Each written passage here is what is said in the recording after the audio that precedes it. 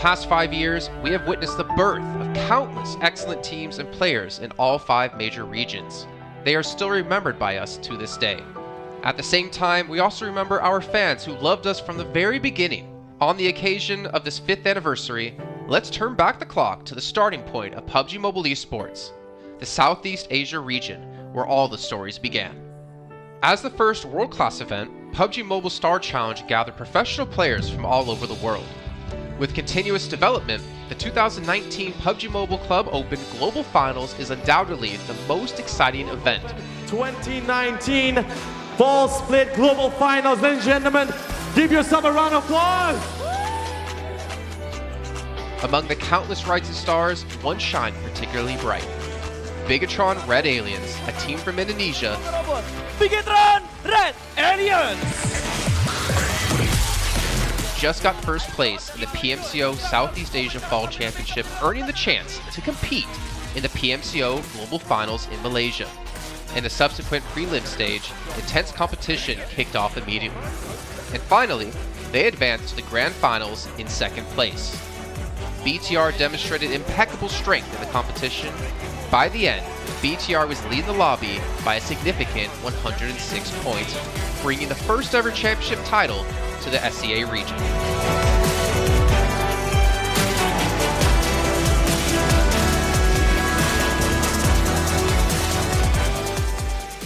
Di saat itu siapa yang gak kenal dengan nama Bigatron gitu? Tim yang punya segudang prestasi, mereka juara dunia di PMCO Global Finals tahun 2019. Mereka banyak banget melahirkan pemain-pemain berbakat, Zuxi, Luxi, Ryzen, Microboy. Terus habis itu Zuxi, Luxi juga saat mereka menjadi juara dunia, mereka berada di masa prime-nya mereka banget. PUBG Mobile Esports always strives to develop and grow year after year. That's why we made sure to continue the support and build the SEA region. In 2020, the improvement of the competitive schedule introduced the World League, which later became the World Invitational. We also launched the PUBG Mobile Pro League, where even more outstanding teams joined the competitive stage. In the 2020 PMWL, BTR once again clinched the championship in the East. This had given Southeast Asia the title of the strongest region in the world. They hoped to continue their legacy at the PUBG Mobile Global Championship, the pinnacle of PUBG Mobile Esports.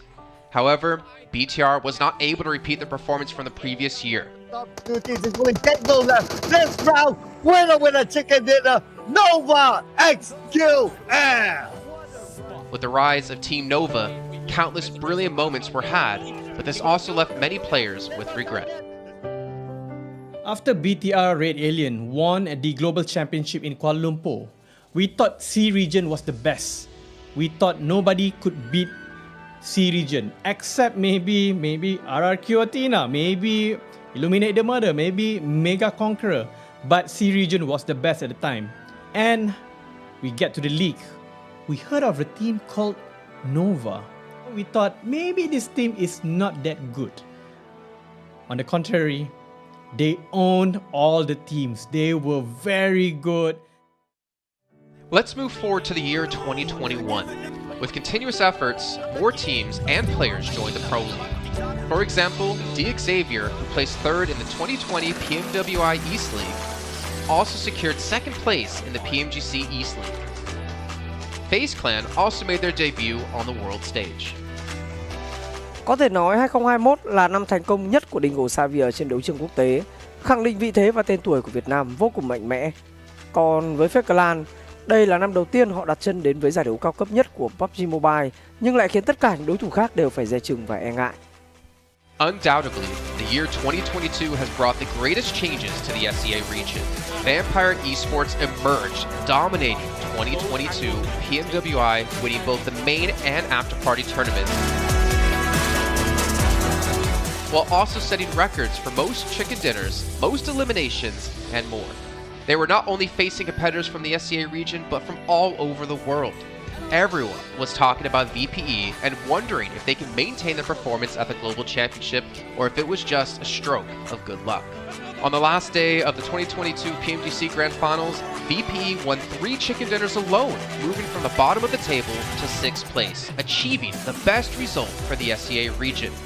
They pulled off another miracle, but sadly, it was not enough to win it all.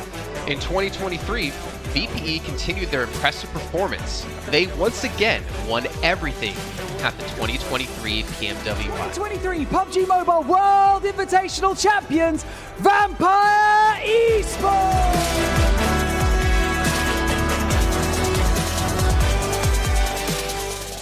ก็ย้อนกลับไปในปีที่แล้วนะครับเอาจริงก็ผมมองว่าน่าจะโอ้โหไม่มีใครที่จะมองว่าทางฝั่งตัวแวมไพร์จะซักเซสได้ถึงขนาดนั้นนะครับเพราะยุคนั้นเหมือนทุกคนจะโฟกัสไปทางฝั่งตัวอินฟินแล้วก็เฟซแคนที่มีแบบว่าผู้เล่นดังๆนะครับแล้วก็ถ้าจำมันได้เหมือน PMGC ปีล่าสุดมากินไก่แบบเบิ้ลติดกันในวันสุดท้ายเหมือนเอาจริงน้องๆก็เคยบอกเลยว่าเฮ้ยเราเครียดกันไปหรือเปล่ามันเป็นตัวเองดีกว่าเล่นแบบปล่อยจอยได้แบบจอยเลยสุดท้าย3คะแนนติดจบอันดับ6ของโลกซะอย่างนั้นนี่นะครับแวมไพร์สปอร์ตเหลือเชื่อจัด But don't forget, Alter Ego, an Indonesian team, showed a very strong performance by winning the Super League twice. The SCA Super League was an upgrade to the previous championship, which by many is considered to be the most competitive league in PUBG Mobile. They could potentially become the next legend of the SCA region. Untuk dibilang legend, gue rasa belum sih untuk Alter Ego. Walaupun mereka sempat ngedapetin back-to-back champion untuk di PMSL 2023, itu menurut gue hanya sekedar untuk ngasih pembuktian gitu bahwa Indonesia tidak kehabisan pemain berbakat. Ya mungkin contohnya Rosemary gitu. Datangnya dia ke Alter Ego tuh bener-bener jadi ujung tombak untuk Alter Ego. Dan gak berhenti di Rosemary. Masih ada Alpha juga yang didatangkan oleh Alter Ego untuk mengisi kekosongan atau kekurangan dari Alter Ego. Dan gue rasa PMGC 2023 ini akan menjadi ajang Global Championship pertama gitu untuk Rosemary dan juga si Alpha. Jadi wajib banget kita nantikan performnya mereka di PMGC 2023. Dan please di notes pastikan tonton Alter Ego sampai akhir. Of course, there are many more teams we haven't mentioned, but these teams will all take part in the 2023 PUBG Mobile Global Championship. So what do you think? Who will be the ultimate winner in this year's PMGC? Will they be from SCA? Well, there's only one way to find out. Greetings, PUBG Mobile players! The long-awaited Frost Festival is about to commence. In the new version 2.9, we'll be introducing battles filled with a frosty atmosphere. Snow Battle is coming to town. Furthermore, you'll also get to experience updates to World of Wonder and Classic Mode. So let's dive right into it. In the Frost Festival, we'll be bringing you a series of snow-themed content, including a new Snowy Village-themed area, fun interactions with snow pals, and snow-themed items for more gaming fun and excitement. When miraculous December comes, the Frosty world will undergo some magical changes. Stay tuned for updates. Don't miss out. First, let's take a look at the new themed area, Snowy Village. The village covers a wide area of 280 by 150 and has loads of supplies. It's located near Stalber in Erringdale, Iceborg in Livik, and Goroka in Vikendi. In addition to the buildings on the ground, the underground area of the Lucky Ice Tower is also worth exploring. Make use of the two-story layout to experience a completely new battle experience. Sound the bell in the Lucky Ice Tower, and you can even summon rewards. Additionally, the village also has a snow rail, which can help you quickly move around and gather supplies. It allows you to navigate flexibly between different areas of the village and also swiftly relocate to advantageous positions during battles for your team to counterattack more effectively. Of course, you should always remain vigilant to avoid becoming the target of an ambush. What's more, the village also features a special two-seat vehicle, the Reindeer. It's also a great choice for transportation as it allows you to swiftly move all over the map. For intense battles, we've also prepared festive and practical battle equipment for you, the Snowball Blaster and Snowboard. The Snowball Blaster can be used in many ways and has loads of functionality. When you aim it at the ground or a building, it can create a snow pile cover for you. When used on enemies, you can temporarily transform them into lively snow pals to restrict their movement. When facing bodies of water, you can use the Snowball Blaster to freeze the surface so that you can walk on it. It's definitely a practical yet entertaining weapon. After transforming into a lively snow pal, you will be unable to use firearms to do battle. You'll only be able to rely on basic actions such as walking, running, jumping, and swimming to evade enemy pursuit. It takes some time before you can revert to your human form. Let's build a snowman together. The snowboard will also bring you a whole new experience. Apart from helping you glide and move on various surfaces, it can also be used with the Snowball Blaster. Explore the many possibilities and use these two items to have all kinds of fun. We've also designed various interactive mechanics, such as searching for snow toddlers, lucky ice, and the Snow Blast Zone. When you encounter a lucky snowman on the map, don't be in a rush to leave. There are 4 lost little snowmen hidden near the lucky snowman. Search for the 4 hidden snow toddlers and bring them back to the large snowman. You'll then receive a token of gratitude. There are lots of lucky ice scattered across the map. Shatter the ice to get the supplies inside. Try using a melee weapon to break the ice more easily. Furthermore, you'll find that snow has engulfed some red zones on the map, and the falling snow will bring about many interesting effects. Players within a snow blast zone will be transformed into a lively snow pal if they're hit by the snow. If the snow lands on the ground, a snow pile cover will be created. In this World of Wonder update, we'll be introducing a brand new transformation skill gameplay and a catch me hide and seek gameplay for you to enjoy the transformation skills to the fullest. Of course, you can also use this skill to create more interesting creations. We've also added a Snowy Village map template to celebrate the Frost Festival with creators. Additionally, we've also made some updates and improvements to gameplay devices, game parameter settings, and the editor. For more details, please follow the official PUBG Mobile community. We'll continue introducing the latest WoW content to everyone. As for Classic Mode, we've also made some improvements to vehicles, firearms, creation mode, emotes, settings, and more. First, we've enhanced the designated marksman rifles. Some DMRs can be equipped with the full auto mod to fire in full auto. We've also improved the attributes and handling of some vehicles to enhance your driving experience. We've also added a new garage mechanic. From now on, you can choose your dream ride during matches. Meanwhile, we've also added a custom SFX adjustment feature. You can adjust the volume of some sound effects to whatever best suits you. As for creation mode, we'll be introducing some quick view features for watching the victory dance and fireworks displays and the new Frozen Kingdom themed performance in order to provide players with more possibilities for creative content. Furthermore, we've expanded the emote backpack. Now you can equip more emotes before entering the battleground. That's a wrap for the main content in this new version. In addition, new content will be added to the popularity battle event, Metro Royale, and season rewards. For more details, follow our official PUBG Mobile community. Snow Battle is coming to town. Winner, winner, chicken dinner. In 2020, while the eyes of most PUBG Mobile viewers were focused on Southeast Asia as well as other regions, there was one region in particular that went under the radar, the 2020 EMEA League. Numerous teams from different regions were fighting for a spot in the 2020 PMGC. Among them, the teams from the EU region were the most dazzling. Canina Power, which had previously won 3rd place in the 2020 PMWL West League, managed to break through and eventually won 6th place in the 2020 PMGC. Class Dilge Athletics from Turkey also successfully took 8th place. For the entire EU region, this was a great start, and in the future, the EU region would grow into an even stronger region. The EU region seems to have endless potential. They always have a number of astonishingly talented newcomers. In the 2021 PMWI, in addition to the veteran team Canina Power taking 2nd place, the newly reorganized team in 2021, Nextria, Xenox in the smokes, the solo by themselves, surprisingly won 3rd place.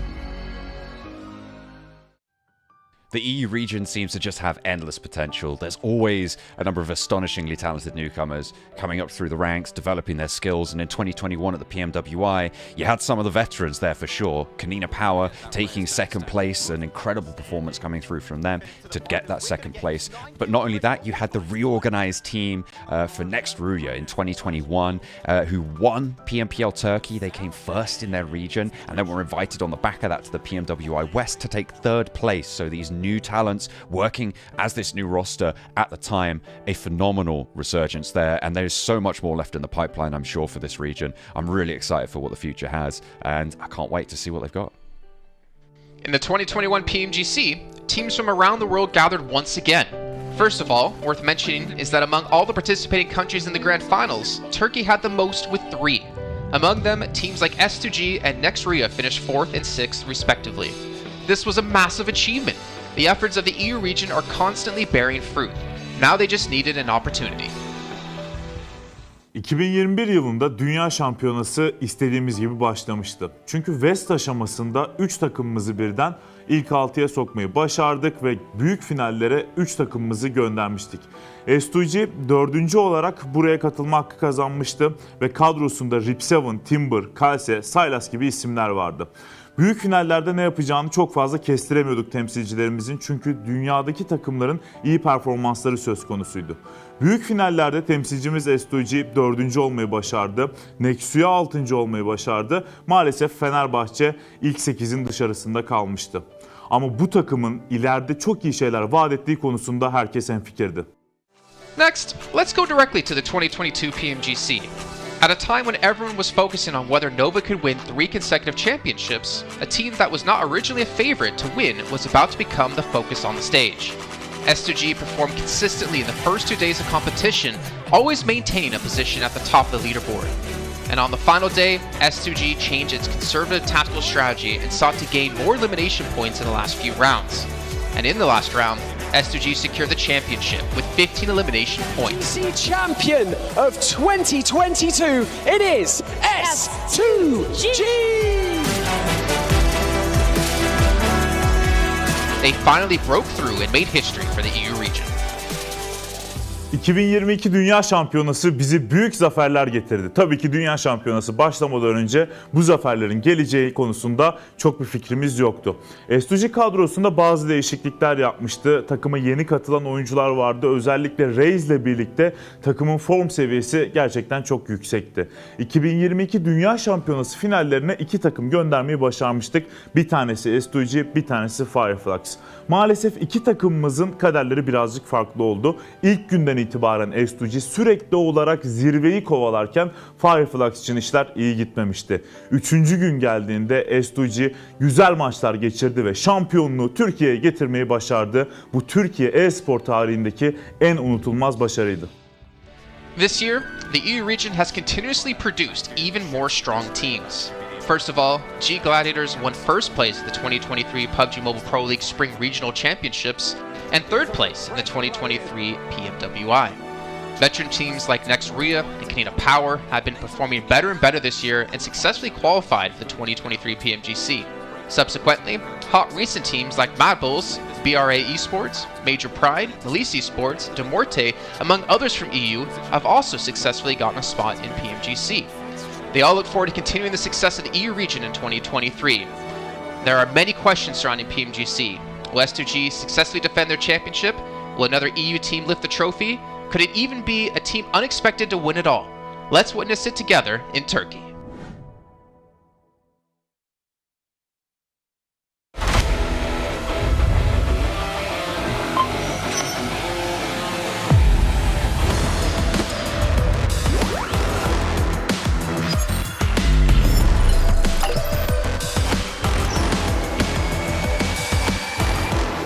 Gold Investigator. Join the Investigator team and let's protect the game's fairness together. 2023 Popularity Annual Gala event tutorial. Hey there, welcome to the 2023 Popularity Annual Gala. We've introduced a brand new competition and upgraded rewards. You will have to go through 10 rounds of 1v1 matches and compete to become the first ever PUBG Mobile Popularity Annual Gala champion. So let's get right to it. New competition, ladder competition. The Popularity Annual Gala event will be utilizing a new ladder promotion system. Players' initial ladder grade will be determined by their battle points at the end of the first round. Ladders are divided into 6 grades: Triple S, Double S, S, A, B, and C, with Triple S being the highest. Ladder promotion rules. Players are ranked based on the popularity they gain during the battle period. For rounds 1 to 9, the ladder results are settled at the end of every round's battle. Apart from ladder grade C, each ladder has 100 spots, with the top 20 promoted, the middle 60 retained, and the bottom 20 demoted. If you're trying to move up the ranks, be sure to stay within your ladder's retained threshold or higher before each round is settled. Additionally, ladder grades can only be promoted or demoted by 1 grade at a time, so your performance in the assignment round is crucial. Be sure not to miss it. Final Showdown. Based on the rankings from the previous 9 rounds, round 10 will be the decisive showdown to determine the final rank and ladder grade placement, including the champion of the 2023 Popularity Annual Gala, who will emerge as the ultimate winner. New exclusive rewards. At the end of round 10, rewards will be issued based on the player's ladder grade and final rank. For outstanding players, they will receive exclusive rewards that can showcase their supreme honor both in and outside the game. In-game rewards include the honor title, honor name tag, and honor avatar frame. which are sure to make you stand out. Moreover, there are also physical trophies, interviews, custom-made popularity gifts, official social media promotion, game exposure, and other exclusive honorable rewards. Gain global renown both in and outside the game. What are you waiting for? Participate in the 2023 Popularity Annual Gala now.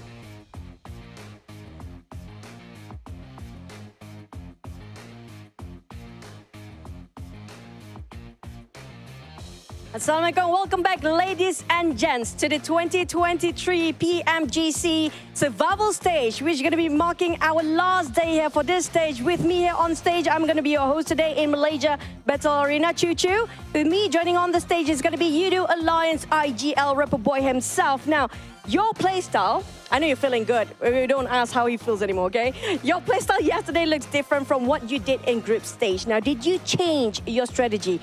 Jadi kalau kita perhatikan cara bermain Yudu Alliance masa group stage dengan Survivor sangat-sangat berbeza, macam lagi agresif lah. Apa yang korang tukar sebenarnya? Actually kita orang tak ada tukar apa-apa pun.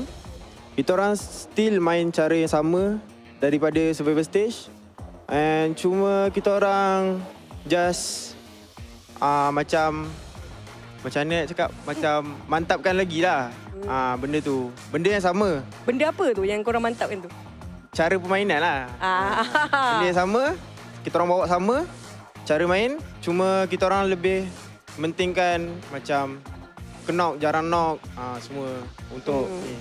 So, what Yudu Alliance actually changed, it wasn't much compared to their previous stage. What they did was just solidify their strategy before and try to work things as, try to perfect what can be perfected so far and play a bit more safer, not really in a safe sense, but they try to avoid being knocked down early, so they're being a bit more aware and alert about their surroundings.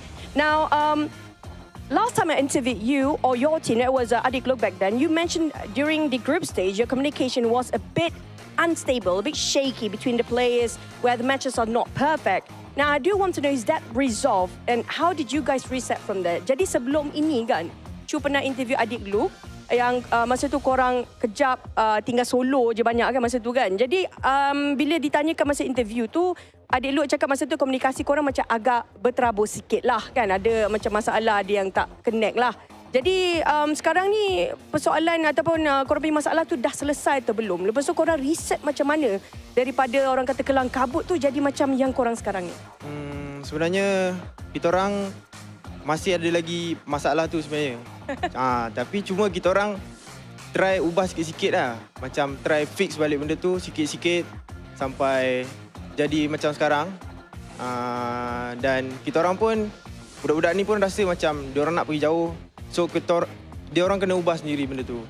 Biasanya kalau macam korang cuba ubah sikit tu, apa yang perubahan korang buat sikit tu? Kita orang cuma fixkan balik lah benda yang tak betul, kita orang jadikan betul. Siapa yang cakap biasanya? Selalu coach and diorang sendiri lah, diorang nak perform kan. Diorang kena buat lah benda tu. So what they actually change and try to make it better when it comes to their communication problem, it's not entirely resolved just yet. But they try to take baby step at a time, one step at a time, trying to resolve one by one and try to untangle all the problems or challenges that they're facing against. And I asked him just now who actually behind the scene that try to push them to fix their problems, usually coming out from the coach themselves. Now, who was your biggest rival when it comes to yesterday's group, which was a green group you're fighting against for yesterday's matches? And who do you think will affect you most today and who will be the biggest rival? Jadi semalam daripada green group, kita tahu group yang berlainan semalam dengan hari ni korang akan lawan dengan red dengan yellow kan.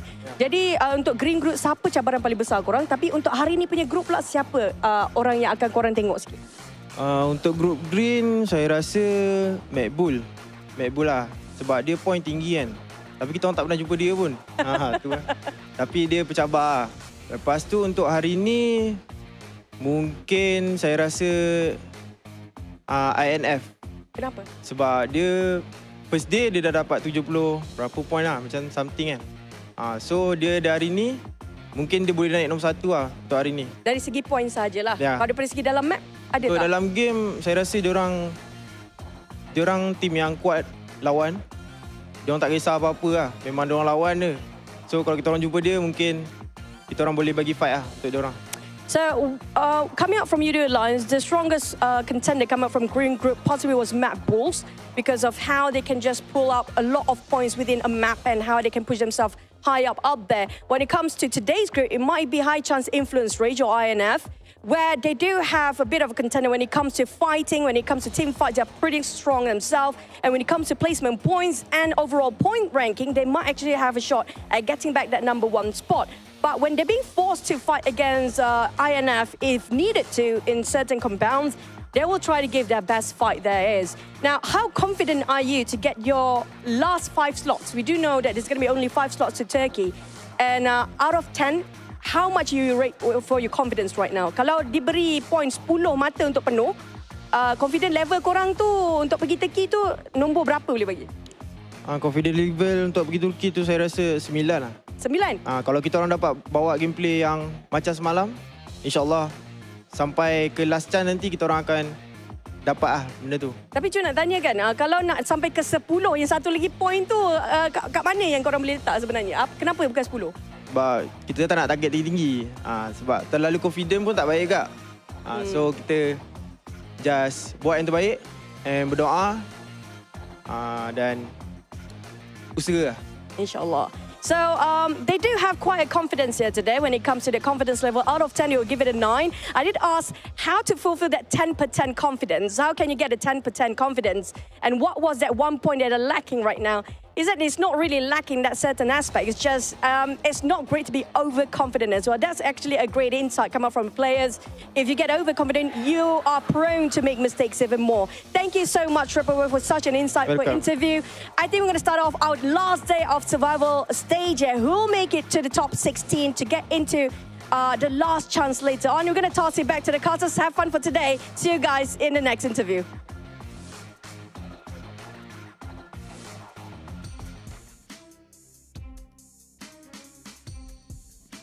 Oh man, we're here for the last day of the survival stage, and we got to hear from Alliance there, and obviously their thoughts on the match. But I think we're kind of thinking they're relatively going to be safe, where our attention is going to be down towards the bottom teams right now, who have only, of course, their 6 matches played, with their final 6 to come up today, to see how things might potentially shake up.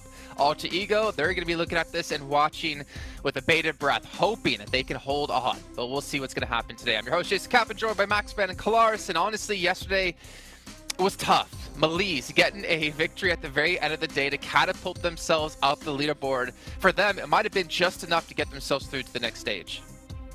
Maybe. We will see. I'm worried for them as well, Jason. Obviously, yes, you mentioned Alter Ego. They're extremely in the danger zone. But I do also think Malise might be as well. I think that there's a lot of teams below them that have extreme capability of jumping out of that bottom 8 and being able to overtake that 46-point mark that Malise has put themselves in. The fact that they got a win at the end was a lifeline here. But it might be absolutely down to the wire for them. I don't know if there's going to be enough. There's so many teams that are going to be racing up there. Maybe they're going to be held by Influence Rage. They're just going to steal points of every other bottom team, apparently. But no, at the bottom is going to be tough. You got a lot of competition here. And pretty much out of all the teams competing for one of those bottom spots to make in top 16, half of them are going to be completely sent back. Well, they're going to be completely eradicated after these matches. It's a bit dark, but yeah, so it's going to be tough competition here. But one single win, because it's such a small gap here, Jason, could be enough between you going home or making it into last chance.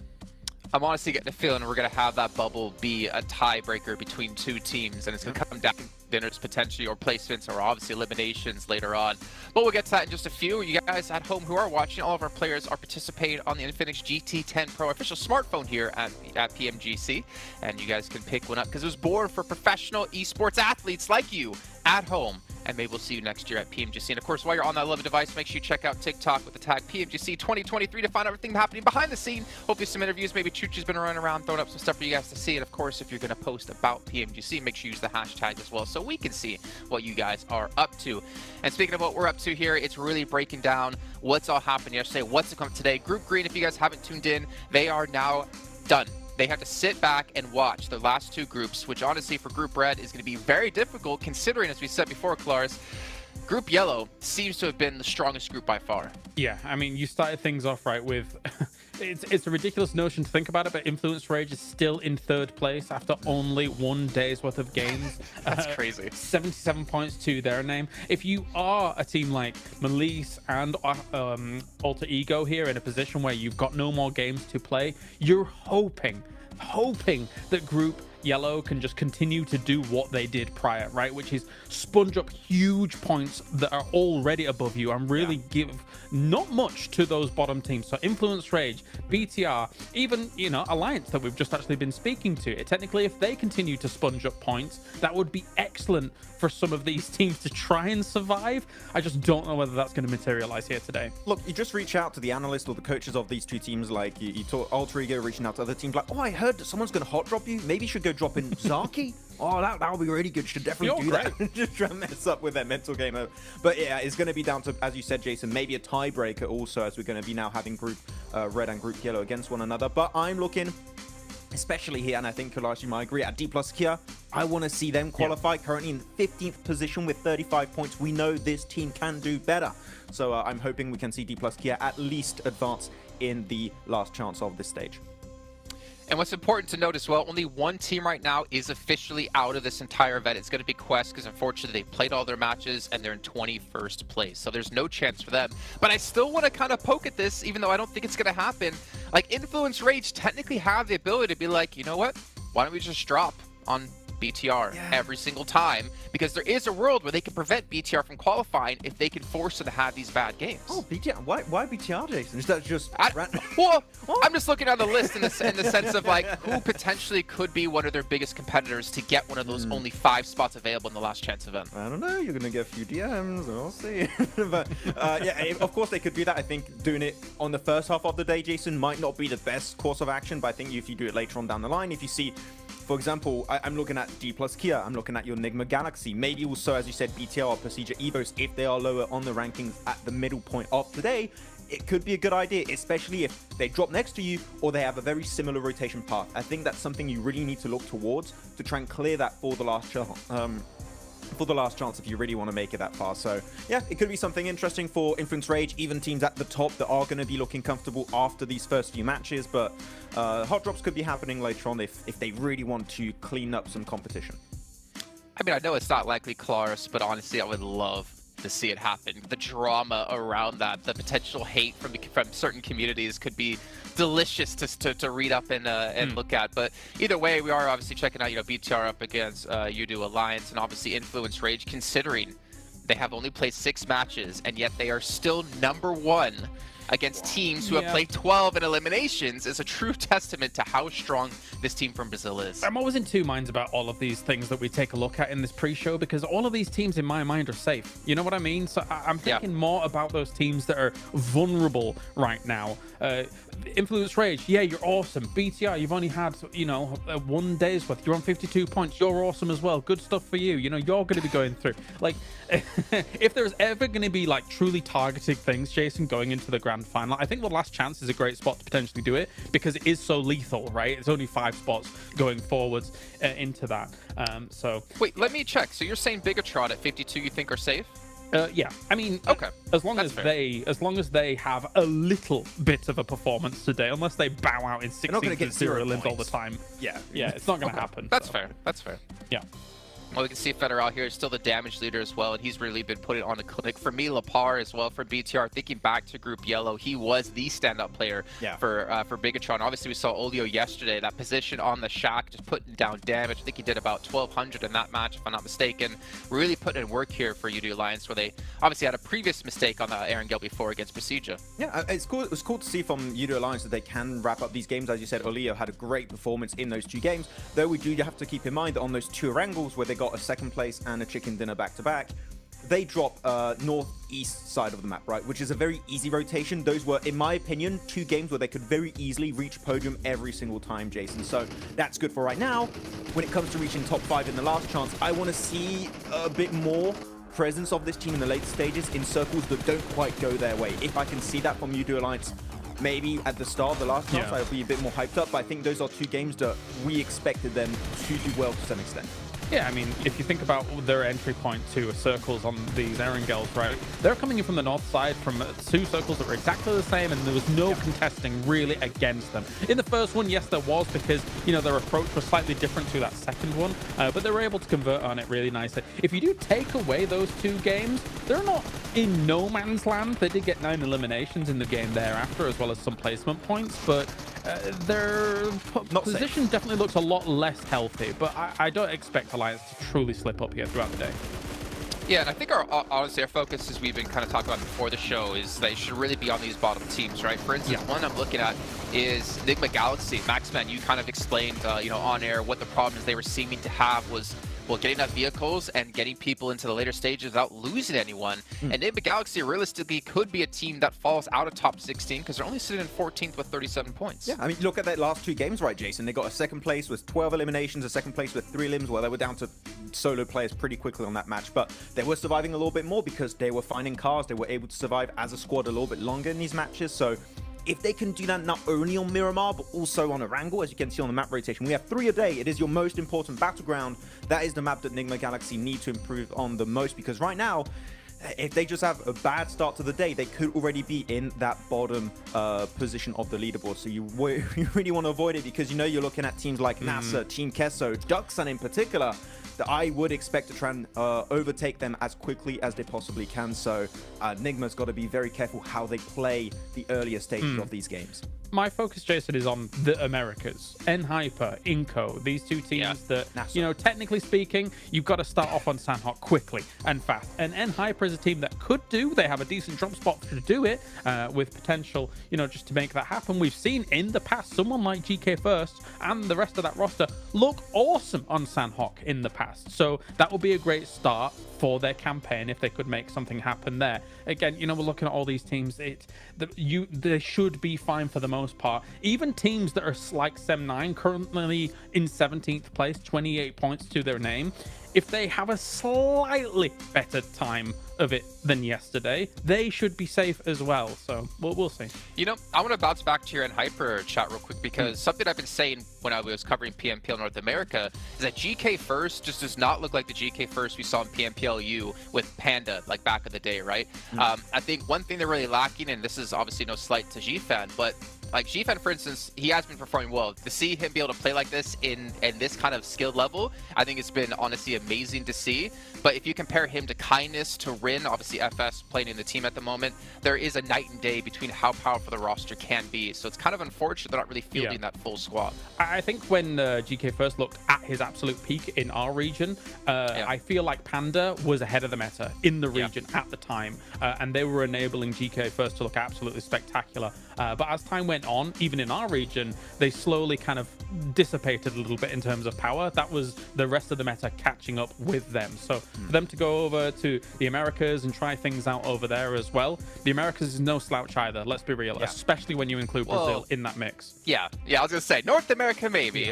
When you do Americas, it's a little bit different. But even then, right? I thought GK First would have dominated North America. And he didn't. It was actually like his teammates were to be the one to do so. So maybe a change in position for him and his team. But it's been rough for N-Hyper, honestly, this year, I'd say, Max. I mean, sometimes you're going to be also rotating the role internally, right? Maybe sometimes you're going to just play as the off-angle play, etc. But I think that when he was playing with Panda back in the day, or like TJB also back in Europe, you have your very core roster, which is all formed around that fragger, right? And of course, you're going to be set up in a specific way, which enables a specific playstyle for you.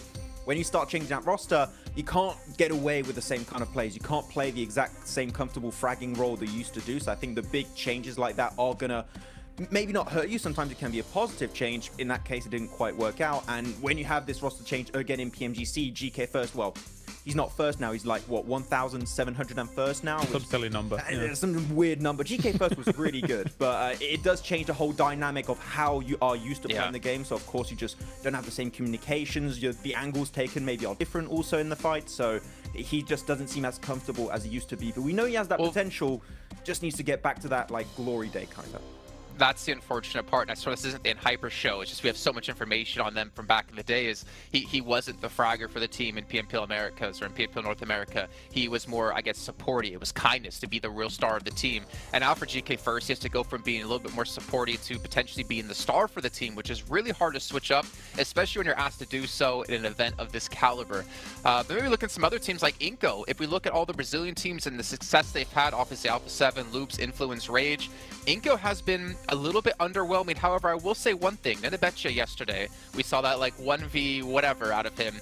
It was great to see some life in the team, but if they want to have a real chance right now, they've got to show up today, and I don't know what they need to necessarily change or fix. Yeah, I would like to see maybe a little bit more, I know this is a very specific thing for this team, a little bit more zoning from the entirety of Inca. I think that they allow teams to get really close to their locations because they like to be a little bit split from time to time and makes themselves very vulnerable, especially when you look on the western side of the river, west of Yasnaya Poliana. Always a little bit split, which is good for scouting purposes, but once you see a team like NASA, I think there were also teams like Ducksang getting relatively close. I want to see a little bit of a quicker response to that, regrouping to deal with those potential threats. If we see that, clearly they played PMGC last year, they made it really far. I think they can make it here again, but it's just, you can't really enable such strong fragging power like Nenebic, as you stated, if you're split. So I want to see a little bit quicker response here. Okay, obviously there's so much more we could chat about here, but it's time to kick off our very first match here of our final day of the survival stage. It's Group Red up against Group Yellow. And we're going to kick things off by throwing over to our casters of Jackie and Blake. I've caught it. It's all right. Thanks, Jason. Thanks for throwing that over. As we're in position, Blank, for hopefully a day that continues on with the trend we've been seeing, because every day feels more explosive. It feels like the quality of games we've been getting has been really, really good. So I'm hoping that carries on now into what will be the last day of the survival stage here. Yeah, we've kind of been on that next hype coming into day 3, and it's pretty crazy the amount of differences and changes that has been coming through. Obviously, we're trying to focus a lot more on those bottom side teams who are in danger, right, of not going through. Malise Esports was a big one yesterday. What an incredible win they had right at the end of the day, but has it been enough? That's the question. Alter Ego similarly in a struggle position just behind them, 44 points to Malise's 46. So we'll see what they can do if they can remain in the lead here. It's all very, very stressful. Enigma Galaxy didn't have the most amazing day yesterday, definitely stepped it up towards the end, but their rotations coming off the rip were catastrophic. It was a little bit stinky, I will say that. Yeah, a bit smelly. A little bit stinky. So hopefully there's improvements there, man, because it would be a shame to see him kind of like limping through it again. Because, yeah, I don't know what it was. It felt like they had an allergy to vehicles yesterday. Only one between the 4 of them most of the time. And a lot of kind of, I don't know, silly moments of shenanigans, really, where it felt like they could have just stayed pretty, sat where they were and been content. And instead, Blank, they were roaming so heavily, they were just getting picked to pieces. But we'll put a pin in that. It's a thought for another time. We'll see if they reflect changes today. And we'll see what we get here as we go into Sandhawk. Yeah, straight off the go on this one into our day 3s, where we'll decide our bottom 8 teams and the top 16 that'll be heading through to the last chance, battling out for those top 5 spots. Obviously, we're already getting teams dropping down into the map. D plus Kia up towards Paradise Resort. They don't have to contend themselves with a hot drop, it would seem, in this position, with Brute Force heading up towards that northern side of the map in Tap Mok. Very much open now with Alter Ego no longer playing up towards the position. Team Keizo takes up residence in Gladiator's spot. They get a lot of space over on that northwest island. Now, alongside with playing Camp Alpha, they get to spread across the north side to BTR, starting things off strong. This is down towards that southern side, finding a pick off over towards N-Hyper, who consistently keep losing players at the start of the game. This is not what you want to see here, Jackie. No, very unlucky start for N-Hyper. For BTR, Shu being on the other foot, this is a great opening storyline for them in the sense where, hello. Everyone's on a move. They might be taking a few shots here as IHC have caught whiff of Udo Alliance barreling their way down through the sky. But I say, man, for BTR, at least it's the fact that if you can come out, flex the muscles a little bit early, kind of put the pressure back on, I think that bodes well. Because we were saying on the desk, you know, there's chance that potentially some of our teams will want to target them a little bit. Similar story with Influence Rage, just because the sheer buffer of points they've already built.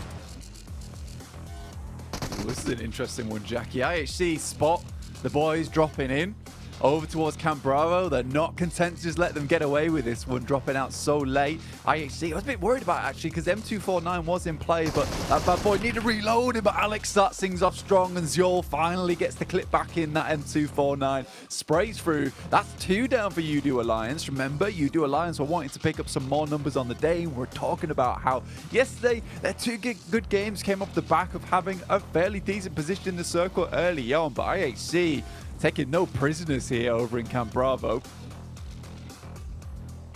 IHC as well. Honestly, they had some really impressive moments. I think the individuals on this side for me is what was giving me a lot of stock. I think there's room for them to kind of spread those wings a little bit more today as well and prove more of that.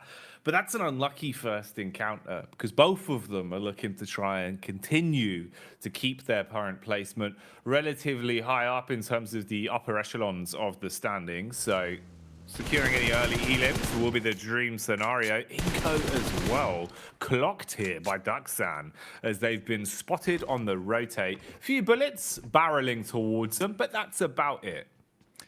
I think for Inco, they're a fairly crazy team, let's put it that way. Some of their rotates feel very dangerous and dastardly, but they're able to get themselves into a fairly decent position here, grab themselves a compound towards that central region of the map too. So happy days for Inco going forward. Team that definitely needs to put the burners on right now because 21 points, that's not going to cut it at the moment. We'll need to get a little bit further into this match. Rook, we were talking about how we were impressed about this team, right? It took some nice central positions early on. It seemed they were fairly decent at controlling those positions too. So I think for Rook Esports, this is a decent start to their game as well, considering where they are, just on the south side of Paris Resort, where the zone has pretty much sent itself up towards that northeastern side. So a lot of compounds in play, and it's a nice actual circle for Sandhawk to start the day off with because we're not flitting between the northwest island and the southwest island. Everyone's fairly certain where this one's going to end up.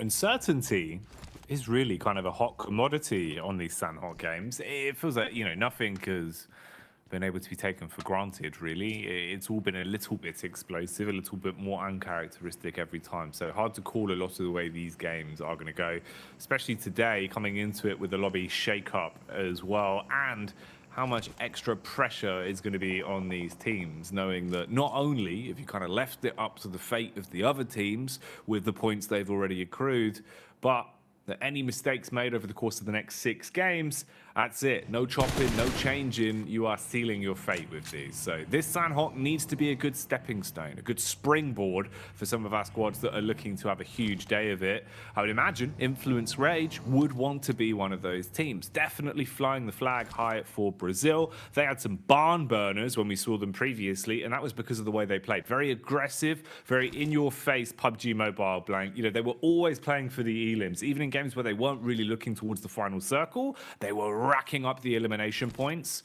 And today might not even need to be as aggressive as they were previously, right? You know, you've got a good safety net to work with, so maybe that calculated style of PUBG could be coming out from them as well. With Influenced Rage having some of these bar burners, you're right, because they were absolutely smoking some of these teams on the side of Sandhawk on that day one as well. They came second place, only shut down there by Mad Balls, and Mad Balls had to make probably one of the best rotates and bit of gameplay we've seen from that team in a long time there on Sandhawk to make that happen versus Influence Rage. Even then, it did look a little bit dicey, but for Influence Rage, like you said, springboard is Sandhawk. It's a great way to start off your day. It is always a stressful one as well because you need to immediately get back on the bike as soon as you finish your Sandhawk because it can go horribly wrong. A lot of times in our league formats, we do have Sandhawk towards the middle side of the day, but Hyper does find Mamparang here from the Sem9. Sem9 taking the first few bullets.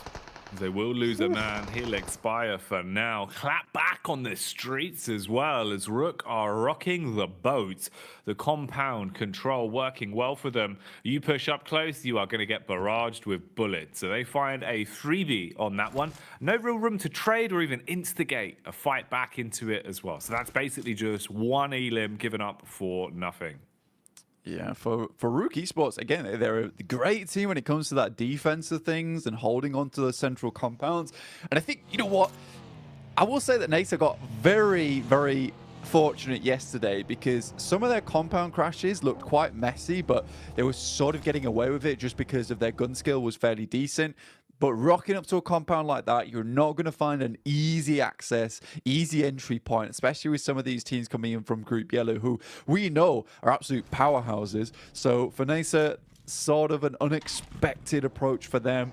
Heading over towards Rook just get immediately decimated. So they're stuck over towards that eastern side and barn for the time being. We'll have to start moving up and round. Luckily, Udo Alliance, after their first engagement, their first foray into the match, being hunted down by IHC, only down to 2 players. So not too much of a difficulty to be dealt with up in that top side of the region. Obviously, NASA don't know this, but again, a pretty wild rotate from NASA, flying in towards D plus Kia at the moment. We'll see if they do spot them out and if a fight does ensue.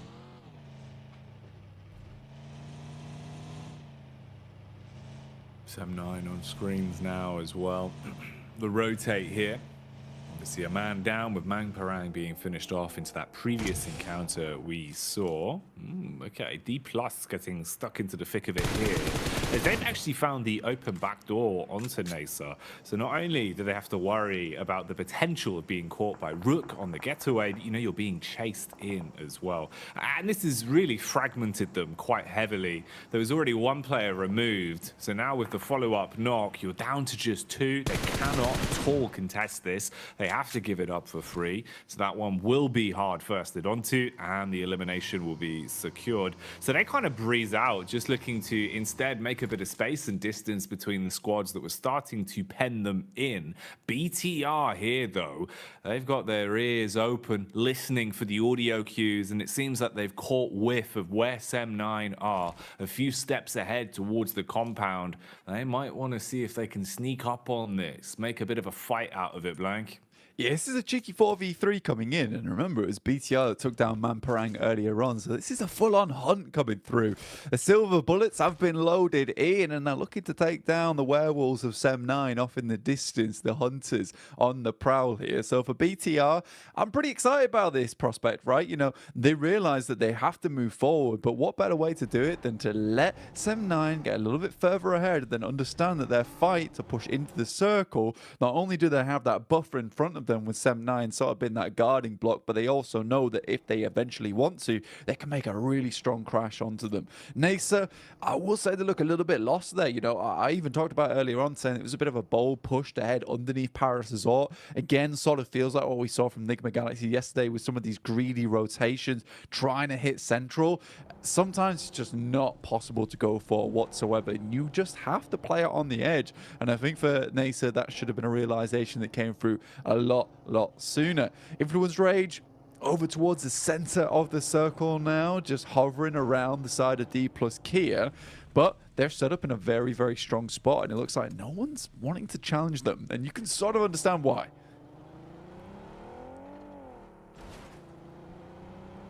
Mess around and find out. Probably not worth the risk at a time like this, with it being such an important set of games today. Nades detonating in air as the clash for control of the hill could be kicking off shortly. IHC just on top of NASA as they're in position. 2 of the players down with their belly on the ground, looking for the push over the ridge sides. Meanwhile, Sem9, of course, this is the side that we were waiting to get snuck up on by BTR. It seems like they have instigated the fight, finding a knock onto Kenny for free, and Sem9 have bailed out, going for the quick getaway. Pulling up to the party, though. That's what we're seeing here. Influence Rage get a chance in the limelight. A clash between the 2 teams as they go back and forth. First man falls as Lil Boy takes a heavy hit. We'll at least trade onto it. So you're looking at a raw 3v3, but the DBSs are singing, Blank, and the compound is looking a little bit iffy now.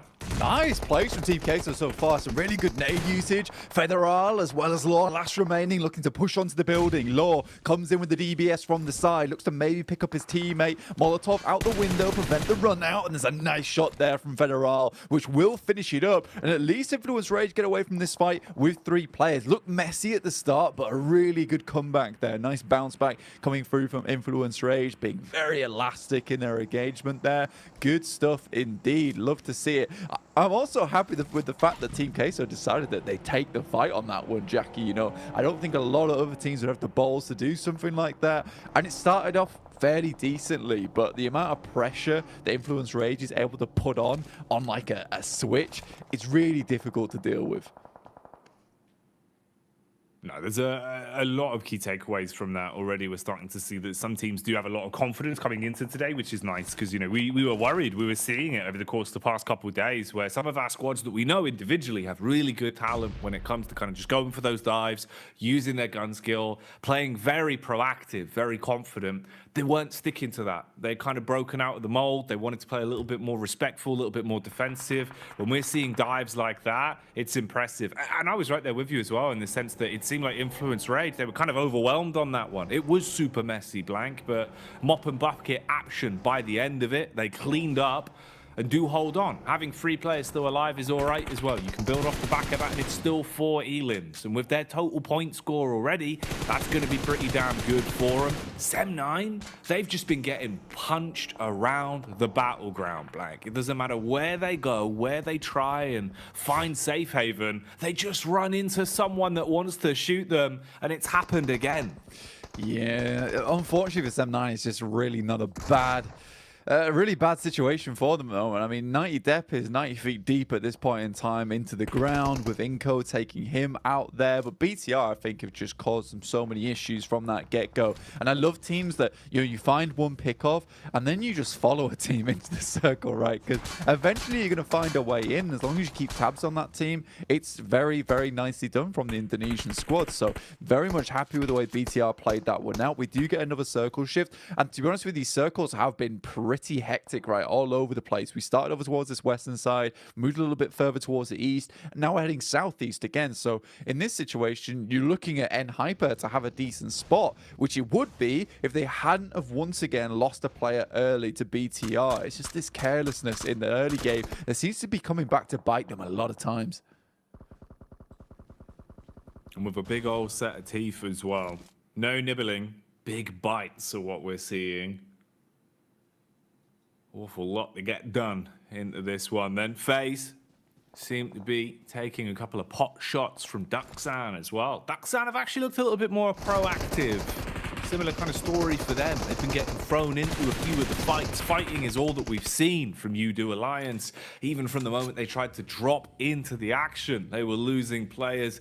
And again here, they will finally go down as they fall out of favor towards the end, being finished off. And in the fashion of feeding points to the last place team as well, giving over those 2 elims. D-Plant's back on screens here. They've also been roaming quite a bit, looking to put the pressure on where possible. Influence Rage, in the meantime, seem to have found FaZe and just wiped them off the face of the earth plane. They're gone. That was a very, very swift amount of eliminations going through over towards FaZe. That's Mela down and out as well. I wonder if that's their last player, but I think they do have one final squad mate out inside the blue, currently trying to wander his way in, but Influence Rage were having none of it. And again, this is what we sort of expected from that team out on that western edge, just to hold and play that edge play style, guard some of these teams, gatekeep them out on the outside, and then push in later on. It's a team that just loves eliminations. They're up to 6 already, you know. Again, that was one of their main MOs on that day one, which was picking up eliminations every single match. It was very hard to keep up with them in that, right? Nice shots here from Nigma Galaxy. Again, we said that some of their rotations were catastrophic on that first day. However, they did bring things back somewhat in a fairly safe position if they keep putting up these points. Right now, they're holding their own versus Nigma Galaxy with Coops on the outside, taking down many of the members here from D+ Kia. back and forth affair. Bullets being thrown all over the shop with IHC on the outer edge, even finding opportunity to punish towards NB Esports. DK Plus trying to back off somewhat here as well. They've got a nice amount of map geometry, at least, with some of the rocks providing cover from the fight down towards the hillside where Namiga are pushing from. Duxan go out in the meantime as BTR have won the battle there. It seems like nades were the real big payoff as they blow them away. And this is just so much utility that's being drawn out from our teams as well. Constantly bullets firing overhead as you're so closely grouped and you're looking to at least contest, basically trying to weather the storm on this one and survive with the amount of infighting we're seeing from different teams. Third party alarm is ringing for DK as they see the opportunity to strike. Running away as quick as you can. I don't know if G-Fan's going to be able to make moves quick enough to get out of it, Blank, as they are hot on his tail. Yeah, just about makes his way out of there. FS looking to deal with Brute Force now, who wants some more points on the game. Tries to get the quick flick off with the DBS, but flies around the corner. Wings sprouting out the back of his back there. Looked really, really good. And it will be YDD to make himself into a little compound, keep himself safe for a little while. We get a northeast shift on the circle. Does support IHC somewhat, but Influence Rage still gathering the storm on that western side, starting to push their way in, getting shot at by 3 different teams, yet they're about in the circle now. Oh, the last second heal here coming in.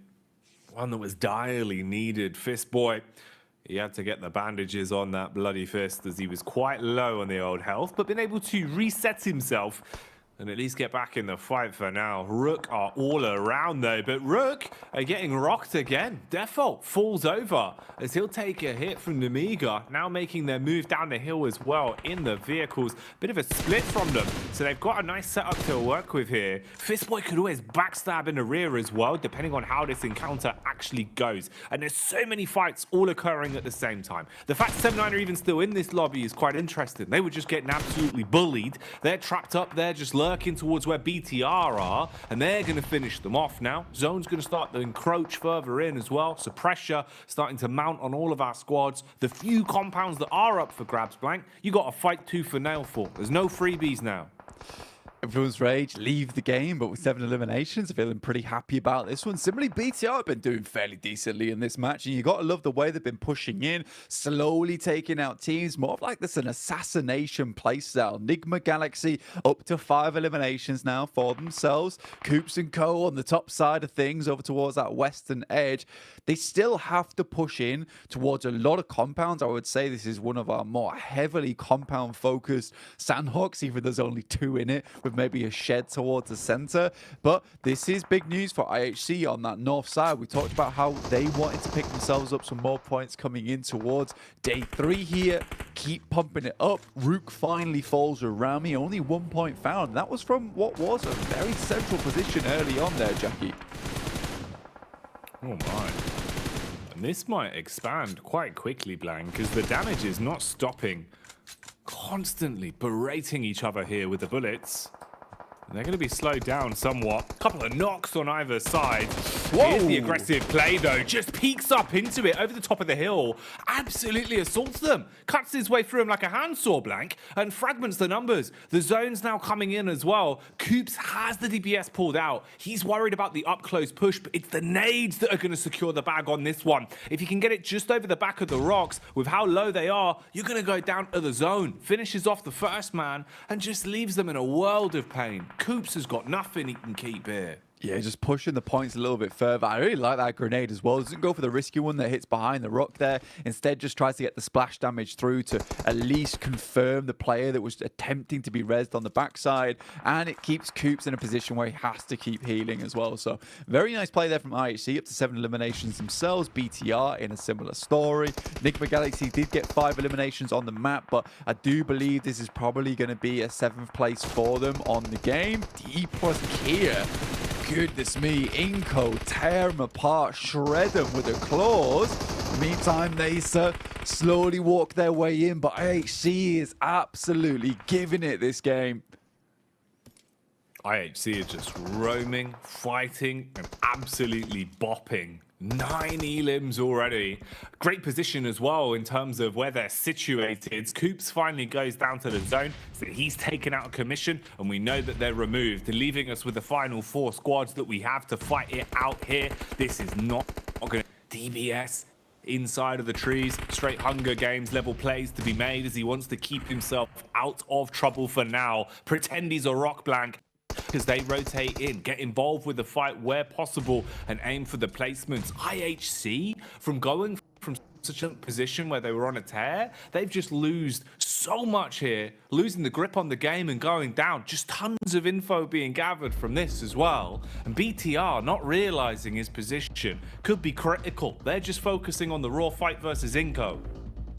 Yeah, set up for this fight as well. Currently, they've got high ground. They don't want to let Inco get too close. They understand that only 3 players. They don't have the most amount of sightlines in the world, and pre-pod could be very much that hidden factor, which is going to cause some steps up into Sitar. Will flush him out here as well. He's dodging and diving even whilst he's on his 2 legs there on the ground, but that will leave BTR down to 2 players, and pre-pod might have just secured himself a bit more time to this game, maybe even get himself a 2nd place. And you were talking about it earlier, as the lowest placing team right now, Brute Force desperately need these points. When an event J comes in, will take him out, and it's a big test here for BTR now. For BTR, how well can you perform as just a duo? It might be the flank that makes the difference though, Blank. Look at the setup. Oh, he's got himself in position, but they've got their wits about them, spotting him out with the eagle eyes and deny the surprise. BTR go down in 2nd as the chicken dinner is claimed. I love that from BTR though. All things considered, Inco did a good job to get themselves some much needed points here on the day. Even though they failed at pretty much every single high five here, I would say they've not failed in the game there. That was really, really well done. And I think being able to spot out that player from GemForce was very, very important in that late game, because it could have been a very different story otherwise. But for BTR, you love how much effort they're putting into these games, because even that situation, you would see teams falter and just kind of squabble and run around towards that top side on the hill. BTR realizes in this 2v4, realistically, we need some sort of edge. We're going to need to send GemForce downwards while Sitar holds on that northern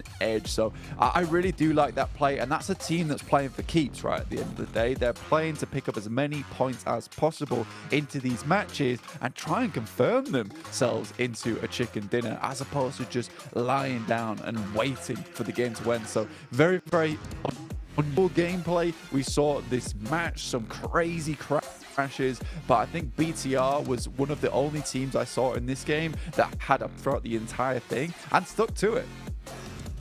And they played really well. You know, IHC as well, I feel like we have to kind of throw into the mix in terms of able to farm up so many eliminations in such a fantastic manner, just taking fight after fight, playing off each other quite nicely. Some nice moments of madness inside of this one as well. And I think actually for a Sandhog game, in reality, it felt like all of our teams here, Blank, were actually trying to play for the win. You know, they were actually coming in pretty confidently, whereas some of the Sandhog games we've seen in the past looked a little bit messy, looked like they haven't exactly had the best game plan for a few of our squads. So this was a great start. I think as an opener, puts us into a good position. How's the rest of the day going to go though? Only time will tell, but I tell you where we're going. Back over to the desk with Jason Kaplan. I didn't see it, Jackie. I caught it as you threw it back to us. We can see Inco pull it off a fantastic victory when they needed to, coming in at like bottom 20 of this one, able to propel themselves forward to 16th place now. Maxman, this team has been able to work really well under pressure here in our very first match of the day, and potentially put themselves in a position now where they just need to get only a couple points every single match, and they'll be safe to get into the last chance tournament. Yeah, I said that yesterday they were playing a little bit too split. Here they're playing so packed. Well, so packed, Kalaris, they had 4 players in one card. That was maybe a little bit too closely packed, but man, from phase 1 circle, right, they are in ruins before phase 1 even starts to close. They're already on the move, on that pivot, going for central position on phase 1, phase 2 circles, and especially the big brain play here, Kalaris. I know we had a big back and forth about that, is to send east of the compound of N-Hyper and D+ Kia after the fight is resolved. They're like, okay, this is an open position, let's full send it there, and then we can actually have a strong position to play later on in the match, gatekeep teams like D+ Kia and gun for the win, because they don't lose a single player this entire match. Inco, it's, for me at least, night and day compared to their first day of play in the survival stage. Yeah, for sure. I mean, it is the winning play, right? To hit that compound when they do, when there's a little bit of chaos in the lobby, and making sure you can kind of, under the cover of night, be able to get there, especially, as you say, when you've only got one vehicle, which is my only criticism of that push, the fact that it's only one vehicle. But yeah, I'm looking at my watch now, Jason, and it seems like it's Brazil o'clock once again for them to start dominating another tournament potentially, because we've got yet another Brazilian team looking excellent here on this stage. I mean, of course, with the kind of pedigree and history of Inco, it's not too surprising, although they've floundered a little bit in some of the prior stages. But this was a great win for them, greatly executed on something like Sandhawk, which can be a little bit volatile. I mean, it was a very important win, an important position out of 3 teams in particular, Brute Force, David Galaxy, and obviously Inco, right? Because the other 3 teams in the top 6 were BTR, who are relatively safe, IHC, who are already relatively safe, and Influence Rage, who are going to be safe. So for them to soak those points up when the people above them got knocked out early just makes it possible for moves like this. Nick Galaxy in 12th place, you can see Inco up to 16, D+ able to get themselves up to 14th place, Brute Force as well 19th place. This was the moment to shine here for a lot of these teams. But the problem for some of them is you have to continue to shine here as we go into our stint, our marathon of Erangels. Yeah, I think Brute Force really took advantage of the lethargic style of Enhyper in this game. Obviously, Enhyper lost one early on because they were pushed away from their drop spot by BTR. So they were playing with a bit of a ragtag amount of supplies anyway. So maybe they were a little bit more apprehensive about crossing that road to the east side of that compound to try and really secure the winning position themselves. But Brute Force exploited that. They came in zooming whilst Enhyper wasn't really willing to move whilst that's going on. And that benefits Brute Force, especially since they also had one up in the fields in the middle of nowhere that was able to take one from BTR at the end. So, I mean, that's an extra little point on their shoulders as well. It's something that James actually said, Max, while we were watching that match, is just how deadly and how much of a different mindset Influence Rage can play knowing they are safe, because they have no pressure on them, which means all the other teams out there need to be definitely aware of this team and maybe a little bit afraid of this team. Yeah, everyone is just stressed out at the bottom, like, oh, we got to qualify to survive to last chance and make it in. They're like, these are scrims? We're very chill right now in this lobby. We're having a good time, yes, and then maybe they can have an impact in the lobby later on if they want. But and even though they were not really maybe trying hard, right, they still got 7 eliminations. They are, I believe, going to be first place at the end of the day. I don't think a lot of people are doubting that for Influence Rage, so they're going to be chilling at the top. But I'm looking especially at the bottom teams because, again, that's the big storyline for today. I don't know what was happening for NASA in particular. They're going from bad position from Barn to then Southern Paradise Resort fighting D+ Kia, losing 2 players, going back to Barn, fighting IHC. I want to see a little bit more structure for NASA because it seems like they don't have a clear game plan in mind, which you're going to need if you want to be able to deal with teams like Inco because, again, that limit at the bottom is going to be very rough to overtake. It's going to be a rough to overtake. We're going to continue to see some shakeups happen as we head back into our second match of the day. It's going to be Erangel with Jack and Blink once again. I was going to try and do like a little steering wheel bit, and we could maybe make something about overtaking Blank, but we'll workshop that. We'll do it for the next throw. You know, we'll work on it. It's I'll get in the car. You know how it is. Yeah. 100%. Just get the GoPro, you in the front seat, you know. It'll be banter, mate. We'll have more cars than I've seen some teams use over these games. Yeah, we'll have at least 5. Like this team right here. It's kind of worked out perfectly. Oh, what a nightmare. Oh, dear. Whew, right, well, chaperone-related banter aside for driving cars around, let's get into what we're working with here then. The first of the 3 back-to-back Erangels that we get into.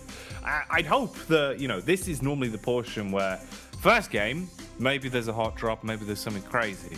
Game 2, game 3 feels a little bit more calm. First game of the day, though, was Sandhawk Blank already had a couple of surprises in it. So who knows? Maybe the script for today has been ripped up a bit. Maybe we're looking at some unknown quantities here in the Erangels. Yeah, I mean, to be fair, for that last Sandhawk, it really did feel like everyone was trying to pump as many numbers as possible. We saw a lot of teams with a lot of eliminations there, and you can just tell how hungry some of these squads are to pick up those points and pick up those eliminations early and just give themselves a good chance to get towards that top 16, which is making it quite difficult for a lot of these other squads. And I mean, Kale was talking about how, you know, for Group Green, they really hope that some of these squads at that top side would be vacuuming those points.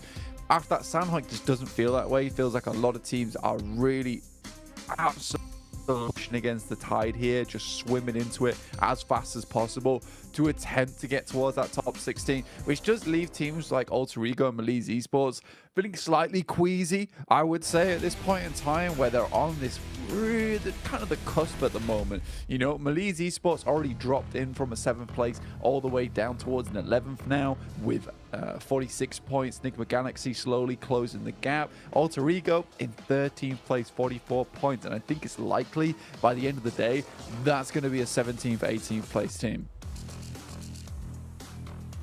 Well, there we go then. Let's see how things start to shake up off the back of our first game of Erangel. Playing path is locked in. Teams are diving out all about the coastline here, Blank. It's like booting up DayZ for the first time. Except it's Erangel on his PUBG mobile. We're back in it, yeah. But obviously this is a pretty horrendous little playing path for us down towards the south side, just crossing all the way. And I mean, teams got to make like this difficult decision of, do we want to drop down towards Sosnovka? Do we want to try and make the long haul up towards Yasnaya, or get that quick and easy loot over in the military base? Already got Inco versus IHC down towards that south side, and Inco would be very displeased to lose another hot drop here after just getting themselves a very big win, right? But IHC is just doing phenomenally well in these early game engagements. I mean, they understand that if they want to get in towards that last chance, they need to be aggressive here. And I think a lot of teams are starting to realize this. Nade round the side. Good pre-fire here coming through from Alex, but he loses a lot of HP off the back of that one. Oh, mate. Pistol action. Okay. Alex with the pistol prowess as he blows him away to pick up the first elim. Man, I thought that nade was kind of the GG connection. That was really nicely timed with the pre-nade around the corner. A lot of HP damage, Blank, but no actual elimination found off the back of it. Inco, they could really be on the struggle bus here. If you lose out on this opener, that would be so bad, man. And it's just continuing. IHC, Blank. They're the kings of the early fights today. I mean, to be fair, for IHC, if they just want to keep doing this, getting more points on the board in the early game, a consistent 4 limbs coming straight through, I mean, this is a dangerous decision for them to make, right? You know, head down towards Novorepnoye, really give Inco hell here. They were quick on the drop, quick to pick up those weapons, so there's a lot more factors going into it. And then Abeche could barely peek his head out for a second before he got razzed down by the AKM. And again, Inco is just sent running. This feels very reminiscent of what we saw from Udo Alliance and IHC, leaving 2 stragglers to tell the tale. They've done it again.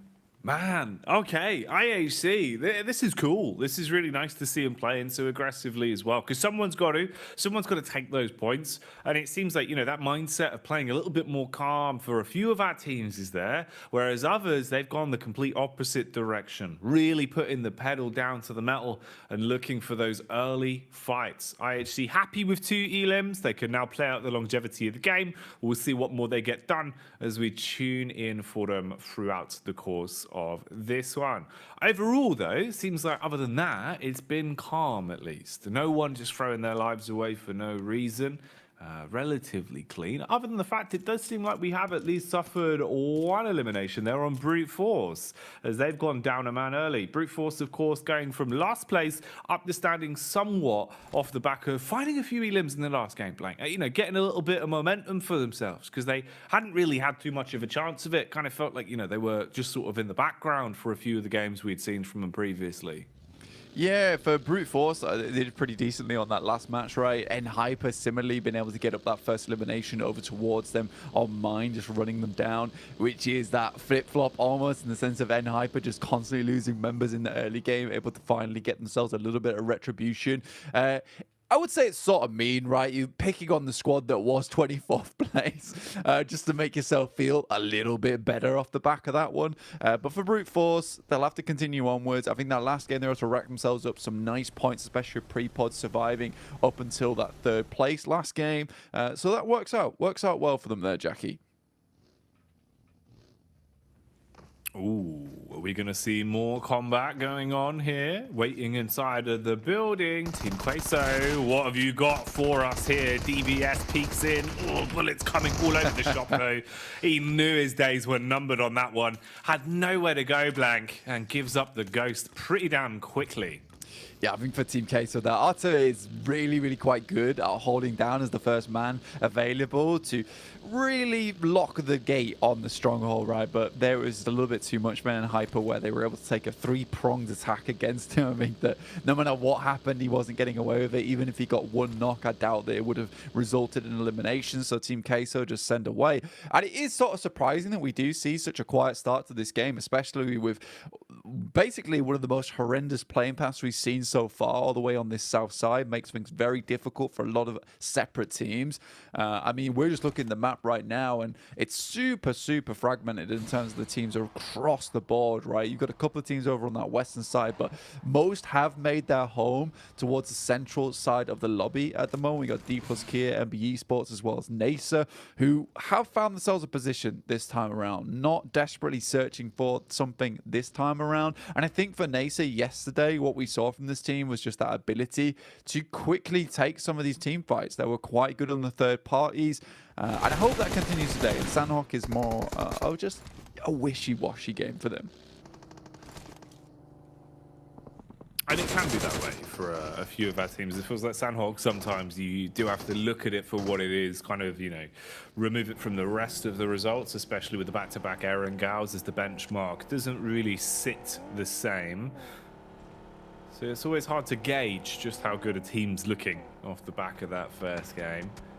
Into this one, though, Influence Rage still on the move, rotating off after being a little bit wary about the position from N-Hyper, but not looking to hunt overly aggressive, just sticking on the rotate path and getting themselves into a better position here. Do wonder how well we're going to see him play today, man. You know, even into the last game, you could see that willing to just go into fights is still there for them. And with the sheer build-up of points they had, you still got so many games to play. You know, this game included means that you've got 5 games left to accumulate points on top of the 84 they've already got as a buffer. So Influence Rage might be looking for some chart toppers the longer this goes on. I think for them, like the main caveat to Influence Rage at the moment is that you sort of hope that if you're in Group Green that they do really, really well today and they continue just showing teams what they've got, what they have to offer, just blazing through the lobby because they're safe, right? There's no way that they don't make it the last chance at this point in time with the points that they've already accumulated. But what they can do is certainly make it easier for some of the teams that already are in that top 16 by just taking away many, many points.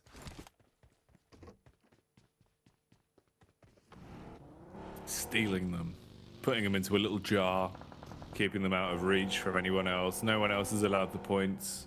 They're inside the point jar. FaZe, ooh, on the drive-by, passing like ships in the night or cars in the day on the field, as Influence Rage will be spotted by Mela. No overall combat to it though, still just driving around and getting an overall assessed situation of where squads potentially are. So just scouting maneuvers here. They basically lapped each other though, and then Hyper followed the trail that was left from Influence Rage. So you've got those 3 squads all up towards one side. The late rotate coming in from Inco down towards Prison as well. Zone centers up, and it looks pretty good for some of our squads here. A lot of early center that you've got to fight for. FaZe in a pretty prime time position. D+, similar story for them as well. But everyone's going to be bustling their way to get closer in now, like atoms being sucked together.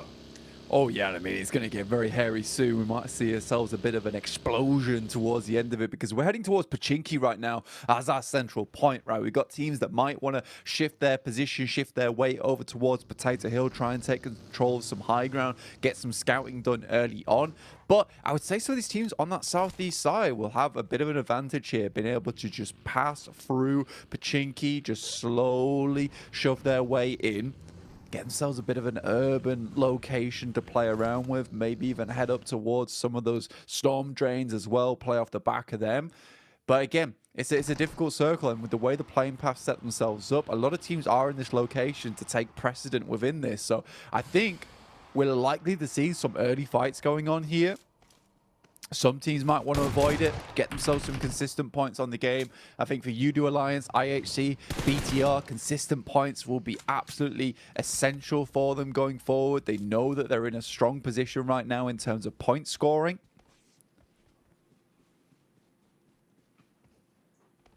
You just got to keep rolling with it, right? That's the big part, man, is even though they've already done so much and looked pretty damn good into their previous games, these 5 games you have left to play out, all of them have to be successful. Even if you think you're safe, it's far better to keep it in your hands, play smart, play for those points over the course of things, and always keep yourself in the upper echelons, not giving it up to anyone else to decide your future for you with how much is riding on this to get out of the survival stage, move into last chance, and be that stone's throw away from potentially booking your tickets towards the live finals. A lot on the line, and something that's definitely going to get everyone loud and excited, roaring away with the course of the game. A little bit slower here in terms of the fights that we're seeing, though. Eren Gao playing out as you'd expect. Freak, no need for that, discharging the gun. Despop in the game. Love to see it. Obviously 7-9 our last game. We're getting a little bit trounced there by BTR, who are very close once again. Seem to have a bit of a rivalry going on here, or at least, you know, a target on the back of 7-9's back here, been painted on by BTR earlier on today. Searching for him. You can see here the circle. Although we're in stage 2, it's quite large still. Stage 3, we're going to lock ourselves into one of these urban locations, because this still could head up towards Rozhok. I think Brute Force would love for that to happen.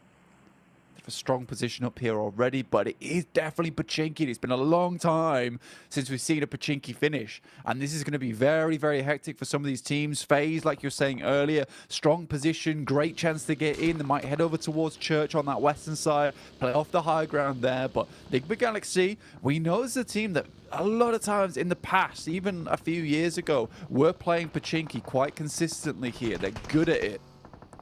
Oh, man. What is this? Watching this going down, Blank. Just watching all 3 of the individuals driving by one another for everyone to then finally bombard their way in.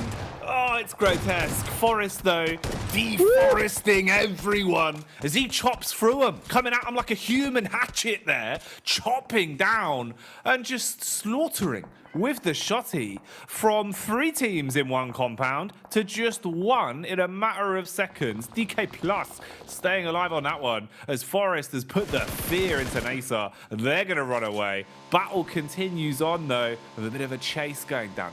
That was gross, Blank. That was really quite disgusting, and it was the fact that Nasa, D plus Gear all had the same idea at the same time to crash that compound that Team Queso were holding.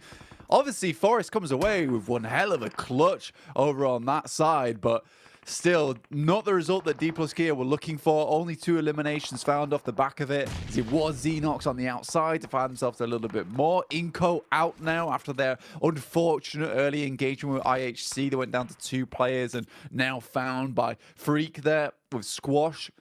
A bad feeling considering they've just hit themselves up towards 16th place. A safe position as it were at the end of the day, but we're not there yet. Still got a fair few more games to play before we fully decide who's in our last chance. Nasa is J7 on the top side. A veteran of the American esports, but see what he can get done. Right now, just pot shots being exchanged from one another. NB Esports are here as well.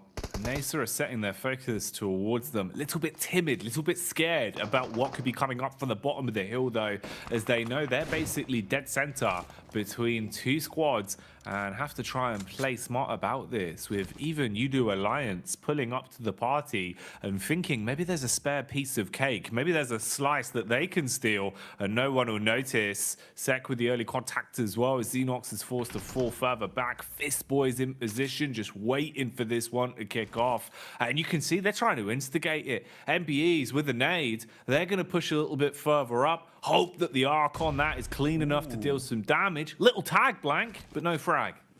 Yeah, little tag, and it felt like it could have been a lot more, but it's a good throw there coming through from Fistboy. tries to get it over the top there towards him. Circle heads hard towards that northern edge, so teams that were trying to confirm themselves over towards Pachinki feeling a little bit rough about it. In the meantime, FaZe is able to pick themselves up the compounds up towards that northern edge. And again, we've seen this before. We saw this yesterday. FaZe were able to get themselves a fantastic compound, but were unable to clean out the game. It's a big test for them. They had a great day yesterday. Mela was looking absolutely phenomenal, but the rest of the team needs to rise up around him.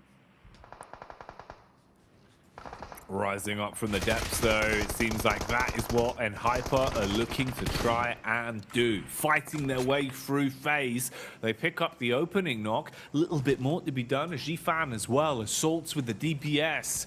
And starts to bite down on the FaZe, forcing them to fall back towards the lower compounds. The hillside control for the duo completely gone. They've crumbled here, whereas Mormon and Mela at least are still alive. In a compound apiece down towards the road, you've got protection here from Mormon that can kind of provide overwatch, at least looking towards the hill and try and deal chip damage onto the players. First thing on the FaZe players that are already knocked. They're going to get those for free though, so just stealing the loot now with not too much of a response. FaZe's day is getting a lot harder here. Yeah, I mean, honestly, I feel like those two players were phased out over on that northern edge. They were really looking quite spaced. And in terms of the fact that, you know, you get a circle like this, heads up towards the northern side, you have one of the few good compounds in this area that you can play out for the rest of the game. You sort of understand that you need to hold on to that ridge side, right? Because life becomes very hard when a team can look down towards you. But at the same time, you could also just play safe, right? Send all 4 players in towards that compound, hold on the 3-story, hold over towards the 2 stories.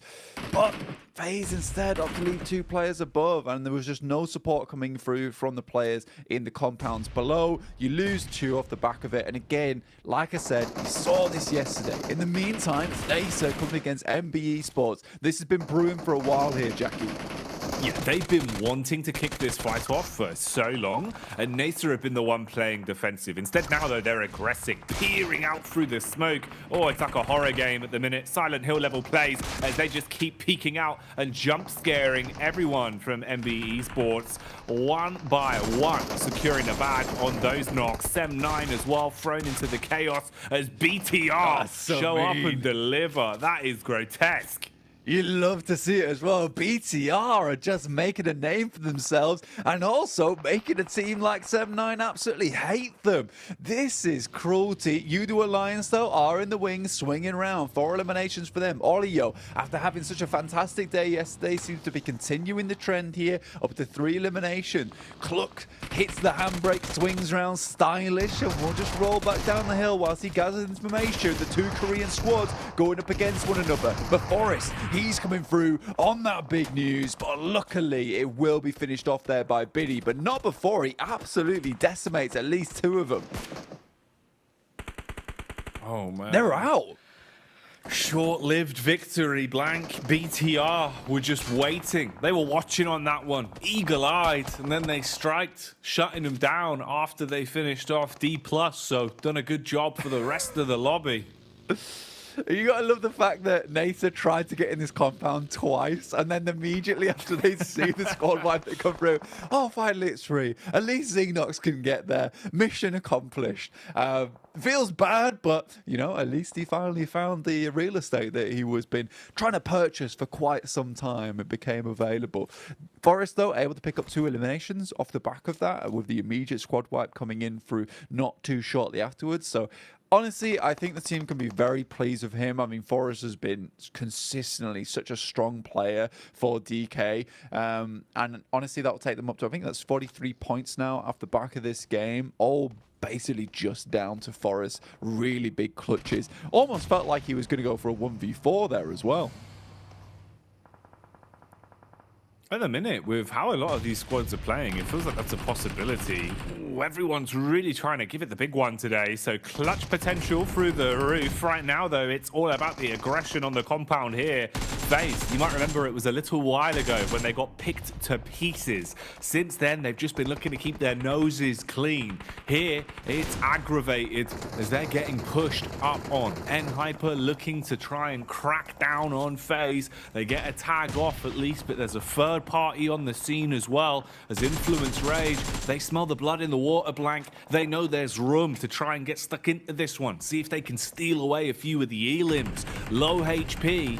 Oh, this isn't going to end too well. You've taken so much damage, but at least you finished off the players that were alive on FaZe. It's not going to be very easy, though, for Hyper.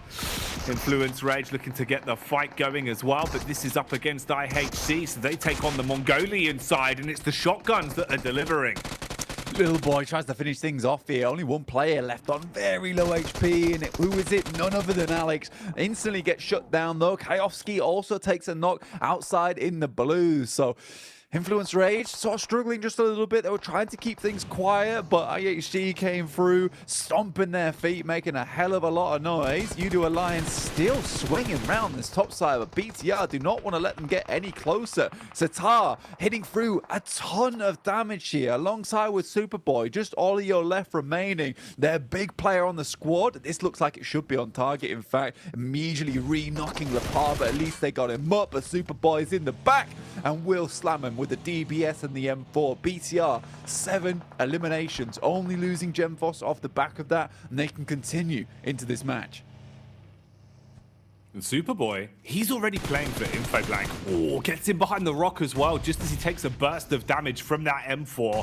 DBS in his hands, so close range action could be happening. Meanwhile, we hone in on what's occurring in front of us here. Compound crash again as they start swinging on Rook. Normally, Rook have been good on the defense, but it seems like at the minute it's too much of a tall task. One by one, we're seeing Rook fall as they are eating those nades. And I tell you what, Blank, a grenade is not a well-balanced breakfast.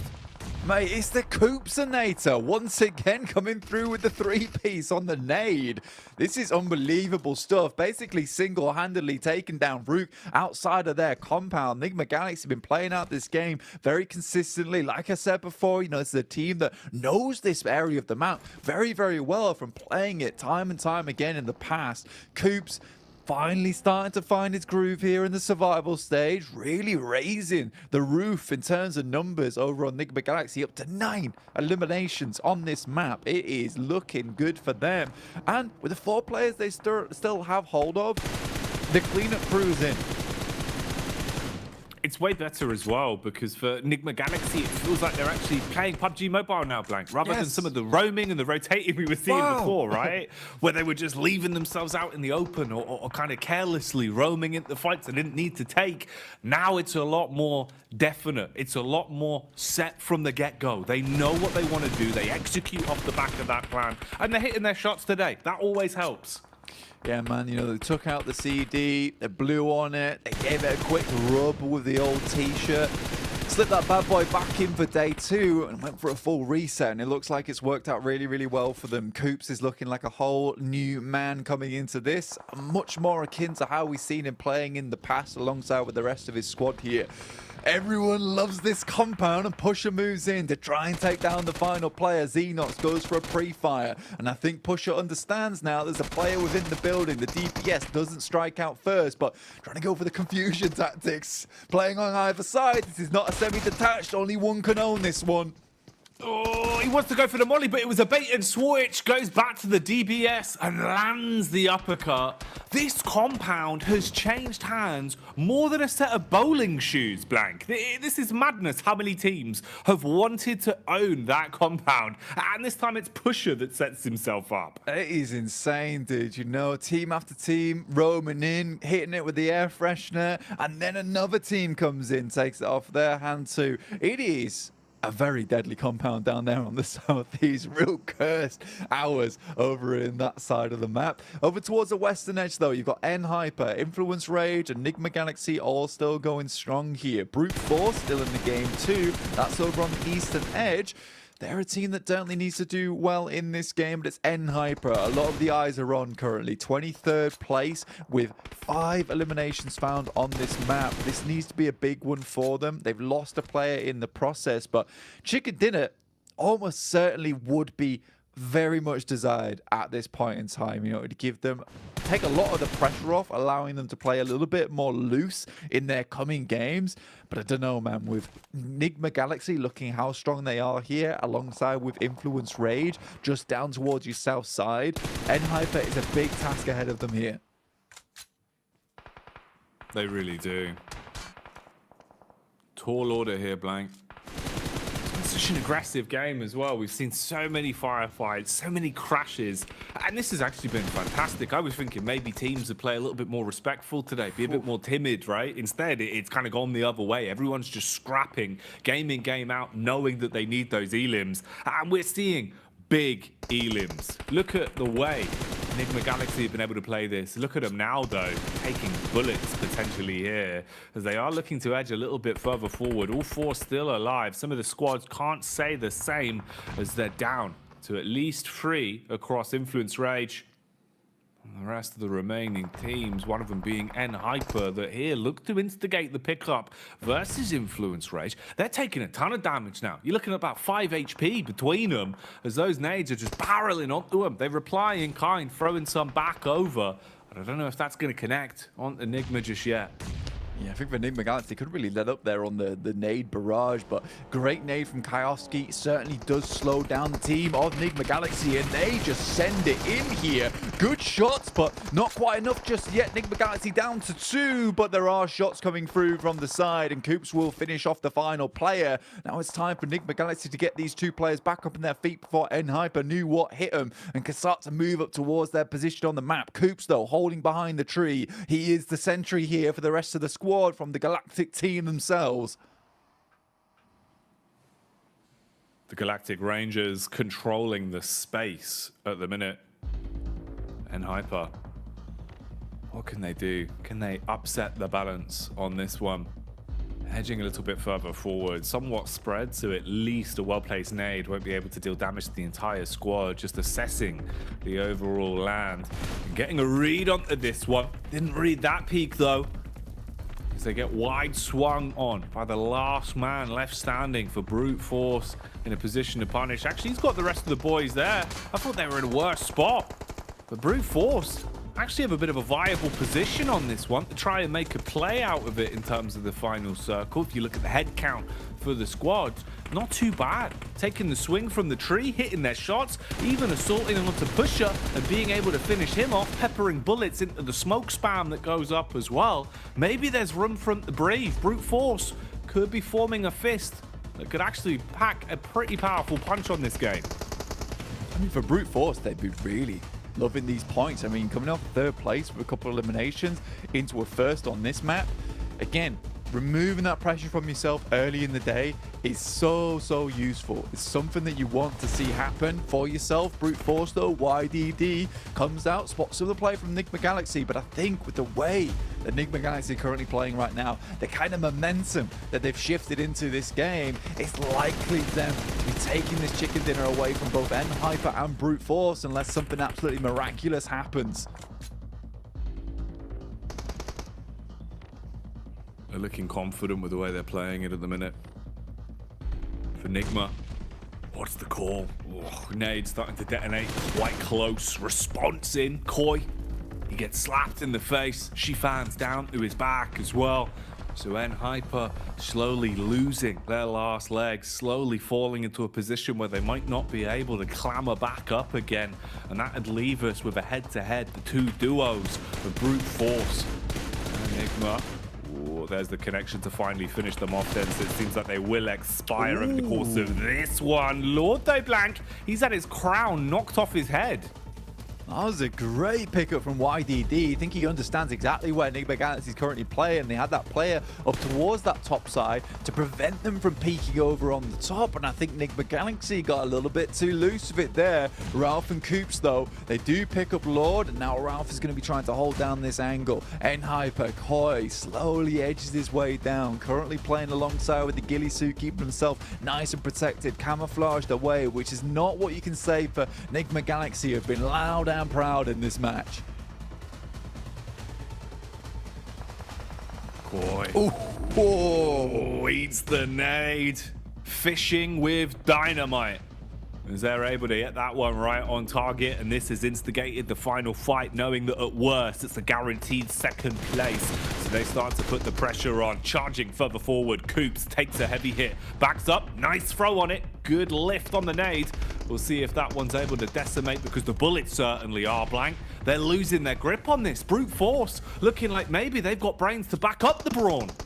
Really nice nade though, and it will finish off Ralph at least, but he needs to hit those shots. At least Coops is there in the distance alongside with Freaks, able to pick up YDD. Another elimination comes through for Coops there. Now just pre-pod, last remaining from the first game, last remaining again here. What can he do versus these two players from Nigma Galaxy? Swings on the top side, but shut down by Freak. And Nigma Galaxy take themselves a massive chicken dinner with a huge amount of elimination points, which again just relieves that pressure for this team. Yesterday is just a drop in the ocean for them. It means nothing. Today is where they make their stand here, Jackie. It's beautiful to see as well, Blank, because it's not about the bad things in life, right? It's not about what goes wrong. It's about how you react and adapt going forward. And that's what they've shown us. Even with the rough games they had, 6 of the 12 total, not really being anything for them. Today, it's a whole different story. A lot better to see him smiling as well, looking less deflated. That was one of the other things. And we saw them on the player cams yesterday, Blank. Didn't really look that lively. Today, it feels like, again, the mindset has changed and the results are changing because of it. Yeah, Killer Coops is back in there as well. I mean, this guy is just such a great addition to the team. I mean, Ralph, Lord, Freak been playing together for a very, very long time now.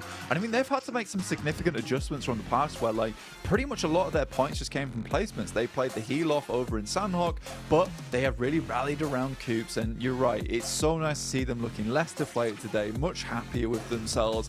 And I think that they've sort of locked in on the problems that we saw from them yesterday and really cleaned it all up. For Nigma Galaxy, this is the type of game that sort of sees you into last chance. For N-Hyper and Brute Force, though, really quite bad time for both of them to start stepping up in this match to come up against Nigma Galaxy, who are looking so fresh into this one, because you know that N-Hyper and Brute Force are just desperate for points at this point in time.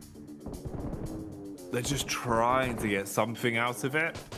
At the very least, it was a better game for them, but in reality, if you're going to be able to get enough points, you've got to do it consistently, time in, time out. And there's only one man I know that's consistently good looking. It's Jason Kaplan over on the desk. I'm not gonna lie, I was very confused there if you're actually gonna say me or say someone else. You just keep toying with me. But look, they came out the good way this time. I'm so happy to hear that, Jackie.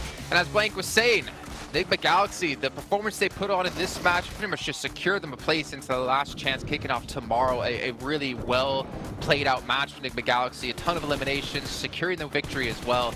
They have to be very proud about this considering how they really went about their first 6 matches. Yeah, this is, as you said, right, it's going to be the game that qualifies them into the last chance. And this fight in particular, seen on the replay, I would say a big mistake from Rook going for that fight, but it picks up more elimination for Nigma.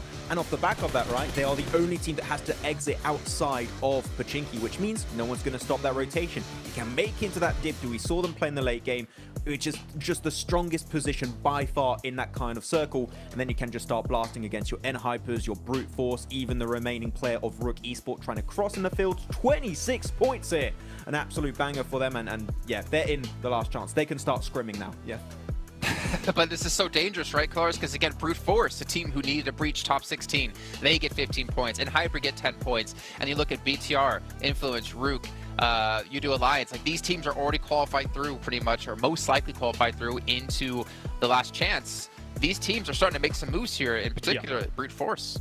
Yeah, absolutely. And considering the move that Max was alluding to earlier with, it was Rook, of course, that crashed onto Nigma Galaxy, and then later they identified that they could have all transitioned probably towards that east side. That could have given Brute Force a little bit more of a run for the money, except, as Max says, Rook identifies that a little bit too late and makes the wrong choice to start things off. So for Brute Force, that's fortunate for them, but they've moved themselves up to 14th place here with that 15 points going their way. So very important, but as you mentioned earlier, Nigma Galaxy guaranteed now. And Inco falling out of top 16. Again, they cannot just depend on that one match they had prior. They have to continue to perform here. But they are tied up. Obviously losing the tiebreaker when it comes to placement points here up against FaZe, but they still have a chance to continue through. D+, though, this is the team that's really worrying me. I know, Kalaris, you're a huge fan of this team. They are getting ever so close to not having a chance. Obviously, Max, we saw Forest kind of clutching things up there, but it really wasn't a win at the end of the day for them. How many crates win that one house, by the way? I don't know. That was great. Just crashed it. That was massive. And he did get a few eliminations for his troubles in that position, but yeah, D+'s got to be a little bit careful when they're split. They're making themselves very vulnerable on those kind of breaches. Though, I do want to highlight Brute Force here, man. From last place, now up in the top 16 position. That is a massive comeback from them. Not getting contested too heavily, but they're just going for very smooth rotational paths and just making sure to avoid all the early skirmishes they can and just pick up some eliminations at the end. In particular, Prepod has been hitting 6 shots these matches. So, man, Rook are going to make it in, it seems. And it seemed like maybe Brute Force, the second African team, might qualify into Last Chance. That is a big surprise to me. What you're saying, Jason, though, about D+, I'm not so worried about them just yet, but I am worried about Doksan, right? Like, which is another of the South Korean teams that I really like. South Korea is kind of cool. So I'm hoping that they're able to step it up a little bit, because really nothing has materialized for them at all. Even the second place that they got in their first day of gameplay was still only 3 eliminations. You need to be getting more from something like where you're able to capitalize off of like a podium finish, for example. You can't just go out with 3 elims and really not get anything happening in the other games. So yeah, South Korea's not doing so hot here. They do have other representation that we've already seen do great throughout this tournament, but I'm not too worried for D+ just yet. You know who I am getting worried for, though? Alter Ego. 13th place, oh, they're gone. 44 points. Brute Force, 43. D+, 43. FaZe, 38. Inco, 38. Enbes, 34. Nazar, 34. Yeah, I don't think they're going to have a chance here unless somehow the top teams just start soaking up every single point possible. The worry for Melise becomes even more compounded by the fact that all of these little teams are doing well to start off the day, right? Yeah. So them only, what, 2 points ahead of where Alter Ego was as well. You had a win as well as 11 limbs at the end of your last game, but it was a little bit too late potentially here considering how well these lower teams are doing. No, they're done. I'm going a bit early on the limb here, but there's only 2 matches in. You still have 4 matches remaining. Teams at the bottom are looking really, really hyper to get those eliminations, reach the late game every single match. I think Alter Ego are out. I think Melise are going to be out by the end of the day, so which opens up 2 extra slots for these bottom teams, which makes it even more competitive. So these 4 next matches are going to be really, really hard for these teams to deal with, because there's going to be a lot of pressure on their shoulders. I'm just hoping for that reverse Maxman curse where we start to see Influence pick up like 30 eliminations every match, or BTR doing so, and none of the bottom teams get anything. But we are going to head to a short break in just a moment, but not before reminding you guys about the Frost Festival. It's currently now live within PUBG Mobile. Make sure you guys pick up your device and you guys download the new updates so you can play with not only snowball mounds, not only snowmen, but also snowboards, everything cool related, because things are, well, because it's almost winter, or it is winter, I guess we could technically say. Not to mention we have the Popularity Annual Gala happening, the 2023 one. We have from the November 15th to December 19th, people can play in 10 1v1 to potentially earn themselves some exclusive rewards that they can show off to their friends, so make sure you guys check that out as well. Not to mention, while you're doing that, the Gandhi collaboration is now live in PUBG Mobile as well. You can pick yourself up the Imola or the Zonda R model, which Kalaris, I won't have you do the shout out this time about it and how much horsepower and brake power and torque it potentially has. It has enough to run people over. That's all you need to know in PUBG Mobile, and it makes you look fly as well. And beyond that, last but not least, you guys can pick up the new PMGC dance. It's the victory dance, and it can show off and root for your favorite teams here participating in PMGC. Maybe it's going to be D+, maybe they need your support as well. They need to channel that Spirit Bomb because they need to rise up in the rankings, look to be a little bit more secure as the day goes on. But we'll head to that break and we'll come back with our second Aaron Gill, third match overall in the day.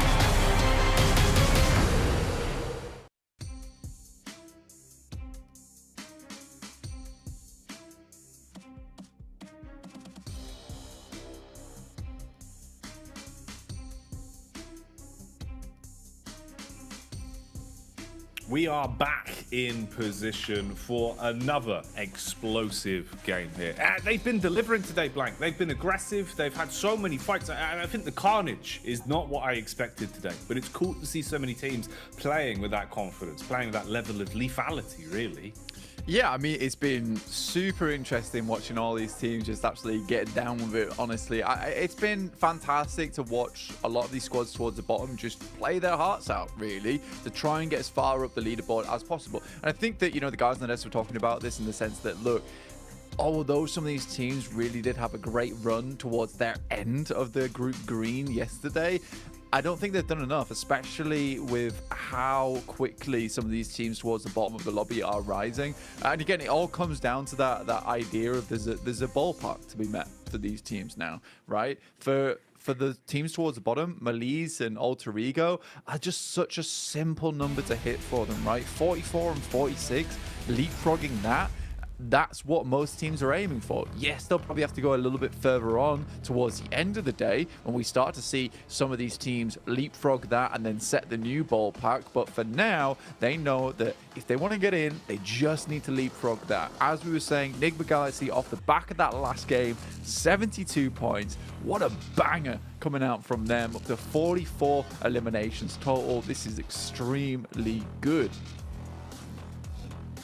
Extremely good, man. Extremely exciting. Fun to watch. I think that's kind of a lot of the buzzwords. Hardcore parkour, Blank. That's what we've been seeing the whole day.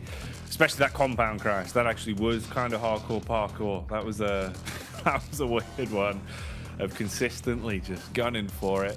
But it's fun. It really is quite exciting considering the sort of games we've been getting.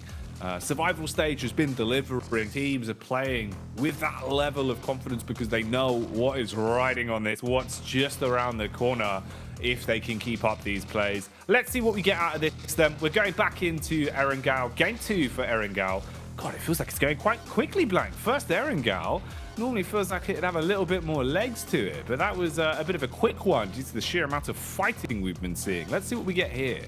Yeah, I mean, so many teams just trying to get things done early in the game. I mean, IHC have been popping off in terms of the hot drops. Look like they're going to go for something similar again over towards the western side of South George, surrounded by FaZe as well as Rook Esports. Likely to be some pop-offs happening around that side of the map shortly.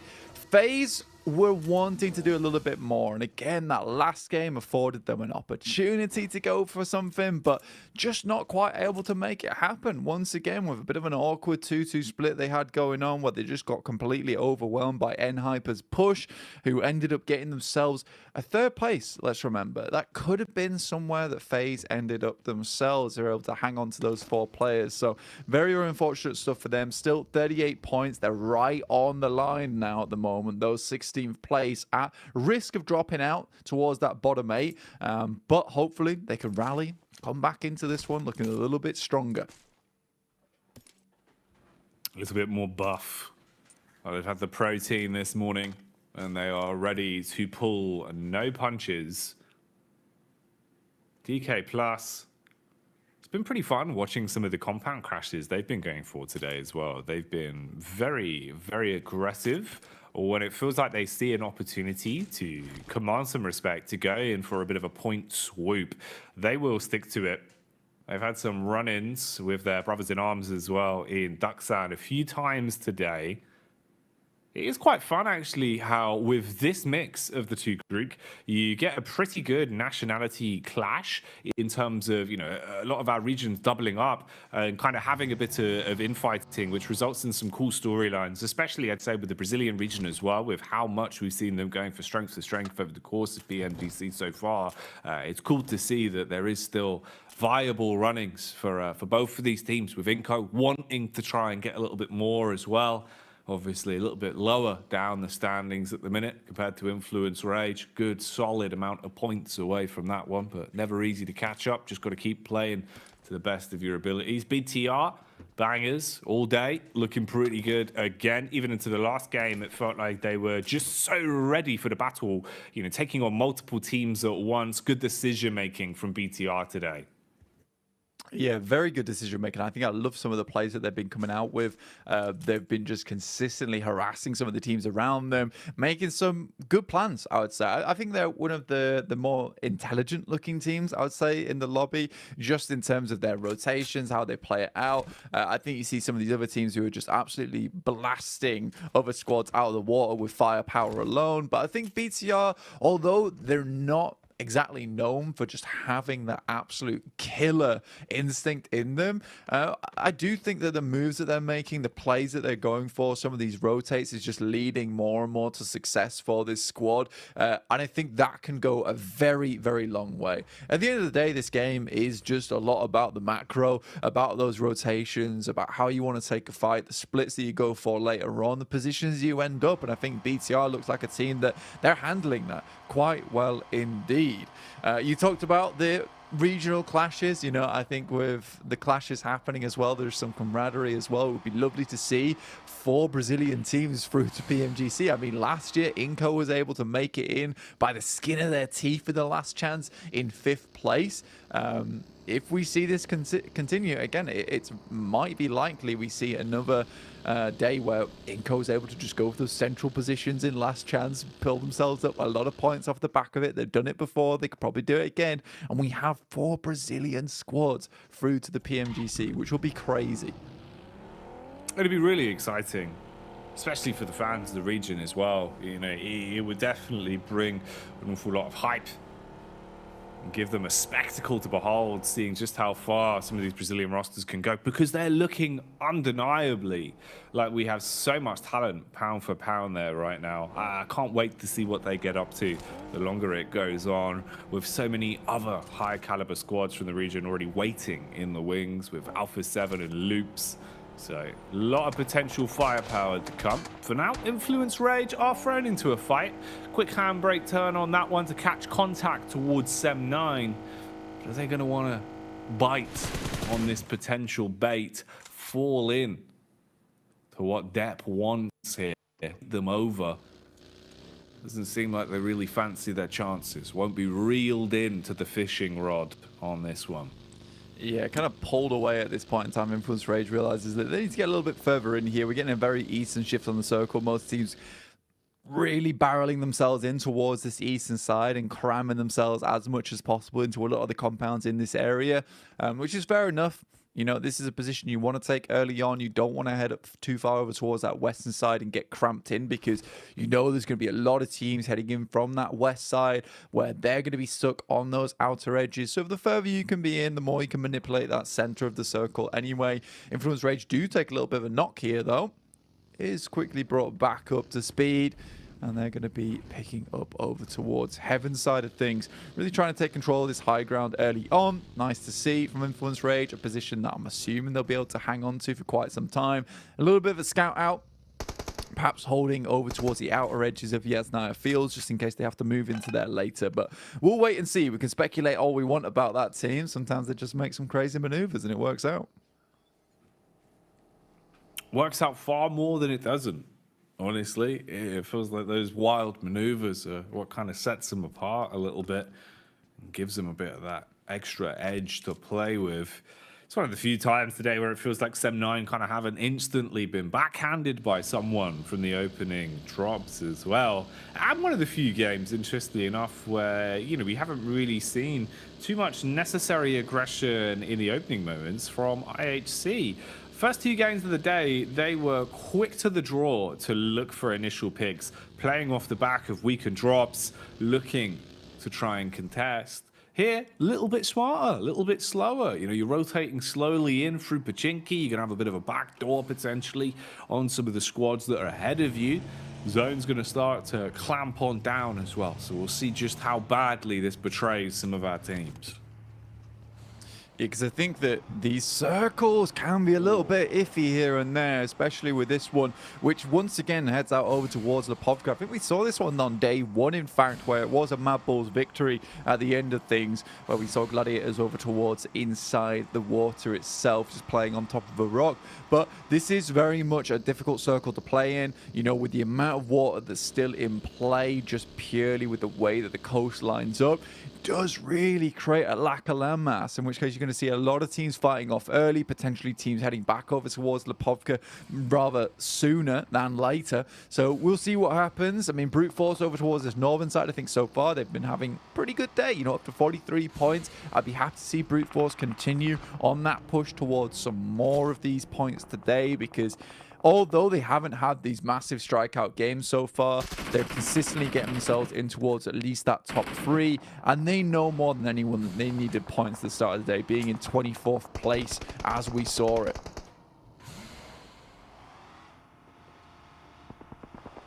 It's good that some of our squads that were further down have actually really had that little bit of extra oomph today, realizing that if you're so far down a pack, you've got to get things done quickly being the key word here before you do Alliance.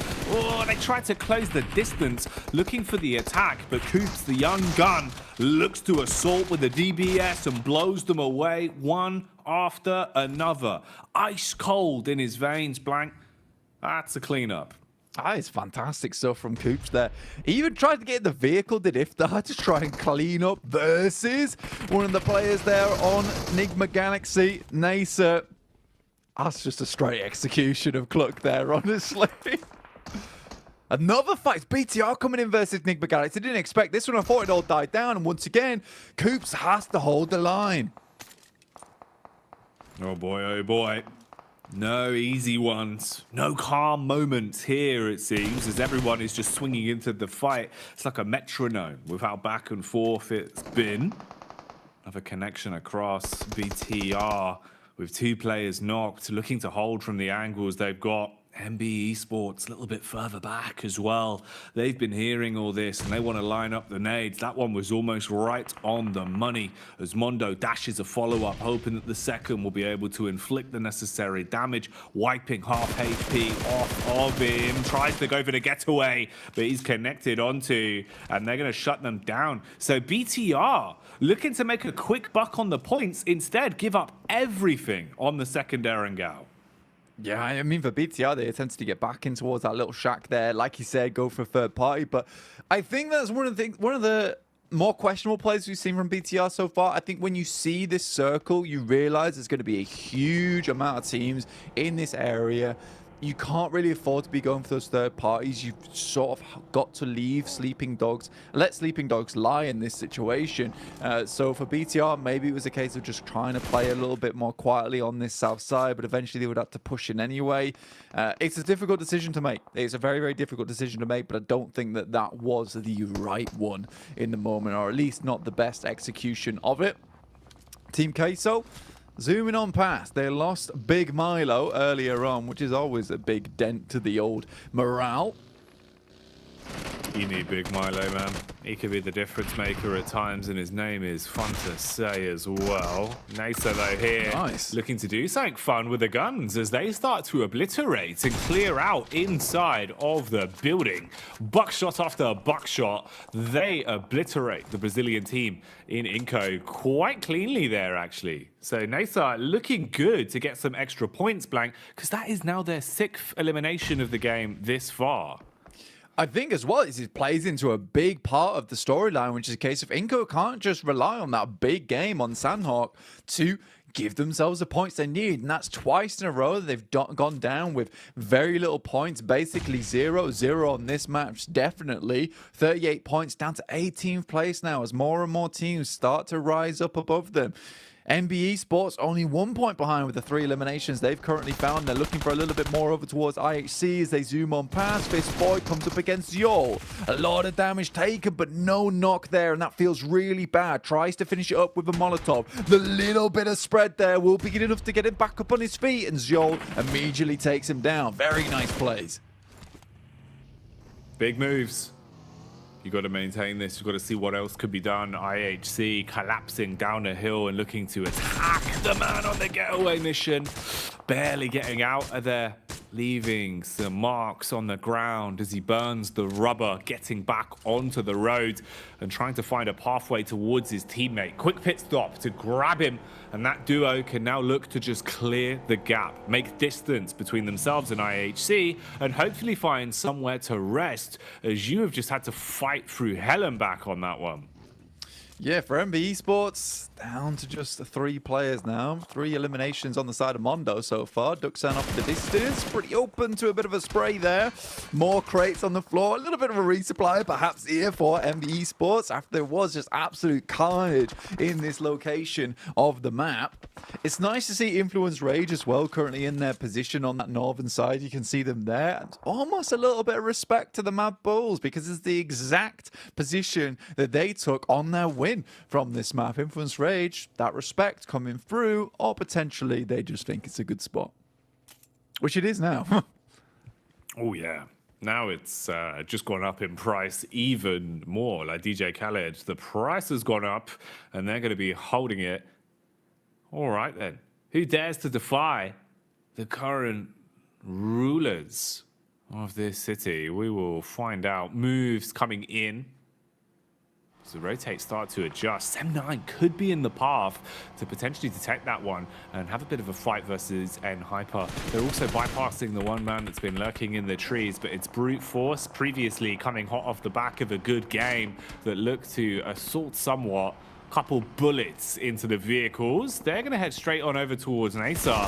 And now you're all on top of one another. Nasa ready for the contact as well. Uh-oh, this is all going a little bit wrong now. Damage being done. Nasa starting to get the pickups. N-Hyper crumbling under the pressure. FS not really in a spot to help his teammates. And they know where he is, Blank. Easy damage done from the distance. Firsting onto the down players. Oh, hello. Someone else comes into the mix. They're not giving up on this one, as now NBEs are here. MB Esports coming hot and fast, and it's J7 with the DBS once again to hold it down, lock down the fort here. Drops a little bit of a bandage at him. I think he meant to drop the Molotov. That should burn him out. Here's a bit of bandies for the burns you're about to take from this Molly. Will get the hit on it. I'm not sure if he'll take him down afterwards. Spec comes in from the side as well. Nakaze is allowed to heal. FS coming in with the nades, looking to try and capitalize off the back of this one, but immediately shut down. Sit down, lad. You're not part of this fight. What on earth? Akaze there, blessed with the bandage. It was meant to be the grenade, Blank. It was meant to be the Molotov to burn him away. Came in slightly too late. He survives with a trickle of HP, but that's all he needed. Star, though, he's got the power of Maxman on his side with a Bison in his hands, looking for the contact, throws the Molotov, ignites the pathway in, so at least it's not an easy push through the one choke point. Has to worry about both of these entryways. Smoke's on either side right now. But you can see how paranoid Star is. He knows he's going to be tested. He's going to need some star power if he wants to actually finish out this engagement between them and MB Esports. Feel bad for Nasa in a way. They keep getting themselves into these horrible conundrums when it comes to the constant crashes or them crashing onto compounds, followed up very shortly by another team. That look just is drawing very thin for them at the moment. But what a great play from J7 into a bit of a whiff, like you said. It felt like a friendly unit on the other side. Have this bandage. There you go. Oh, quick, let me heal you. No. I meant Molotov. My bad. The difference it could have made as well. Like, it was a really smart heads-up play, dashing a Molotov onto him. It's just those micro adjustments. Oh, in a game like PUBG Mobile makes all the difference. A split second there can cost you your life, and that's one that's going to haunt them. I actually haven't cleared the shack yet, and Ralph is just sitting inside, desperately trying to keep quiet off the back of this one. Here comes the clear now, though, and Ralph is looking the wrong way, still keeping himself tucked in, and they don't know. They have no idea about this. They do now. They must do. Ooh, they thought you might have seen him on the jump spot. Wow. Tries to go for it, Blank. A sliver of health. Oh, that's pitiful. That's such a shame. That is very, very sad indeed. I mean, Ralph, he knew the jig was up as soon as the jump spot came through. Had to jump out. Only had the Bison in hand, which just isn't really good enough for you in that situation. Duxam, over on the top side, we're observing this fight between Nasa as well as MB Esports. And we may as well say N-Hyper as well, who, honestly, that push from them, I'll be frank with you, Jackie, I hated it. It felt like you can crash onto that spot if you have a general idea where the players are. If you have a general idea if you want to go further, maybe take the backsides of the warehouse in that situation. The only reason MB Esports crashes onto this one so marvelously is because they see the massive engagement. Like, we need to take advantage of that confusion if we want to have ourselves at least a little bit of a slice of the pie here in Lipovka. You got to know the percentage of the risk you're running. And obviously the percentage play there for MBEs was a little bit higher, a little bit more achievable of a goal. Especially when you get bandages thrown at your face, it makes your life a little bit simpler. For Duxan, they've been trying to keep their noses clean into this one. They've had a few backstab opportunities and have farmed themselves 4 eliminations to this point. So not too bad in terms of the eliminations, but you've got to be thinking about the longevity of the game and wanting to double or potentially even triple this if you're going to start to accrue enough points to lift yourself up from the depths of 21st place. So a lot more that needs to be done for Duxan. IHC have been doing bits relatively consistently. They've actually looked pretty damn good today in the way that they've been playing, and this kind of represents that as well. Confident enough to focus on the buddy system, go for the 2-duo setup so you can play the 2-2 split and work off one another. Alex wants to join the pack though, goes for the quick drive in, team knock onto IHC, so this will just be a raw setup from the three-pronged players as they are in position to defend themselves. Nades are raining in though, and you can't protect from those. So much damage done onto Demo. He's weak blank, and Junie will knock him.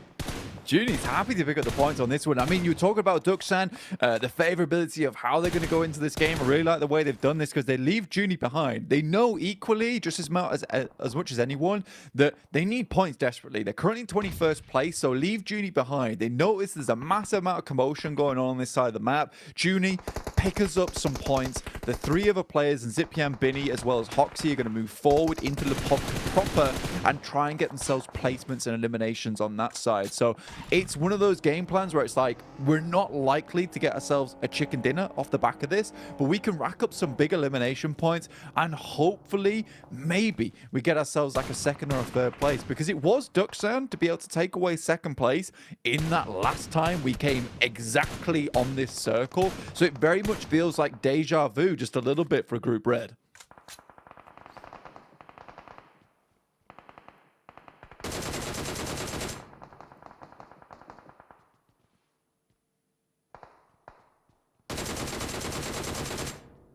Duxan now, still looking on this one with DK plus over towards that northern edge, Jackie. Taking some pot shots over towards Sem9. Oh, mate. It's looking worrying, Blank, on some of these setups, man. And just how much landmass has been shaved off as well. Oh, it's rough. Talking of shaving, there's the bullet. Delivering a close shave as that one will shut down another man. Rook at least in a relatively comfortable position for the meantime. Something that cannot be said for Sem9. This is worst case Ontario, just trapped behind the burned of cars in a position where you're going to start taking damage, but they want to deal some as well. Blue starts to push them in blank. This should be where they expire. Yeah, for Sem9, it was only a matter of time, especially with this circle, like cresting that ridge side. Realistically, we saw how Gladiators played it. They had to push down towards the south if they wanted to make anything happen. But with IHC, MB Esports, as well as the rest of the team, all just chilling there in the meantime, that is just such a difficult push. This was an amazing little play coming through from Duxan. With Junie over towards that southern side, I thought he was basically lost in the sauce as soon as the circle came in, but they kept hold of a boat. They boated it back into the mix with the rest of the team, so they had a game plan. Maybe I was wrong in terms of the way they were playing this out, looking for more and more eliminations and then maybe not looking for that chicken dinner, but great little maneuver there coming through from Duxan to keep all 4 players still in the game. And MB Esports, they're going to make a mad dash in, but it will be Zipian to pick that one up, but Akaze keeps on moving. He's been so good at getting his head down and staying alive in positions where he should have gone out so long ago. So, Kazi, just how much longer Can he survive? Or how much more annoying can he be? Alex taking damage here. Exchange of nades. Akazi wanting to drop the smokes. Nades are rolling in on top of his head. Half HP left on him. Has one of his own to reply back towards Duxan. Pretty good arc on it, but not going to be enough to find a heavy hit. Looked like it did tag onto Juni though and leave him relatively low. There's the repeak onto Alex, who thought he finally had a window of opportunity to make the dash. Instead, he's knocked. IHC losing numbers now. Backstab onto this could mean everything though, Blank. Basically a 1v2 compound clear that's got to happen. Breaks the door for the audio queue. He's tucked into the corner with a DBS. You're going to have a teammate to work off as well. This is going to be so hard to clear. And as he goes running into the doorway, he eats the buckshot, and IHC are gone. Papi Botra holding down there, but Zjol got way further into that engagement than I thought he would have done. Again, just the resilience coming from IHC in these games, just a terrifying prospect for a lot of these other squads because they look voracious, rabid for points at the moment. Almost unstoppable at sometimes, but finally they're put down. And we're back into stage 7, closing it up just a little bit with the 2 Korean squads over on that eastern side, playing on the edge of the coastal arena. Influence Rage towards that center edge right now. They've not done too much, but sort of have secured themselves one of the best positions in the lobby now, Jackie.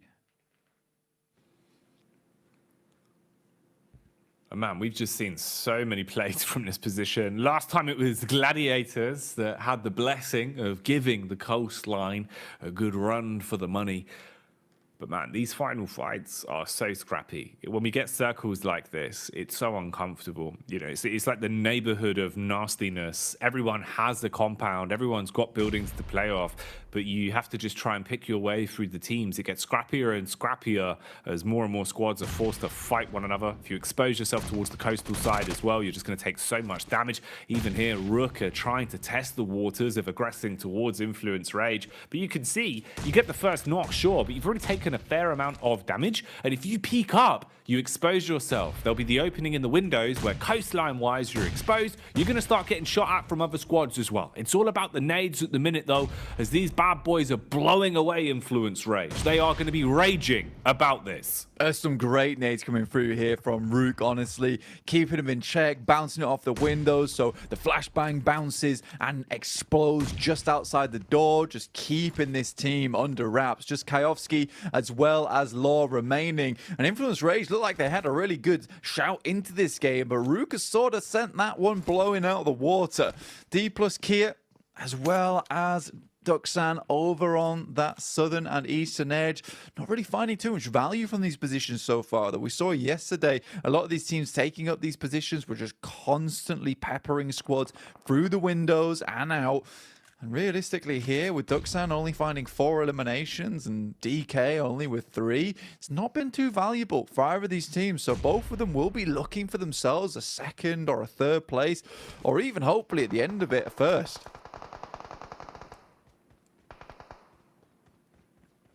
It's one of those games where it feels like it really could go either way, honestly.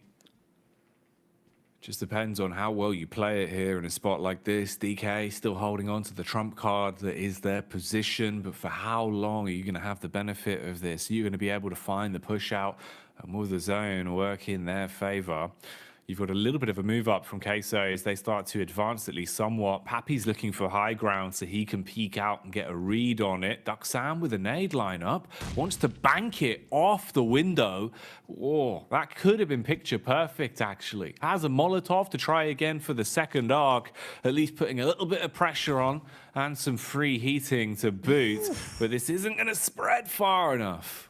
He is in real danger. I'm surprised he's remained alive. I mean, his hair was burnt off just slightly on the forearms, how close that one got. But Duxan absolutely obliterating DK right now. Blasting with bullets galore. DK got a little bit too close, and those were the eliminations that I was looking for earlier on. That'll take Duxan up to 7. Much needed points for them, where it felt like it was going to be a very lackluster ending for this team. Finally, they show themselves. Juni up to 4 eliminations. Fantastic player on the squad there, holding up close and personal. Next circle, will pop very shortly. And it will force teams like Duxan to move further inwards. Duxan there, being the squad to take away that potential power position. Pressure being applied back onto them though. Rook, been looking pretty mean on this one, Blank. Been doing a good job of defending the compound, but still playing proactive, still playing for picks.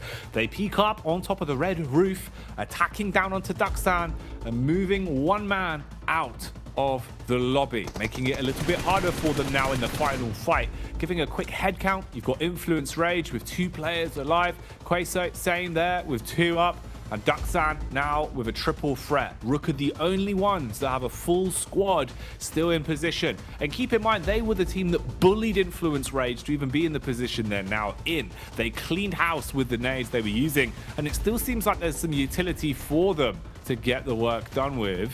Bit of a nade thrown out from Hoxie here from the roof, hoping for more, but not quite enough.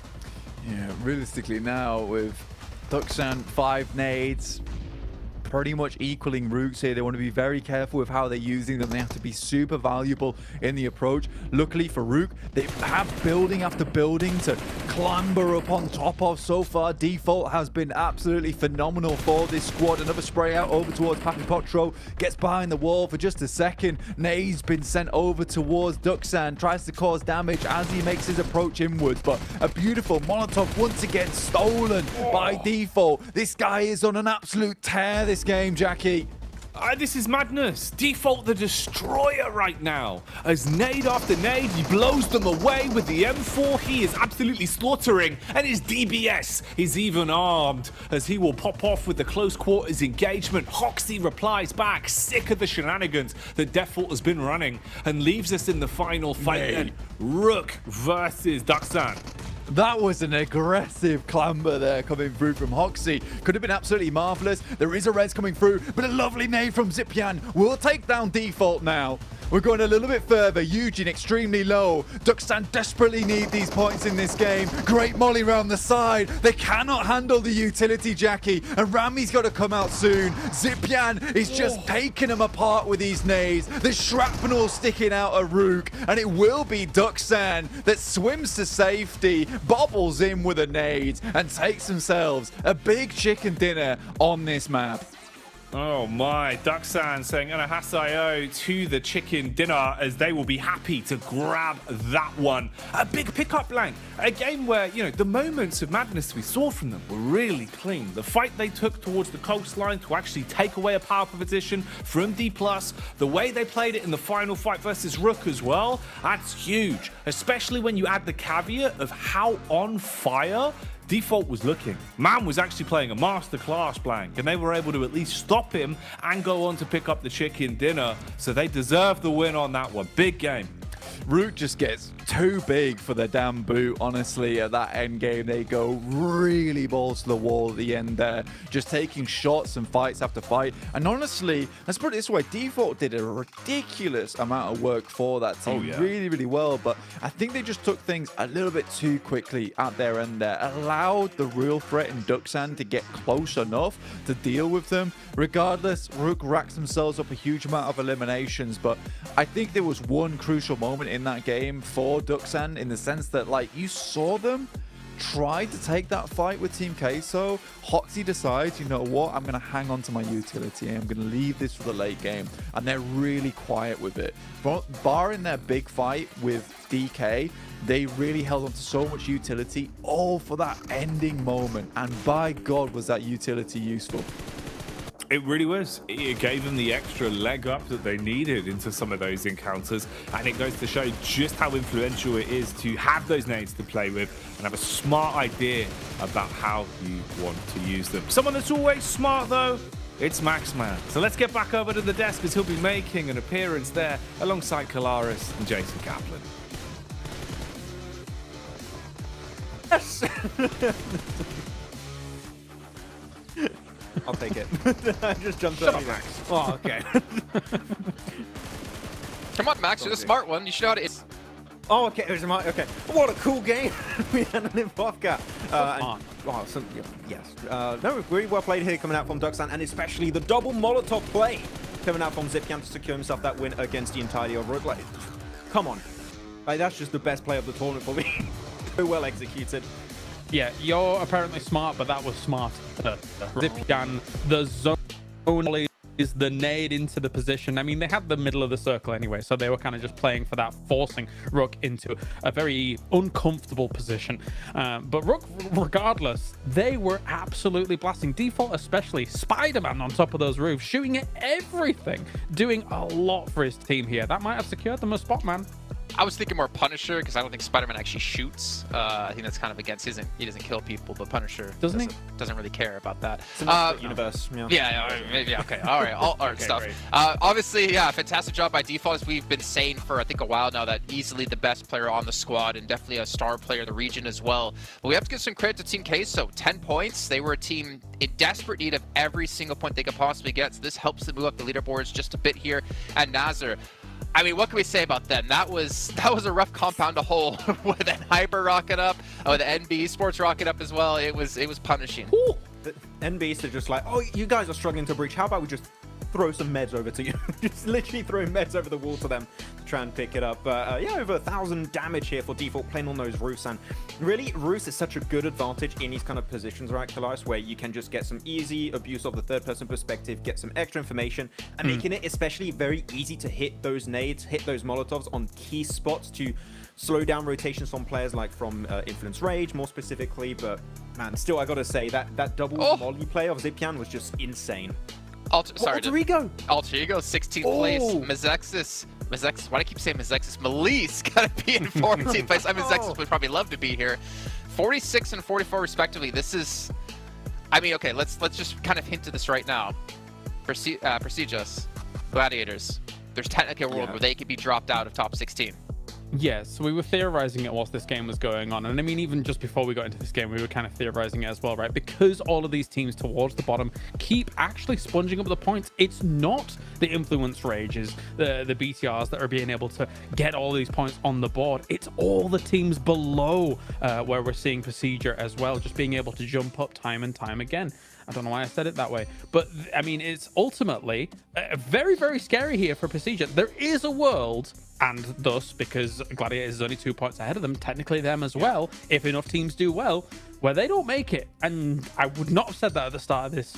Yeah, I expect Alliance to overtake their position. I expect like Brute Force has been able to get consistent placement points too. I'm telling you, from how we have been seeing the bottom of the leaderboards shifting these last few matches, there's a really big chance that at least one of the two teams might go out. Both of them could also, but it's, man, I did not expect Gladiators to maybe be in a tough spot because they looked so safe at the start of the day, but really those bottom teams understood we need to bring our best game possible heading into today, and there's going to be some big upsets at the end of today. I can already see it coming.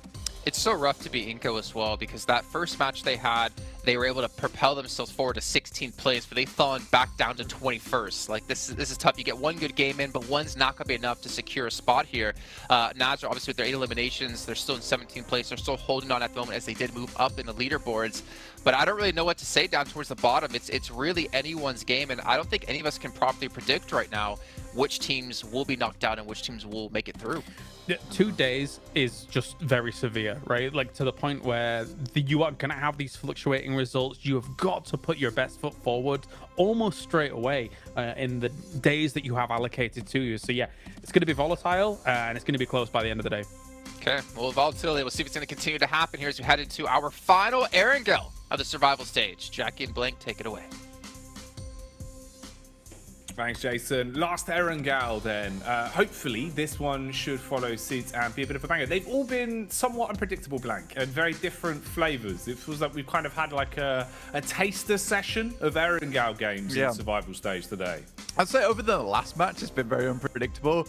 Yeah, to be fair, that last match was sort of unpredictable towards the end. The circle wasn't, considering we saw it yesterday. It literally was just the same circle 2 days in a row. Really odd. But back into it once again, over towards our angle for the final time before I hit up our 2 last Miramars to decide everything coming through here. You can tell there's a little bit of nerves coming through for some of these teams making their way towards that top side of the lobby. A little bit difficult for a couple of these squads. I don't think that, look, realistically, it is time to start pumping those points again. For Nasa, there's been some extremely aggressive plays from this squad. It's been working out somewhat. I mean, they've been getting points on board right now. From Sem9, on the other hand, Sem9 are really struggling. And I think that all comes down to BTR completely battering them earlier on today. And I think, you know what, maybe that's even a targeted approach from BTR, considering that Sem9 drops in very similar locations to them across the map. Getting rid of them would be fairly nice for BTR coming in towards that last chance. Last thing I'll talk about, Jackie, before I shut up for a little while, is Malise Esports and Alter Ego. Okay. Alter Ego 16th place, Malise Esports 14th. I don't think that they're going to be making it through to the last chance, unfortunately, unless things go horribly, horribly wrong for a lot of these teams underneath. It's always the worrying part, man. You know, it's why we said how important it is to decide your own fate for yourself, right? Get as many points as you physically can. Have as many good games as you physically can. Because the difference of having one bad game when you're sat here today, just watching the other 2 groups play against each other, you know, knowing, oh, we might lose out on a spot with a difference of 1.5 points, something that could have been achievable. It just kind of leaves your heart in your mouth, you know. It's a gut-wrenching feeling, never something you want to leave up to another team. So it's a shame, but the thing is, Blank, not everyone can make it. Competitive format here, you know, one of the brightest sparks, the biggest events of the year. So much riding on this, the chance to have that title and that prize pool in your back pocket when all is said and done. Making it to the live finals is a tall order, and only the cream of the crop can make it there. That's why in these next 3 games, if you're going to show up, if you're going to find those chicken dinners, get some extra points, now's the time to do it. Last Erangel for the day. After this, it's Miramar Madness. 2 final games, and then we will know what the last results are. Which teams are going to make it out of survival stage into last chance, and who will have their story at PMGC 2023 ended in the next few games. Let's get into our last Erangel then, Blank. Plain path on screen as the drops are coming in. Very, very kind here. Pretty nice arc on this bad boy, at least straight line in this case, but we'll be heading straight down from Kameshki to Ferry Pier, so one of the best playing paths I would say in the game for most teams, right? It gives you that ability to get to wherever you want to go on the map, with it slightly leaning either towards the left or the right hand side.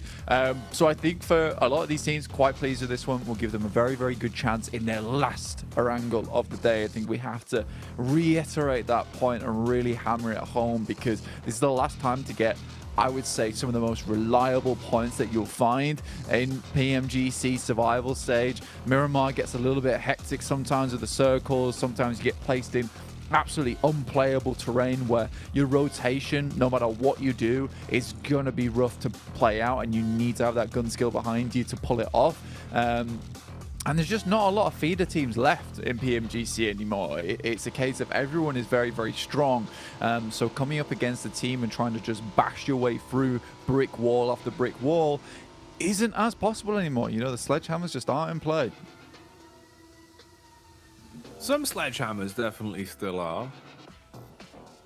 But most of them have been dulled. Most of them aren't hitting hard enough to, like you say, just play with that level of aggression. Here, though, it's Alex that assaults from the rooftop.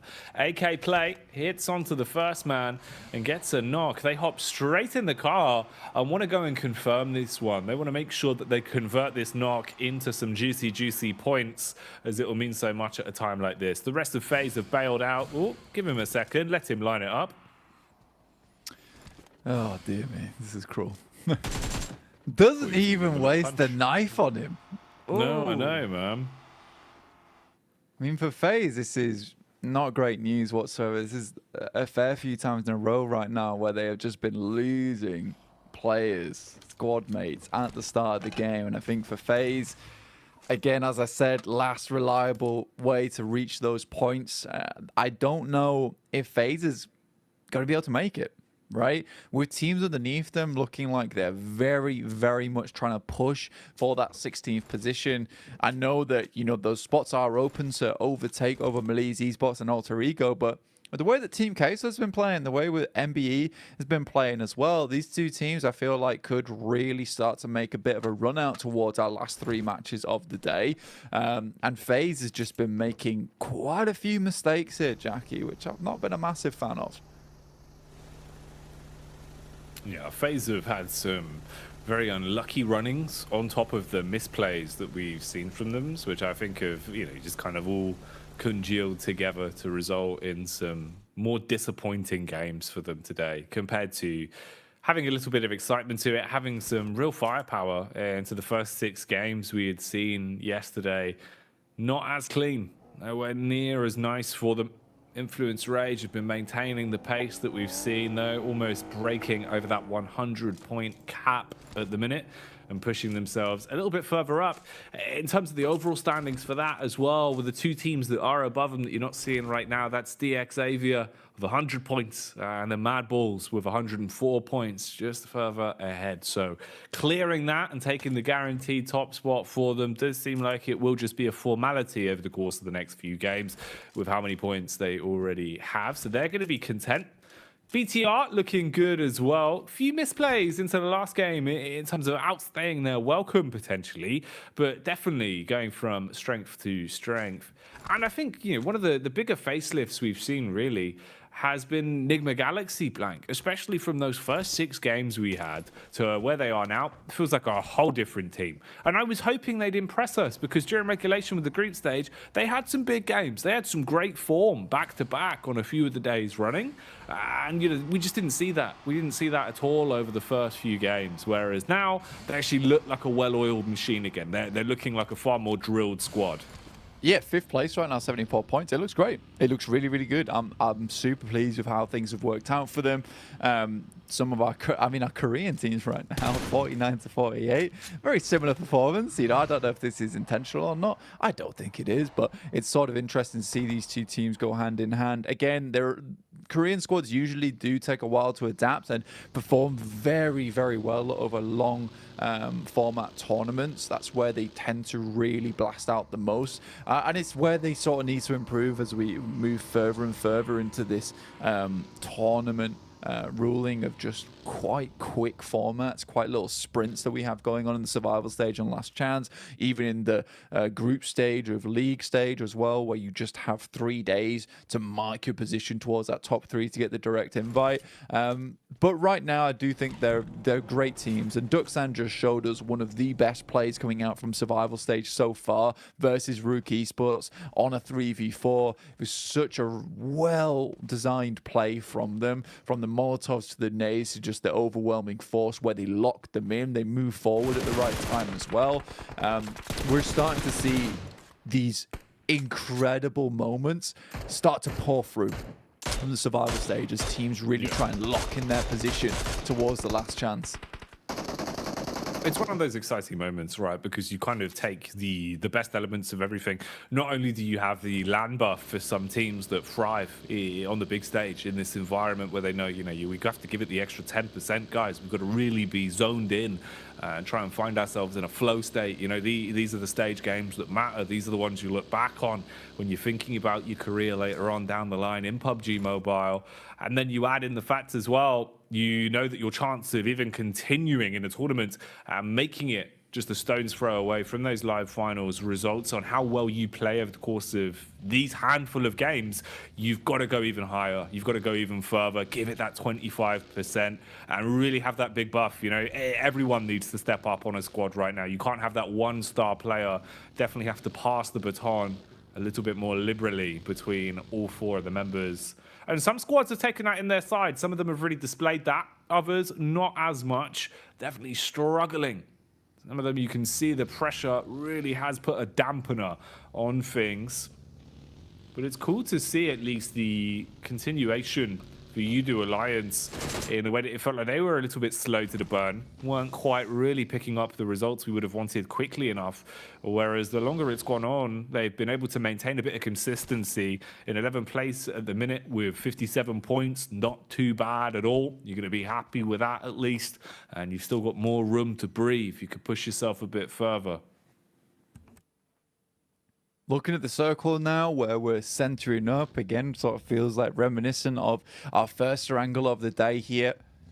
We went over towards Pachinki side, FaZe playing the exact same spot as before, but this time suffering on that knock-and flush that came through earlier on in the game, and they'll be forced to play as a three-man in this situation. But we move further down towards that southwest side, not really centering up over towards Pachinki at all, so Team Queso get themselves a nice position on that southern edge.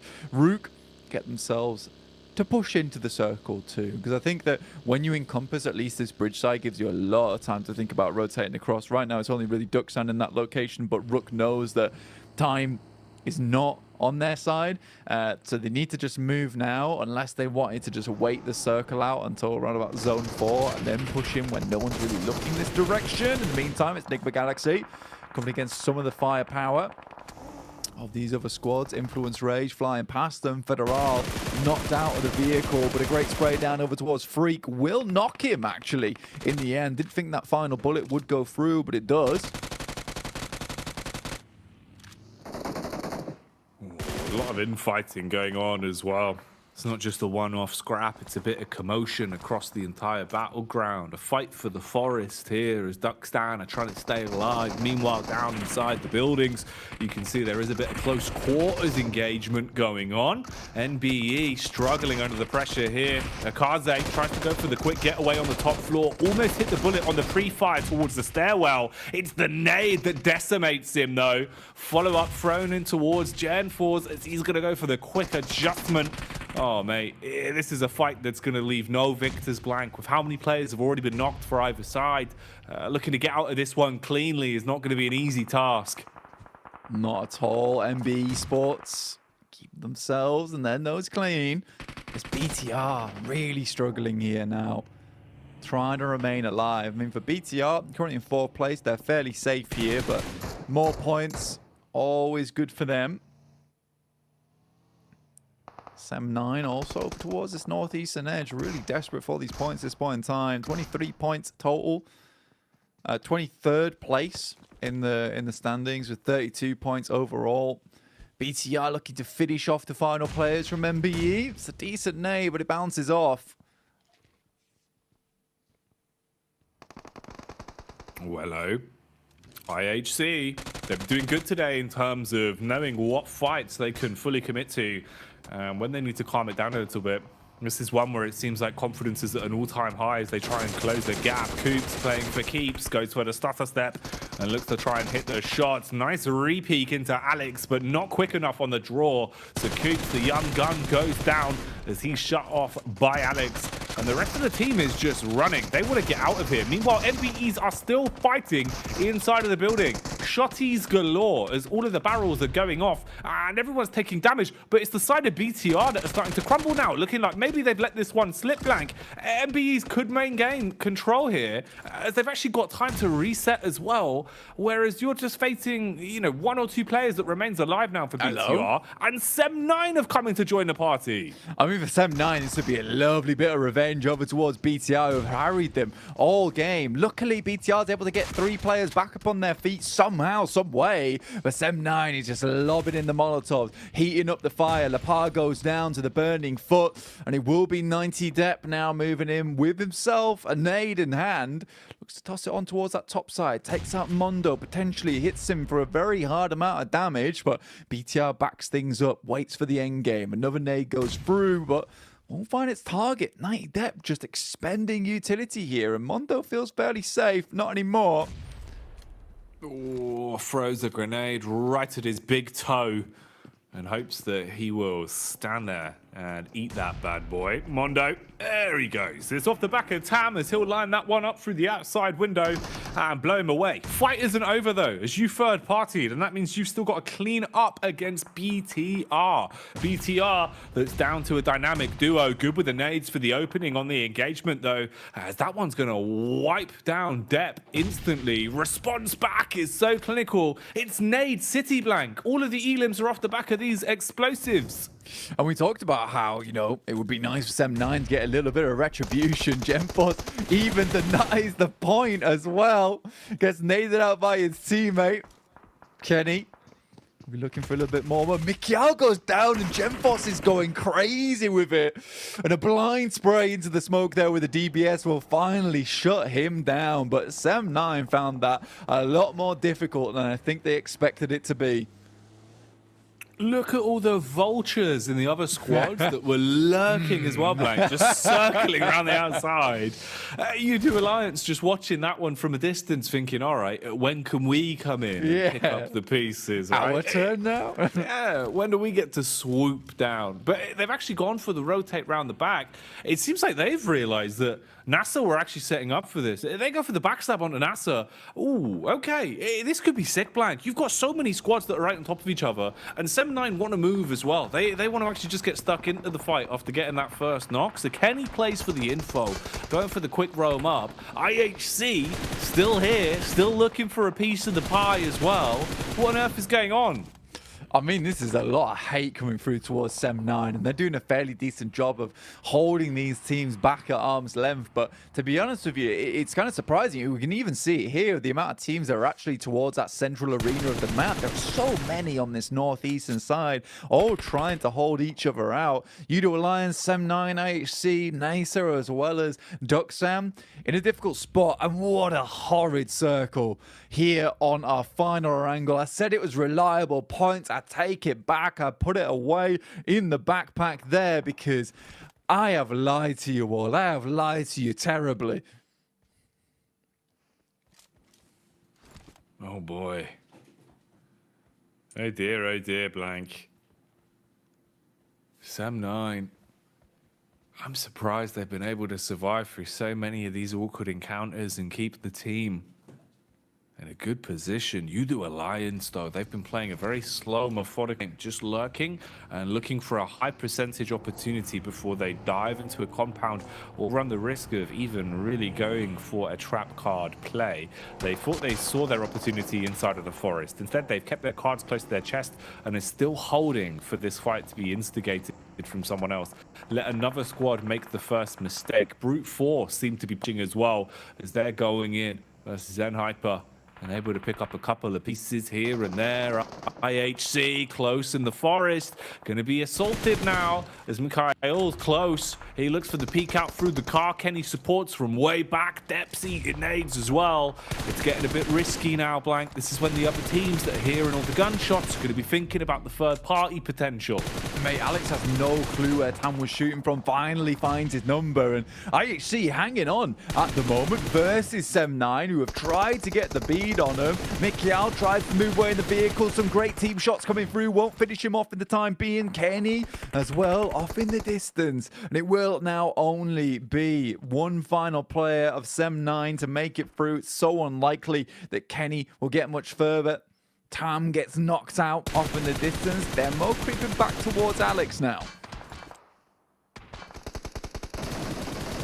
Oh, spamming across. Kenny. He's going to go down as the headshot will hit. It's IHC surviving in their awkward encounter towards the forest. Meanwhile, Udo Alliance, they've got a scrap. They've got a clash up close and personal. NASA trying to fight back IHC as well. And Godless, how is he alive, Blank? Man's on a sliver of HP. It's tiny. A speck of dust there for the health bar. But he does back off and stays in the fight. Alex brings Demo in the vehicle. He's battered and bruised, knocked as well, but drops him out. We'll go for the res here, and IHC continue onwards. I mean, you can say one thing about this team is that they are resilient, right? Very much able to hold on in some of the most brutal of scenarios. TK Plus down towards the south side, just outside Lighthouse at the moment, but definitely not in it. They've crashed upon the rocks here. The light was not on when they came to port. Obviously, this circle is not a good one. There is so little landmass to play in it. No one's going to be playing down towards the southeast edge in Sosnovka. Lighthouse, a big old focus point for Rook at the moment. You've got Team Queso holding over towards the western side compound and the gas station that sits just towards that north side, which no team has sort of claimed just yet. So many squads, Yeah. man. Yeah, it's rough with just how close they are. And if you can't find your way through the opposition quickly, it's going to get so much harder. Zone shift is rough as well. Feels like Rook are the only ones that really come out on top with the coin flip, and even then it's still going to be awkward for them in terms of so much pressure that's going to be applied onto them from the other squads that want to take away the map geometry they actually have here. Nades from Udo Alliance, spelunking in reverse up the hill, looking to try and climb their way up. Star eats a big connection from the nade. Meanwhile, IHC are going in, clearing out. They found the South Korean squad and they want to attack for control of the compound. Junie and Co have nades pulled. Godless, similar mindset. Remember, this man survived with barely any HP. Now he's trying to kick off another fight, but IHC do lose an opening man as Alex is dropped, and they've got good positions to peek from. Duxan can keep on applying damage here. Duxan coming off the back of confidence of that last match on Orango, holding on right now versus so many different teams, all in the same area, playing around yellows here over towards that south side. Zipian tosses a nade over the top, spots the players from Nassau, just sprinting around the sides. Yol goes down, and Duxan just looks like a different kind of beast now. This isn't a duck. This is an absolute behemoth with how they're playing. Ooh, getting their wings clipped now, though. Shots coming back in as Godless tries to stay alive for IHC's hopes and dreams. M9 as well, even getting stuck into the mix with the last man, the solo dolo, dealing a bit of damage. Quick getaway for Godless as he goes full James Bond blank. Takes the car into the water. Tumbles it in. Not a hover car though for the time being. Will hit down towards the depths of the Mariana Trench there. And there he'll stay for quite some time, you'd imagine. Rook from the Lighthouse. Such great visibility for this squad over towards a lot of different teams. And with the circle panning the way it does, they just have a lot of protection going forward here. You got DK underneath, but it is Duxan to be taking a lot of damage here. Will lose another in Hoxie. He did so much good work for the team before, and now they just have to send it over open ground into rocky terrain. They miss the jump into the water, have to give it another go and hope they don't get sprayed out as they tumble in. It's not quite good enough. No, it's shallow water, Blank. They've beached themselves. Oh, this is not what you want. They're trapped on the sand. Junie. Just swing the wheel, my brother. That's so rough, bud. The second attempt to get into the water, and even then you hit the shallow bank and eat bullets. They're gone. Absolutely wiped away. Look at the moves from Mela, man. How's he doing it so quickly? Start stepping left and right. Finally falls to Rook. It just feels like desperation from so many squads. Fair play to Mela, man. The fact that he was getting in like that is crazy. Man, this is absolutely outrageous at the minute. Okay, zone's going to move. For so much more water, though, still to contend with. You're restricted in terms of the actual landmass you're going to have to play with. Inco as well, you've got the blessing of the fact you're already inside of the big deep blue. You're set up in there to make it uncomfortable to actually have a full squad wipe against you and have bridge control to play with. You've still got a little bit of the Lighthouse in the zone as well. So there's something to be said there for Rook. Rook have been hitting their shots, so that's always going to help. But this is looking so rough, Blank. These circles have been unforgiving today.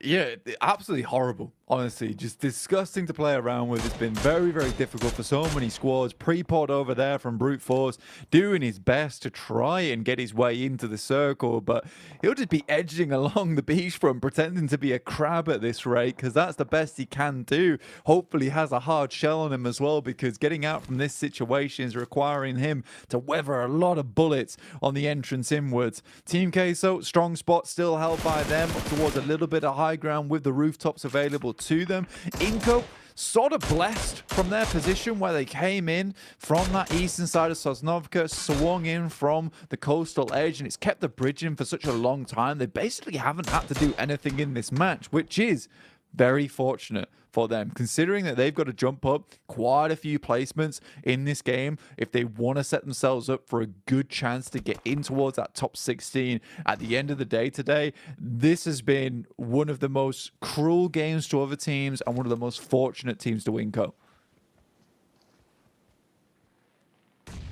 Just so many miraculous things inside of this game that have made it pan out the way it has. U2 Alliance sharing the territory here. They formed an alliance, it seems, with D+, at least for now. If you expose yourself, if you make yourself visible, I think that alliance will very quickly start to crumble, and you got to worry about the fact it's some sort of reverse fireworks show, Blank. They're just throwing the grenades down at them, and they're detonating right on their heads. It will finish off U2 Alliance first, as they're now out of the equation.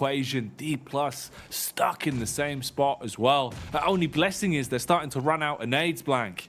Yeah, Rook just ripping away points from these teams underneath. They want to go as far as they can into this match. It looked like it was fairly on target. Mikiel so low HP, and Pusher will find him off the back of that one. The nade took him down so low. But Mikiel able to get those final couple of bullets in to do the rest of the job. Then Abeche over towards this side from Inco.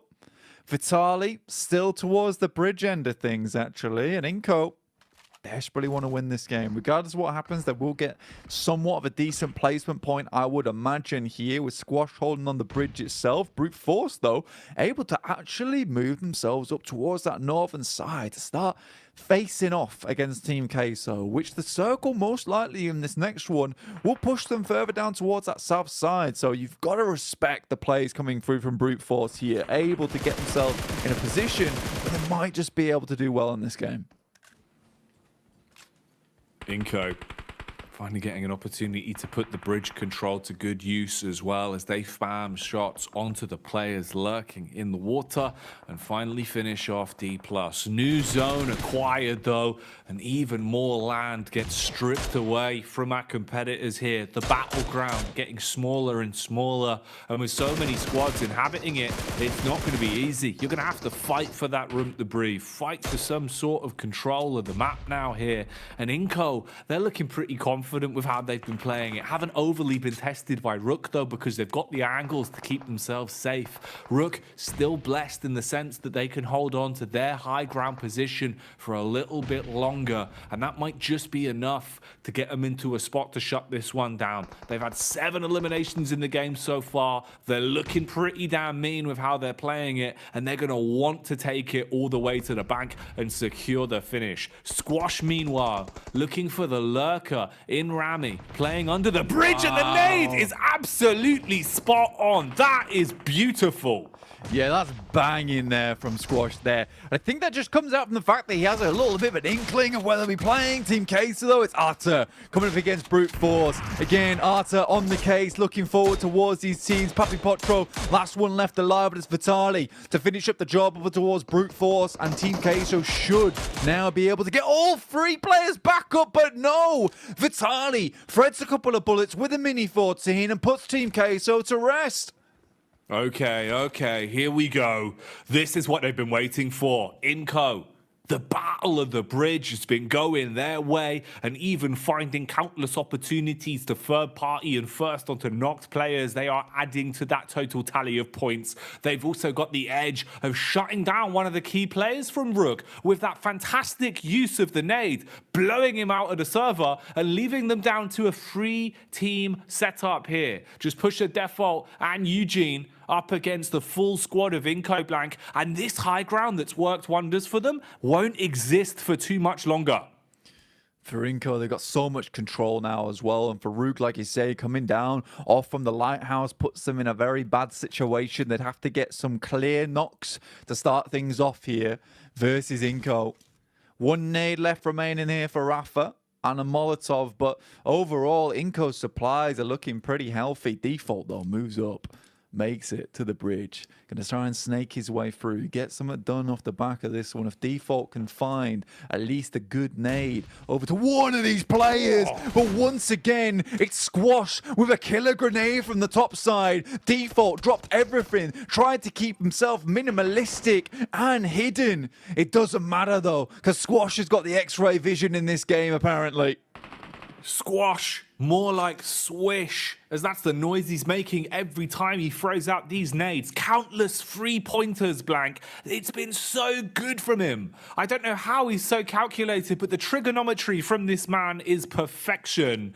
Every time he lines up a nade, you know it is going to be an absolute banger. And that's an impact frag player that he takes down with it as well. Default today has looked unbelievable. His gun skill's been through the roof. His mechanics have been on point. So the fact you take him out, you remove that chance of a potential upset clutch from Rook massively. You've left them down to just a duo now, Blank. Chances of this one being an upset are slim to none. Inco are licking their lips at the idea of the chicken dinner now.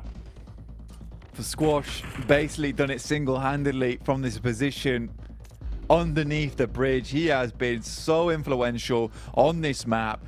Inco with 4 players, then Abeche wants a little bit of the money too, sends a nade over the top here. Oh, it's close. It looks scary.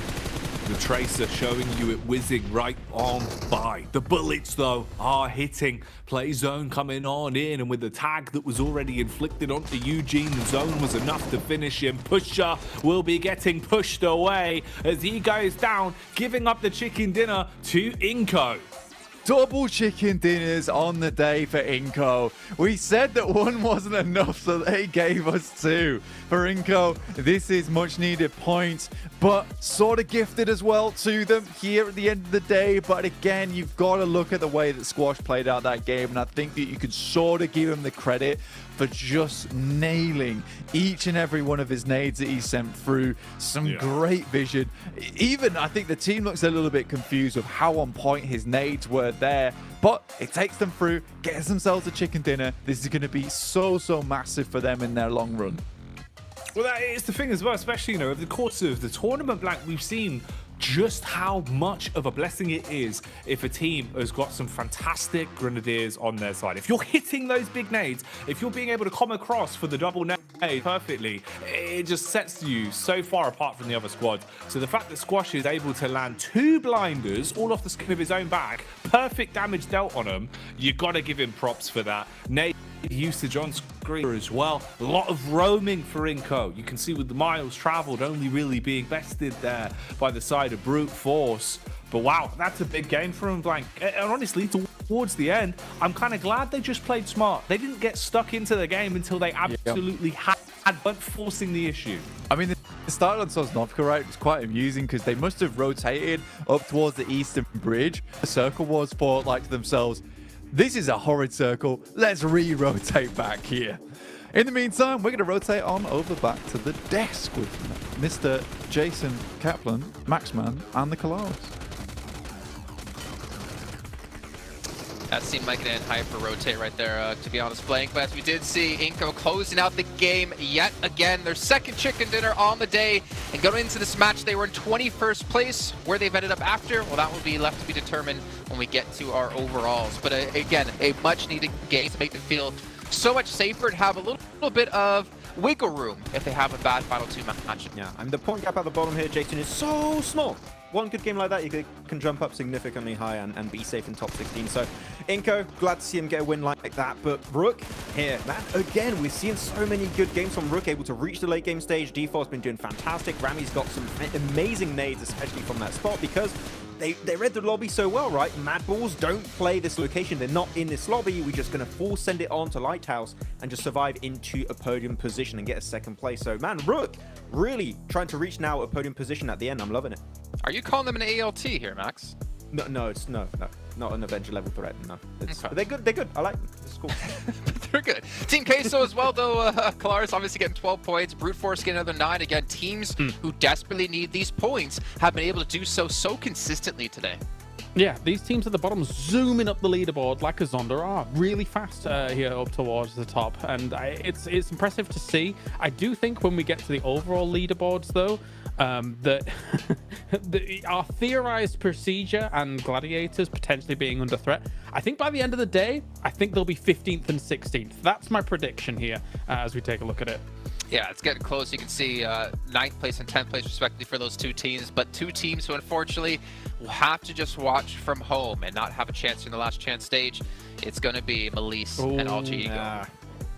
They just got that WhatsApp message, guys. Your plane is tomorrow morning at 2 a.m. You're going back. We knew they were going to slip, right? But that's just again showing how competitive it is at the bottom of the rankings here. And we can still see some big upsets like teams such as FaZe, NB Esports, Sem9 could also catch up. Got some decent elims for Sem9 because that gap is so small that anyone can really make it up there. Even South Korea here, I know Polaris have slipped a little bit that previous game, so they could also lose 2 teams after this. No, they'll be cool. They'll be cool. Okay. It's getting close, though. I mean, if you're obviously talking about procedures in there and gladiators, you still have UDO Alliance as well, just right around the 60-point mark. So they're still not safe whatsoever. But it is getting tough here for everyone. And obviously, as we're about to head into our mirror matches, I got to remind you guys once again about the Infinix GT10 Pro, official smartphone here at PMGC. You guys can check it out. It was born for professional esports players, and you guys can pick one up and dominate the lobbies. Not to mention, you can head over to TikTok and check out everything's behind the scenes, some clips and some videos being uploaded for you guys. Just make sure you look for the tag PMGC 2023. I'm really putting production on this few here, so I'm going to keep churning through these ones. We have the Frost Festival as well happening. You guys can pick up the game and download it and play in the new update. Oh, he's catch up. He's keeping with me on this one. And glide down a slope with a snowboard, hide behind a snowball mound, the size of Maxman's head, and potentially turn people into snowmen. It is big. I mean, Jackie said you were big-brained, the smartest one on the desk. It's a compound, Jason. That's how big it is. It's huge. It's pachinki. Defend it on all sides, yeah. Unbreachable. Oh, man. Okay. All right. Well, beyond that, we do have the popular annual gala happening for 2023 from November 15th to December 19th. You guys can participate in 10 1v1 matches and potentially earn yourself some exclusive rewards you can show off to your friends, to your family, to your teammates. But also, you still have other things to show off, like the new Pagani, the collaboration with PUBG MOBILE, which hopefully you guys have been able to pick up for yourselves, the Amola and Zonda R models, and you can show them off. Maybe not be able to get one in real life, but at least you can get one in the game. And then when you win your matches, something I don't do too often of, you can show off your new victory dance as well while supporting your favorite PMGC teams. We are going to head to a short break where we get things ready to go for... What are you doing, Kalarsi? Are you dancing? Dancing. Yep. I mean, to be fair, that's probably what I would do in the club. Okay, Max, man. Let's head to a break. Let's get him off screen. It's going to be Miramar come up next, back to back. We'll see you in a few.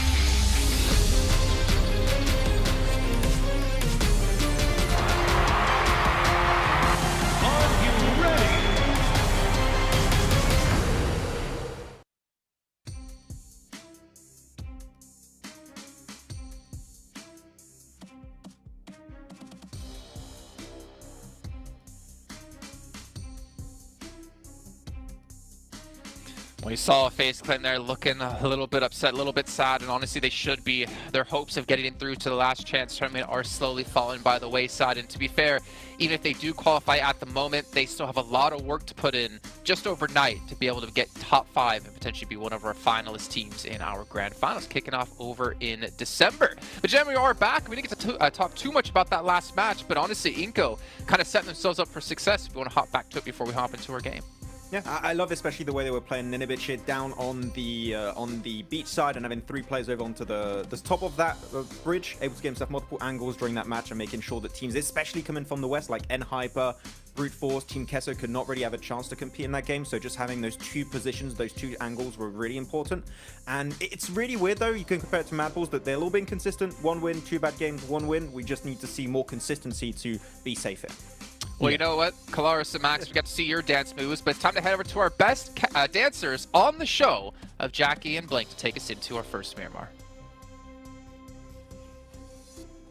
There's not much real estate in terms of the screen space, so I thought I'd go for something like this. I hope that was enough, Jason. I hope that pleases you, because I know the viewers at home probably hated it. But it doesn't matter, Blank, because the games are what they love, and these games have been delivering. They have. That last game was insanity. Circle was disgusting. It was just rude, realistically, at the end of the day. But it gave Inco a great chance at a chicken dinner. They don't mess it up. They don't fluff it. They understand that that was one of their best opportunities to grab themselves a big chicken dinner. And Squash takes fate into his own arms in that sense, where he's just lobbing those nades across and getting some killer nade shots from it. So I think coming into this Miramar now, as the lads on the desk exclaimed, we do have Malise and Alter Ego leaving us. They're confirmed not to be going. Maxman was quite cruel, talking about flights being WhatsApp through. I mean, come on, man. They only just lost, dude. Come on. Give them a second. Give them a minute. Oh, mate. It's painful, they Blank, but it's kind of the way it is, man. It's a competitive format for a reason, right? It wouldn't be the most prestigious event of the year if anyone was just making it through to the finals. If anyone could walk in, it'd be like a bouncer, Blank, that doesn't check ID, instead just looks to see if he likes the color of the shirt you're wearing. It's very silly. It's not a good system. Are those Nikes? Get out. You're not coming in. It's unacceptable behavior from you. But are you Max, man? Come on in. We got 2 different bouncers here. We're gonna flip the coin to allow the Max man into the club here. But into the survival stage in the last chance club, we have 16 teams to be decided on just yet. We have Esports, who have honestly been doing fantastically well. Despite losing out on 2 angles now, they still got themselves second place in both, really playing very well off the back of some strong positions, which we know they're good at taking earlier on. But penultimate match here of the entirety of the survival stage as we head in towards Miramar, the dusty deserts here in front of us, and we'll see once all that does who exactly will be in that bottom 8. It's going to be painful, man. It is going to be a rough state of affairs for our teams that don't make it through. But some of them have to.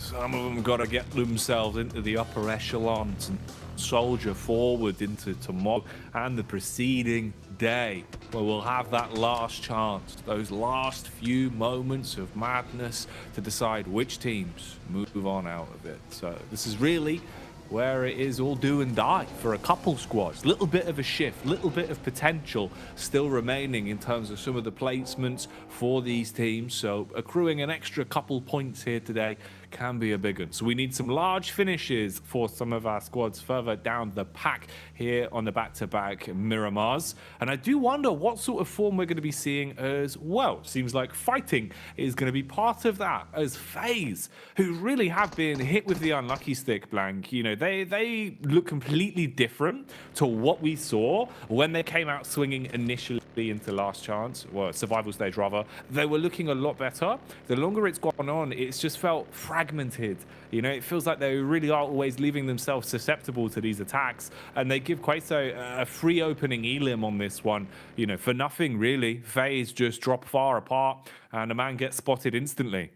Yeah, and I mean, at this point in time where we are hitting these last two matches, 20th, 21st, 22nd, 23rd, it looks terrifying. And Hyper have just been really struggling to get any points on the board, despite trying to live towards those end points of the game. Even on the last match, just swimming in the water for an extended period of time. Even Mella on that last game with a right good jiggle over towards on that top side, trying to get in towards the water himself. It's just not happening for these squads so far. For FaZe, I do think that the days are numbered, or at least the matches are numbered. Just 2 left to play now for themselves, and already moving into this Miramar in the first couple of seconds with 3 players. Inco feeling much more secure now. 12th place, 55 points. Happy days for them. We do have that spread of teams towards the top, differentiating themselves from everyone else with Enigma Galaxy, BTR, IHC really doing well today to get themselves in. You Alliance really haven't accumulated a lot of points on the day, I don't believe. I think started the day around 59, if I'm not mistaken. So it's only really 1 point that they've found the entirety of those 4 matches that have just gone by. But still, that first day was enough. But we do have that question in mind, because I think the guys on the desk were talking about at the start of the day, in the sense that the 2 games that they did very well on, the games where the circle really did play into their favor.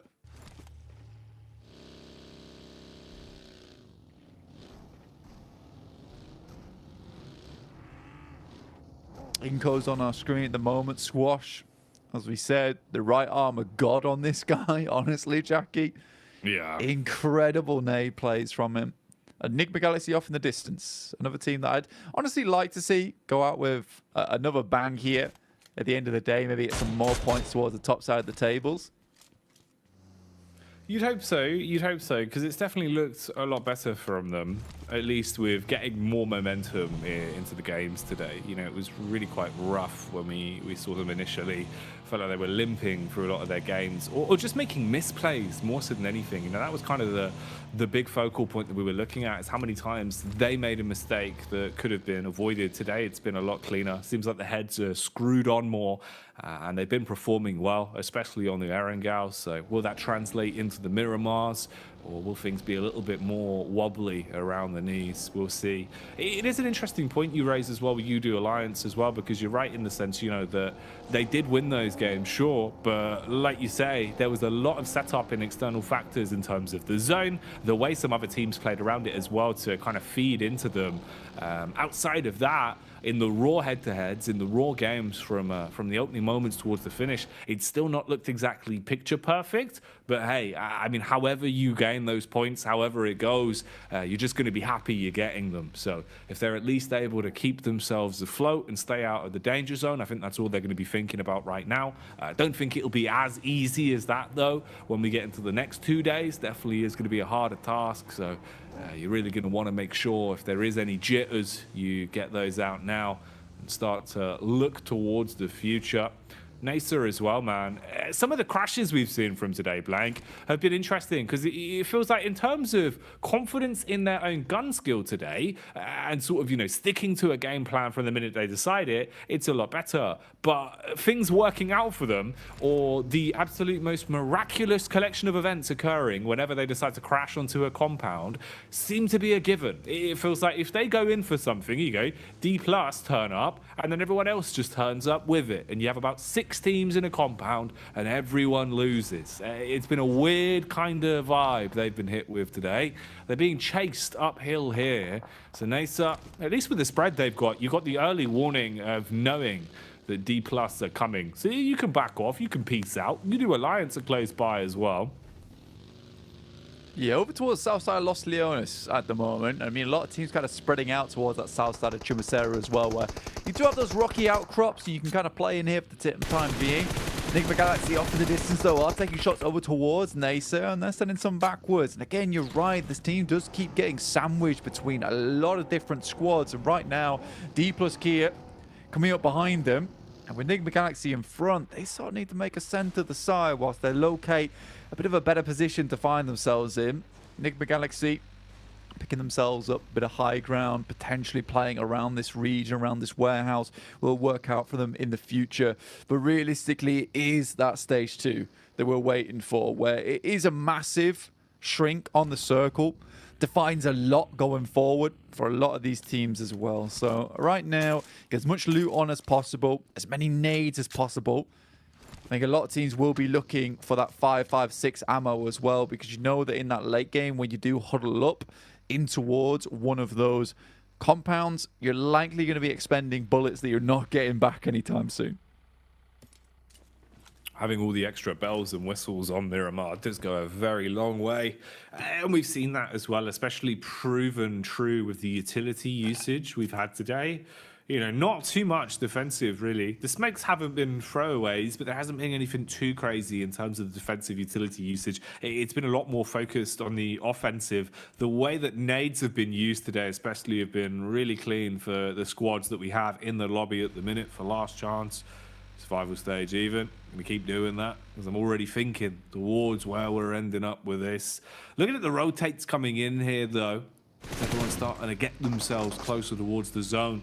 Rook are going to want a gun for dead center pretty early. They've been doing a great job of finding themselves inside of the zone, setting up in a compound and playing defensive. That's where they are a level above their usual selves. Talking of being above here, though, it's a bit more literal, as Freak and Co are right on top of the hill and they're looking down towards DK. They spotted out D+, they know where they are, and now they're going to start the rock on down. Utility in the pockets for them as well, so you've got nades you could throw in if you want to deal the chip damage. Instead, it's just Lord bursting off a few bullets on his own.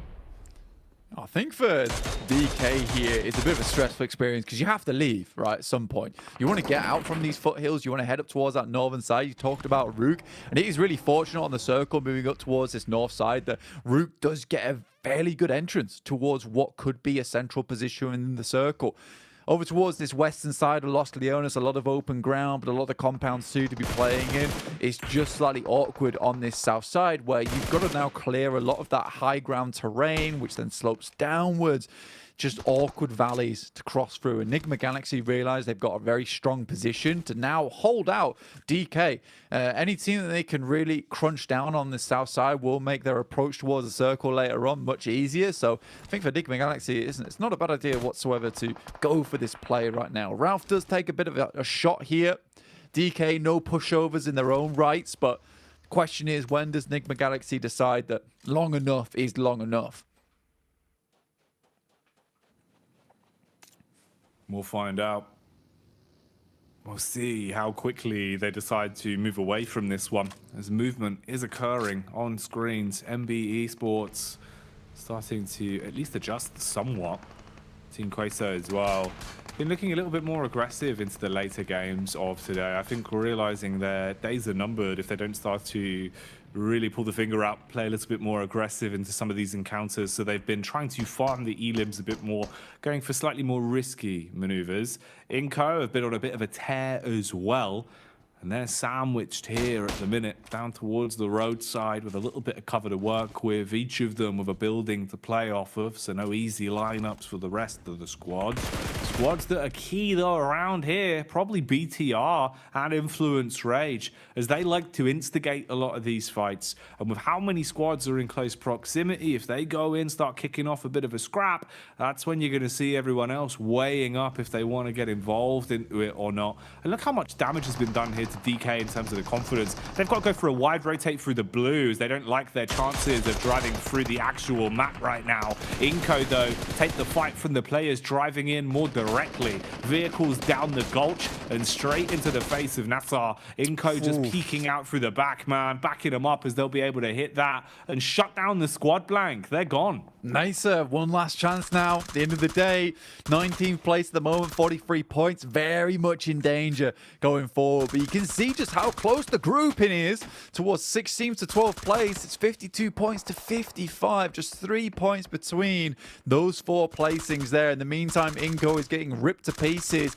by their Brazilian brethren. On the other side of things, Influence Rage, who are looking to increase their points margin towards that top side, started the day in third place. We expected them to end the day in first place, and they've not quite reached it just yet, with teams above them still. Okay. Trying to reset and hope things blow over. Hope the attention on the next fight is somewhere else, not directly on top of them, as they need time to heal up.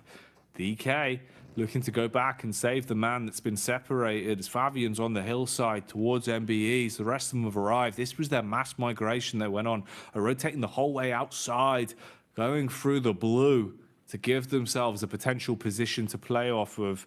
Kaze, he's had a good day of it. He's had some big plays today. Will this be another one of them? Looking for the P-Cup here. Bit of damage done. So instantly opening with an altercation against DK. DK is pretty important on this fight because they're out of one frying pan into another with Enigma Galaxy left behind them. They want to push their way through MB Esports, get out from these foothills into a better position going forward.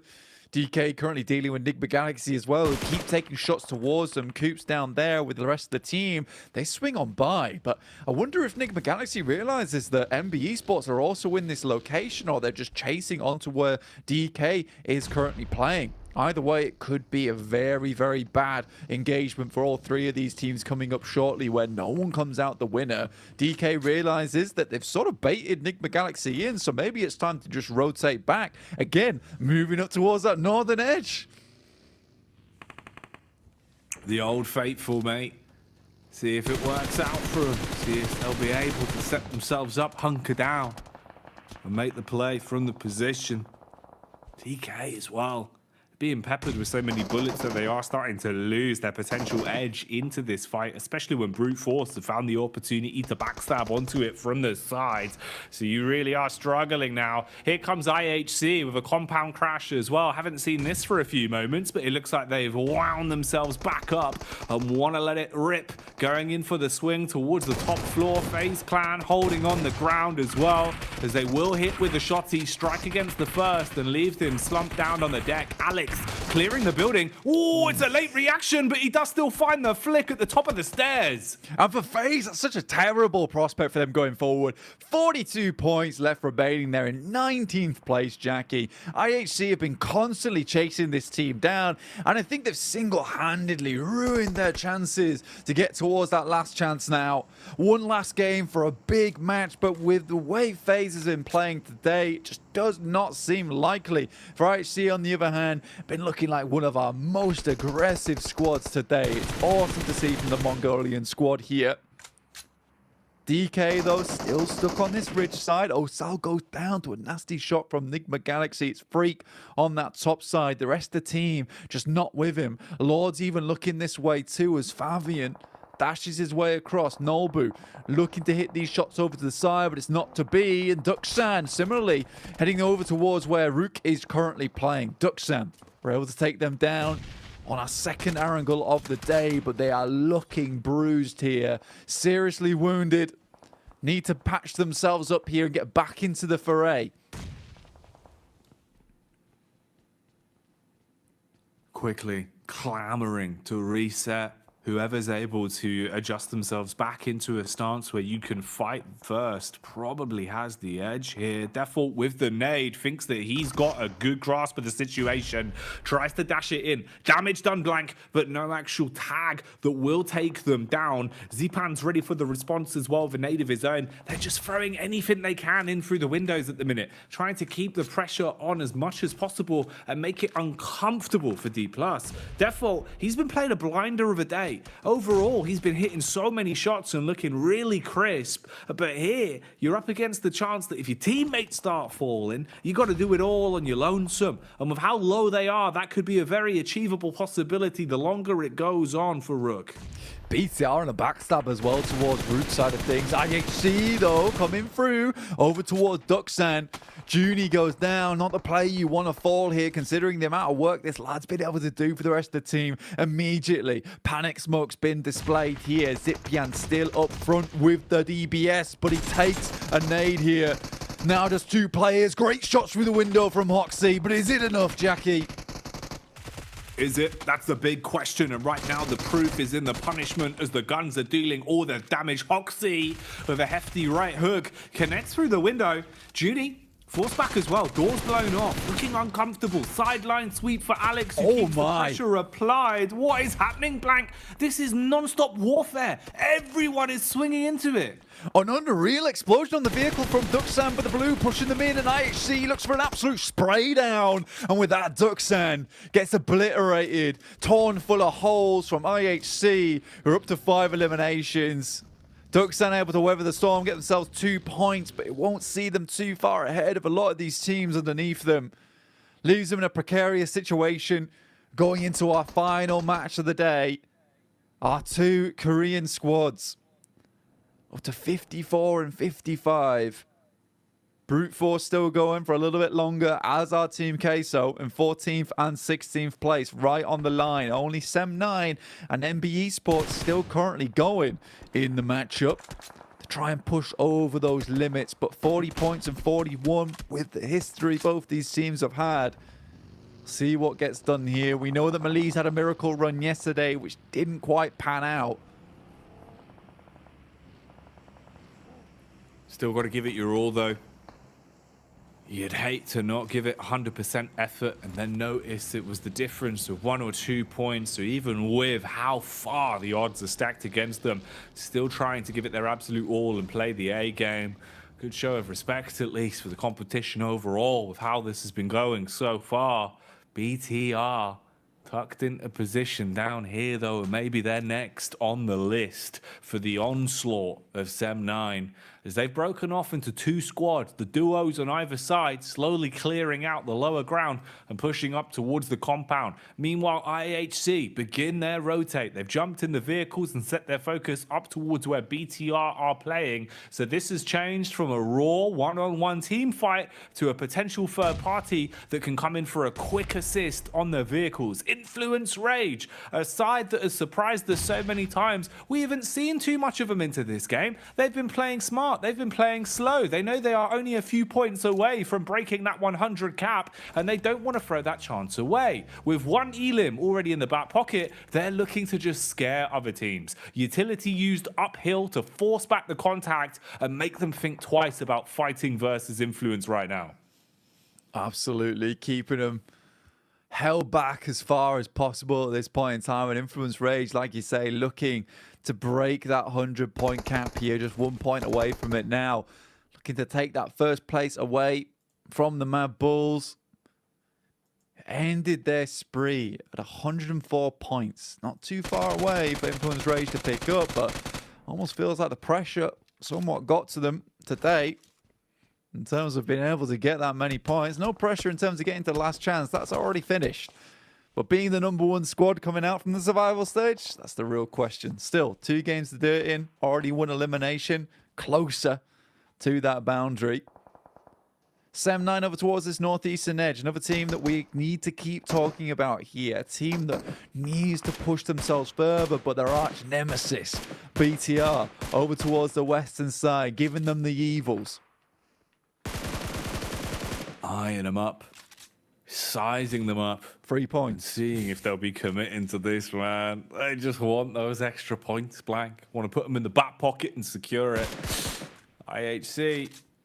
I mean, it's godless that it's been playing such a crazy style over the course of this day. Yeah, the way we've seen him surviving really rough encounters with a sliver of health and still looking for more. Again, here you can see he kind of is the point man. He's the solo dolo, has full confidence in himself to just keep peeking off the back of the chainmail fence and putting bullets down range. Here comes Sem9 though. Again, looking to compound crash in on this one. DBS is ready. Yo. Nice bait on the nade. That is sick. As Lepar will blow them away, Blank. Massive amount of damage from both sides of these players on BTR. 2 nades, 2 successful knocks. 1 outside, trying to res him up, gets him back into position. Lepar on the edge here, scouting around the side. DBS won't have to do the work too much here as 90 Depth takes down Superboy. Will finish him off here, but Sem9 certainly struggling on this push versus BTR once again, seeming sort of like their kryptonite. Lepar, last player remaining. Nade in hand, but runs directly into one of Sem9's. That's so rough for BTR. With the way the opening moments went on that crash against Sem9, you were thinking they were probably going to be able to clean house on that one, or at least survive quite heavy-handedly. Instead, the reset is great from Sem9. There was no aggression to shut down the knock players, so they were able to get back into the fight and clean house. Now, they're suffering from success. IHC, they were waiting to finish off BTR. Instead, they'll take Sem9 on. They fancy their chances on this one. Godless loves an engagement where possible, and the nades are ready. Kenny looking to line that one up, had the pin pulled, hoping for the quick detonation, but it goes straight by Godless. He doesn't hard commit though, doesn't want to push in and get taken down by a close range angle, instead trying to play with the distance here and look for a peak that he feels favored in. Realizing that the blue is pushing out of this compound. You got Zol on the side as well. Alex Sorry, who's been able to hold down this position. Smoke's been dropped down, preventing the push coming through from the rest of Sem9. He's in a bad spot, is Godless, completely exposed, and now it's down to Alex, the one-man army himself versus Sem9, the 3 players. Great flashbang over the top side, tries to get a lot done with the DBS, will quickly swing back into cover. This is unbelievable stuff coming through from Alex. The fact that he's able to step up tall versus his squad, maneuvers the vehicle out the way, looks to go for the crash onto him, won't find it, but you can see the thought process. Dear me, Alex is just something else. Sem9 finally put the beast down. You can't contain him, man. You can't control this guy. So confident in the way that he plays it.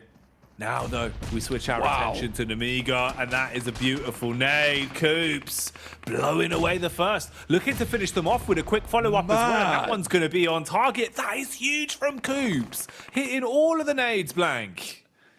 Coops is just the Grim Reaper of the lobby. On Enigma Galaxy, he just sends some disgusting nades over the top, and he's not stopping. Little boy's got one of his own, looking where to place it. Another nade will go for the air pop. That looks pretty good on towards Coops, but it is a quick flick over the top side there with the DBS.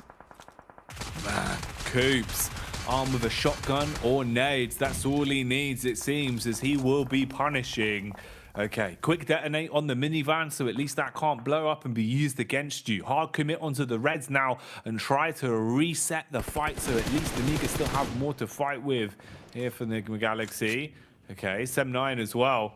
They've been so aggressive in just looking for these very aggro third parties to swoop down and deal damage. Even here, looking for a little bit more. You've got high ground at the minute to play with, whilst the rest of the teams are just scrapping amongst one another. And we're losing a lot of players. Squads now starting to dwindle down as well. So the longer this one goes on, the more these fights are going to look very scrappy. MB Esports, Team Queso, Sem9, all looking good for a game here that will take them above and beyond in towards those top 16 teams. Sem9 with 8 eliminations, one of the best matches we've seen from this squad, all survival stage. So they need to take this just a little bit further, you know, because if they can secure themselves a chicken dinner with the 8 eliminations, maybe a few more, you know, that's going to set themselves up very nicely around the 60-point mark, which sets them on side with Voodoo Alliance in 9th place. Influence Rage finally put down, 2 eliminations found, a couple of placement points, but not above Matt Bulls just yet. One more game to make that happen. Freak takes down Tam though, as he quickly peeks over the top side. Enigma Galaxy just aren't finished yet. NB Esports gets ripped to pieces by this team, torn apart like paper. The claws have come out and they have been fed through the shredder blank, leaving it down to just these 4 squads now. So who's going to be standing tall when the dust settles? Who can get that extra juicy chunk of points from the chicken dinner here on Miramar? Death with the early damage firing off towards Lord. With a mini 14, you can see he's confident. He wants to take this peak and try and hit a nice shot, but after losing so much health, he doesn't want to go for it again. Slows down a little bit and won't re-peak just yet. Has to play for the slow heal, gets smoked off by his teammates, so at least he has some cover as well. Quick resupply here. There is the death crates to some of the players coming through over towards MB Esports, but it's brute force flying up towards Team K. So there's nades coming out. Papi Potro sends in a blaster. will explode. Two of the players from Brute Force and Neo's only last player alive to try and fend off against his squad, but Papi Potro puts him in the bin before anything more can happen. Sem9 also take this opportunity to send down the hill. They lost a player on the eastern side, but they're in towards a top 3 position. This is good for them, but they need to go further. Otherwise, this last game still will mean a lot to them. Enigma Galaxy, how far screwed onto their heads right now? Are they in a position where they can play this right, play this smart? They've had some moments of absolute madness, but they've got to do even more here. Peppering bullets onto the rotate from Sem9. Sem9 that are still playing so crazy, so ridiculous with some of the rotates we see from them, some of the moves they've been making throughout this game. Even here, where they're in a final fight between 3 squads, they're still willing to be loud and audacious on their moves. Team Queso, they're just holding. They're just defending. All they've had to do is throw nades onto Brute Force. Outside of that, they've just been sitting pretty and waiting for the fight to come towards them. The longer the zone moves in as well, the less space between them there will be. For Enigma Galaxy, they're just sucking up points towards that top side, not allowing anyone an easy breezy path towards that last chance. Tam sends a grenade over. Kenny gets out the vehicle just a little bit too early, will fall and die to that damage. But Enigma Galaxy, what a game from them so far, going up against Influence Rage, touted as one of the best squads in the lobby. Took a while for Enigma Galaxy to come online, but they certainly are now. All systems firing. Activated at just the right time. Sem9 doing what they do best, but unfortunately this time the crash isn't going to work as the speed wasn't there for them. Go down and they lose out. Sequeso with a triple threat, still alive and kicking, still in the fight. Ooh, he thought he had the edge on it, Blank, with a Molotov set up on top of the roof. Instead, they just absolutely blow him to bits. Perfect placement on the nades. We thought Enigma Galaxy's nades were sick. Apparently, both of these teams can drop some big bombs at the minute. Yeah, the dynamite coming through from Team Queso so far. Seriously good stuff. Big Milo up front and personal. Keeping himself in the doorway here, barring all entrances. Enigma Galaxy, Molotovs thrown, denying those sightlines, whilst Coops attempts to get his buddy back up on his feet, but Big Milo's up front with the S12K. Unlikely that Coops will get back in towards position, but the blue is pushing in Team Queso now, and a barrage of flame is in front of them. They'll have to push on through. Lord spots a player, Arta instantly hits the deck. What a timing from him. Oh, this is rough, man. You were in a raw 3-on-3, but they hard committed to the res and left themselves exposed. So now it's up to the individuals. Lord, he's got to have a huge clutch, and it cannot happen. Queso hold on. They will defend the compound. Perfect placement of the nades, and a much-deserved chicken dinner in the final fight there as they overcome the odds and beat out Enigma Galaxy to take that chicken dinner on Miramar.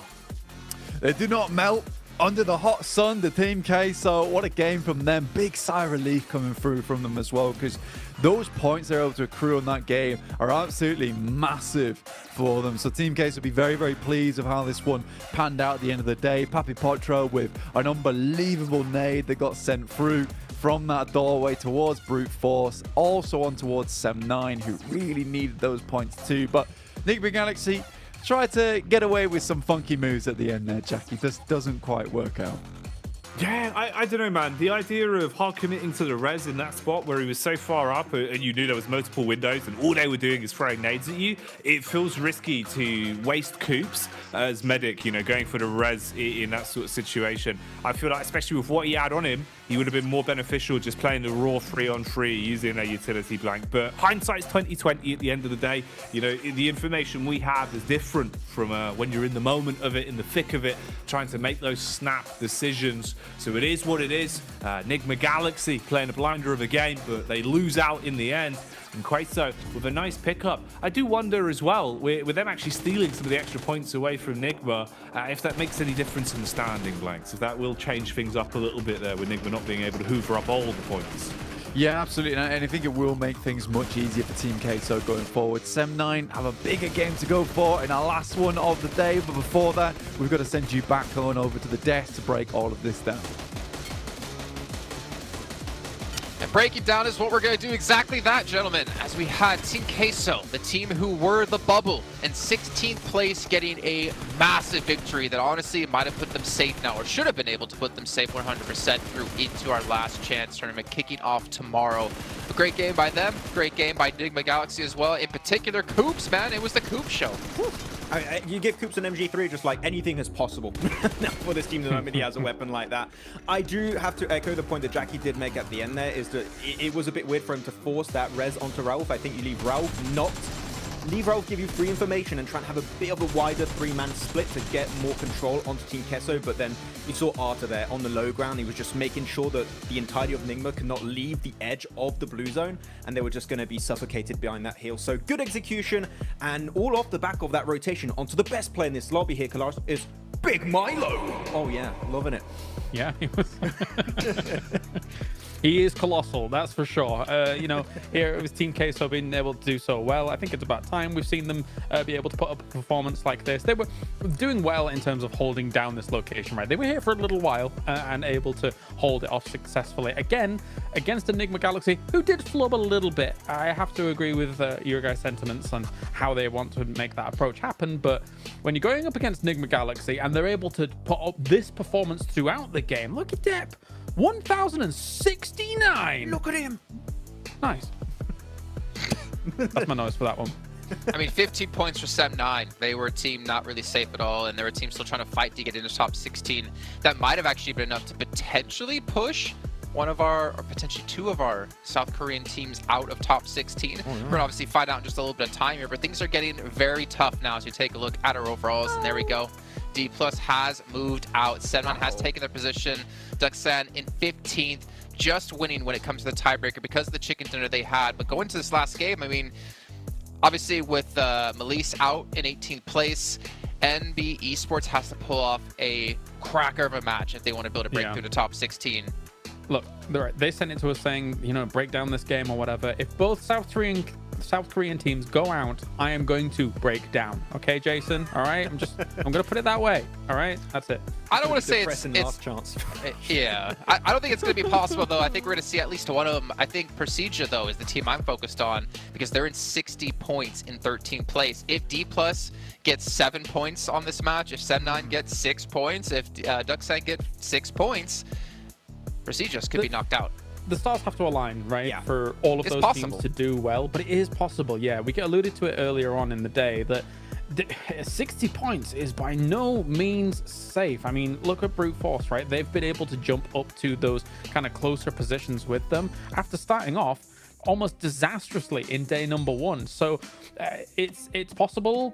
Whether or not it occurs, though, is kind of a long shot. We'll see. We'll see. They will need to reach pretty much top 5 locations if they top 5 positions on this next last game if they want to maybe overtake Prestige Evos. But I don't expect it to happen. It will need to happen exactly as you said, right? Well, the stars need to align. But man, what a comeback from Sem9 though, that match. So many eliminations while getting third-partied by IHC while breaching on BTR. They had amazing opening nades. Sem9 just brought it back from the brink of death this match, so they can make it happen. It's such a small point gap, right? So many teams can still compete, and now what we need to see from some teams that are outside of the top 16 is not just try and play passive and play your own game. You need to get a ton of eliminations there. You need to start fragging out, popping off on the get-go, otherwise it's just not going to be enough to make in top 16 to reach the last chance. So we need to see some big performances here at the bottom.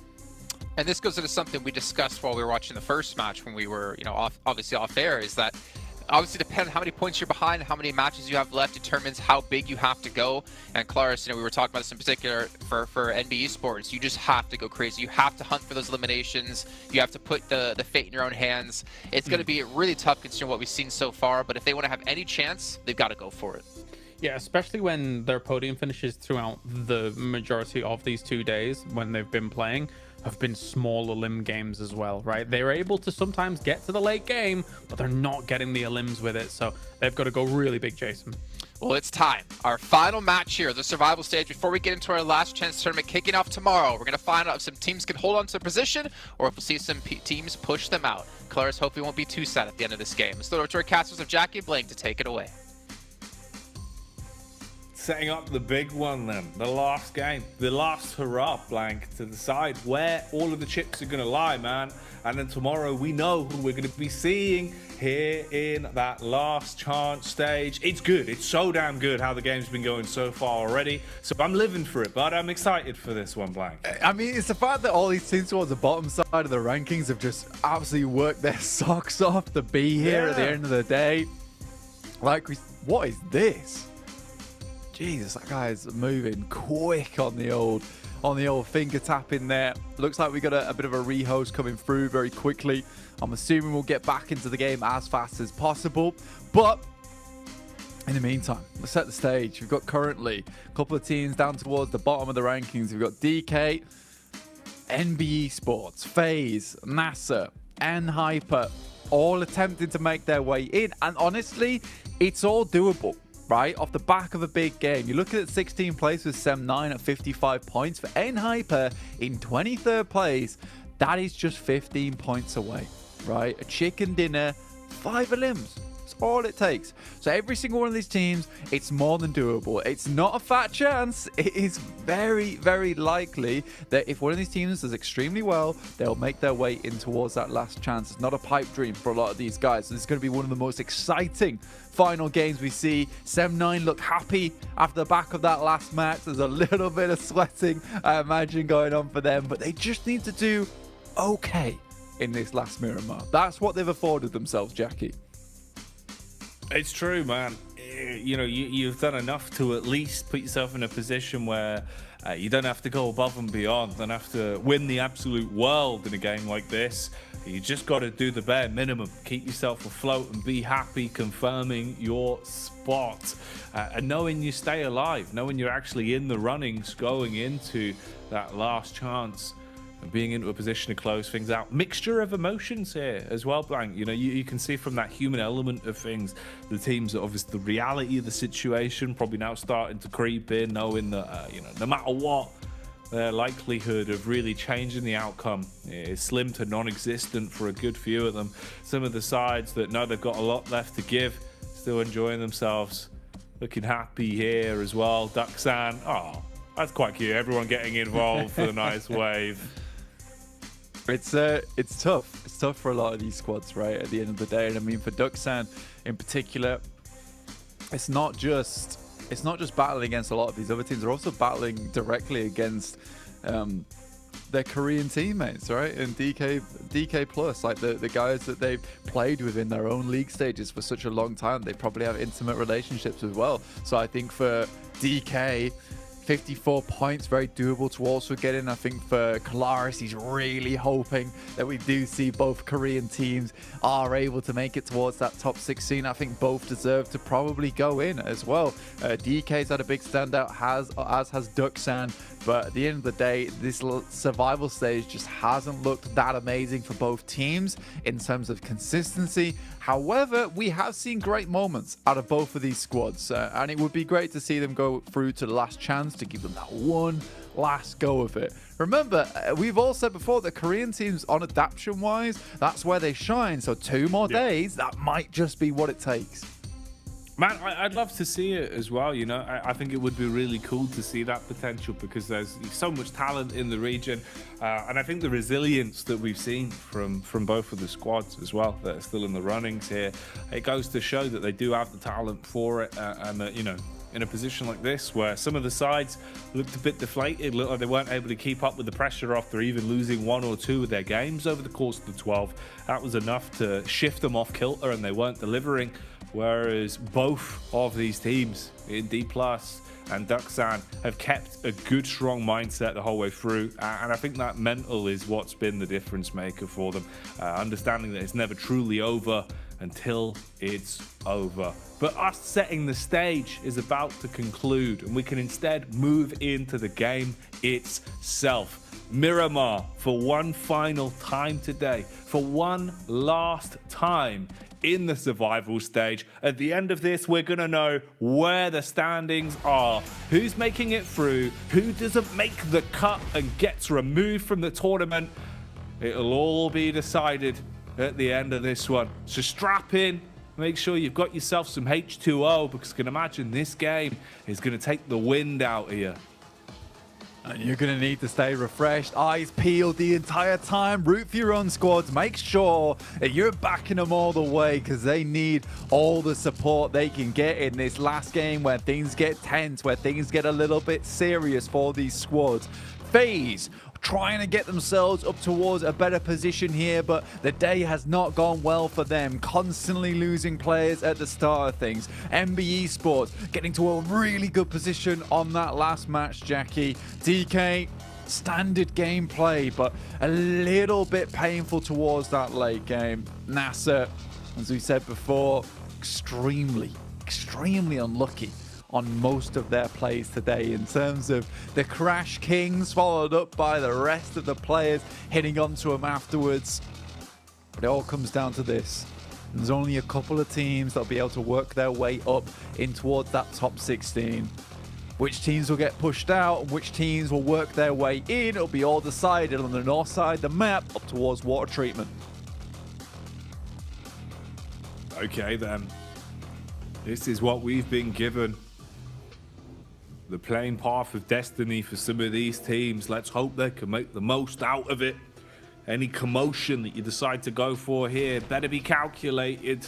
If we see any early fights, it could be the difference for a good few of these squads. Fanning out early on though, as they spread themselves across the map and look to get the looting element underway. Brute Force are quite close by to MBE, a stone's throw away, but plenty of room and a magnitude of compounds with different ground loot in, so you're not going to be too worried about forcing the issue. Potential though, if we see someone gathering themselves, good bit of firepower early on and catching whiff of Brute Force as they're going from building to building, that's where a problem could arise. You got MB, like you said, close to Brute Force, and it is the idea that right now MB are desperate for those points. So eventually Brute Force is either going to have to make a southern rotate or a north rotate. I expect them to head up towards La Cobraderia. Very easy rotation for them to go for here and try and take precedent over some of the high ground positions on the northern side of the map, right? So for MB Esports, there is potential here to go for a little bit of a gatekeep, maybe hold these players out, but do you want to risk getting 4 eliminations or getting completely wiped out and be the end of your story there and then? These are the sort of decisions that you have to make towards this final game if you're in the danger zone, right? If you're in the red. Have to take risks sometimes. Sometimes you got to give up those risks in favor of the future of your tournament life. But it's difficult. It makes those decisions feel very, very horrible. And something that might have been an easy and quick, smart decision for you to make before becomes really sticky. Sticky decisions are never what you want. You prefer clean, dry, smooth decisions. They normally are always the best ones. Right now though, a bit of movement going on as everyone's starting to shuffle their way around and situate themselves in the battleground of Miramar, trying to find a nice place to lay claim to. Bit of stalking going on as well, as Akaze has been following one of the main men from BTR, keeping his eyes on him from a distance. That's Superboy. So we can get a read on this now. He'll spot the overall area they want to set themselves up in, can pass the info back to the team. Being the point man, he doesn't want to be seen himself or stick himself into the fight, just wants to understand what they're up to and calm this across. So if there is an opportunity for a fight for MBEs, once they've grouped up, they can go for it together. At this point, it's a two-pronged attack. 2 players staying back towards the hillside, the other 2 being the ground troops going in on the lower levels. Leopard's in a great spot for this. You've got cover, you've got high ground and a nade to work with. Should be fairly clean for him, but the Molotov is something you couldn't account for, Blank. Set ablaze and forced out of position. He's burning, and all it'll take is a few shots to finish him. How is he still alive, Dan? I think he's provided a lot of time for the rest of the squad. Yes, they will be able to take him out, but MBE starting to get a little bit surrounded here. Superboy sends a nade in, won't find too much damage off the back of it. And I think BTR might just think about leaving this one alone, deciding that it's better off that they just take off with this one, leave it out of this. Gem Force off in the distance will take a couple of pot shots over towards Mondo, but he's back in the compound. That's one elimination closer to the top 16 for MBE, and a fairly decent spot over towards the western side. Nice position there from Akaze. Influence Rage. Move up towards N-Hyper. It's GK first with a nade in hand. The rest of the team not too close towards him. Little boy tries to throw one in. GK first will leap away. Doesn't want to risk another nade coming his way. But it's Inko actually taking down Federal there. Finding a nice pickup. That's one of the impact fraggers for Influence Rage as well. He's been playing some big PUBG Mobile over the past couple of days, so shutting him down from what looks to be quite a substantial distance as well. Actually pretty damn nice. Squash is the one they send to go and secure the package. By that, I just mean the points on the elim, which will be quite easy for him there in the final few moments. Make sure that one is 100% theirs, and go back and join the rest of Inco. Yeah, it's an incredible long shot, actually. As soon as I saw it, because you're talking 400 meters plus on that, because it started to be where the render distance just wasn't coming in for the player from Influence Rage. So really, really nice shot indeed from that distance. You're looking at the circle, though, and you are just assuming that teams are going to take the high grounds early, risk coming off them in the late game, push off from the circles, or risk taking them now and potentially having a very, very strong spot coming in towards the later circles where you remain on the top side for a long time. N-Hyper's gone for that. They realize that they have to go for a very risky play here early on and just take control of something that they know if the circle comes to them, guarantees them at least 10 points, right? Which isn't enough, but then they have to push it a bit further after that with the eliminations. We will see exactly where that stage 2 ends up, but you can already tell that a lot of teams are trying to posture themselves for strong positions, and it's mainly the teams that are on that bottom side of the lobby that are going for it.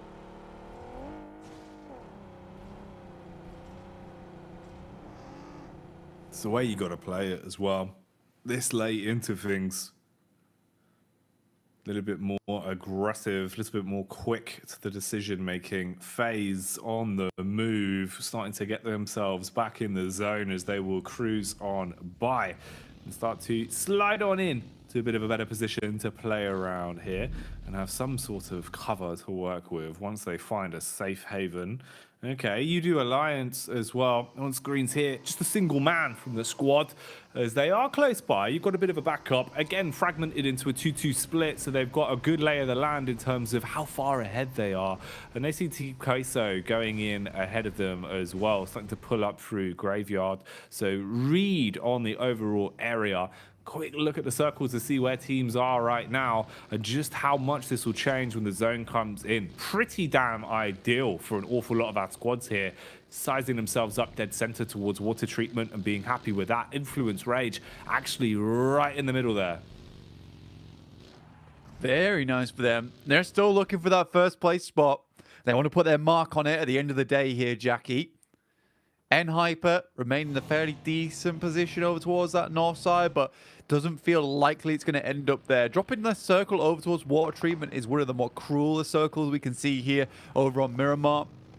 With the way that everything dips down and long valleys to play around in this area too, does make things very, very difficult in the long run. Inco lost a fair amount of health over towards two of their players, but I imagine they'll get them back up to speed very quickly.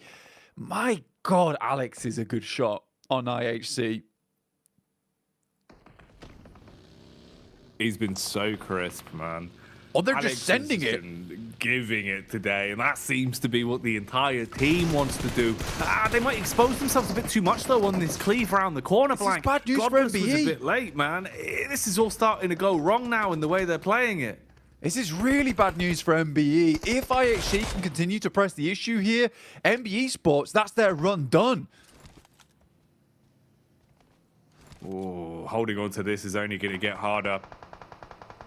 IHC come swinging around the corner, take heavy damage. Godless was instantly knocked, but they've reset from that position. They've got the smokes down. Coops has found the back door. He's third-partied on the sec as well. Uh-oh, this is not what you want, NBE, and I don't think they can really course correct. IHC, though, now Scrap versus them as they try and take the fight back.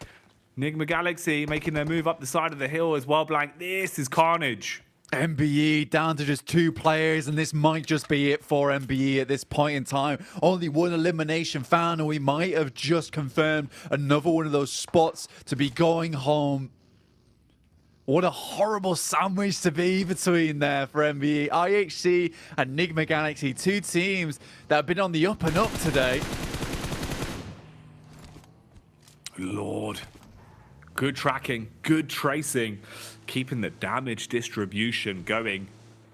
Wow, this wasn't the clash I expected to see in Miramar this early between these 2 squads, but it's been a pretty influential one on how they've played it so far, and at least you can still cut your losses, right? It's not an overcommitment in the sense that it's ruined both of their runs, and they can't just back off from it. So Enigma Galaxy now falling back as they cascade down to at least somewhere a bit safer to play around, finding a moment to breathe. IHC as well, relatively split up still on the hillside, but not overcommitting, have somewhat slowed this one down. But Darksign are in the middle of it all, and they're quite fragmented as well. Zone's going to push you further on up, Blank.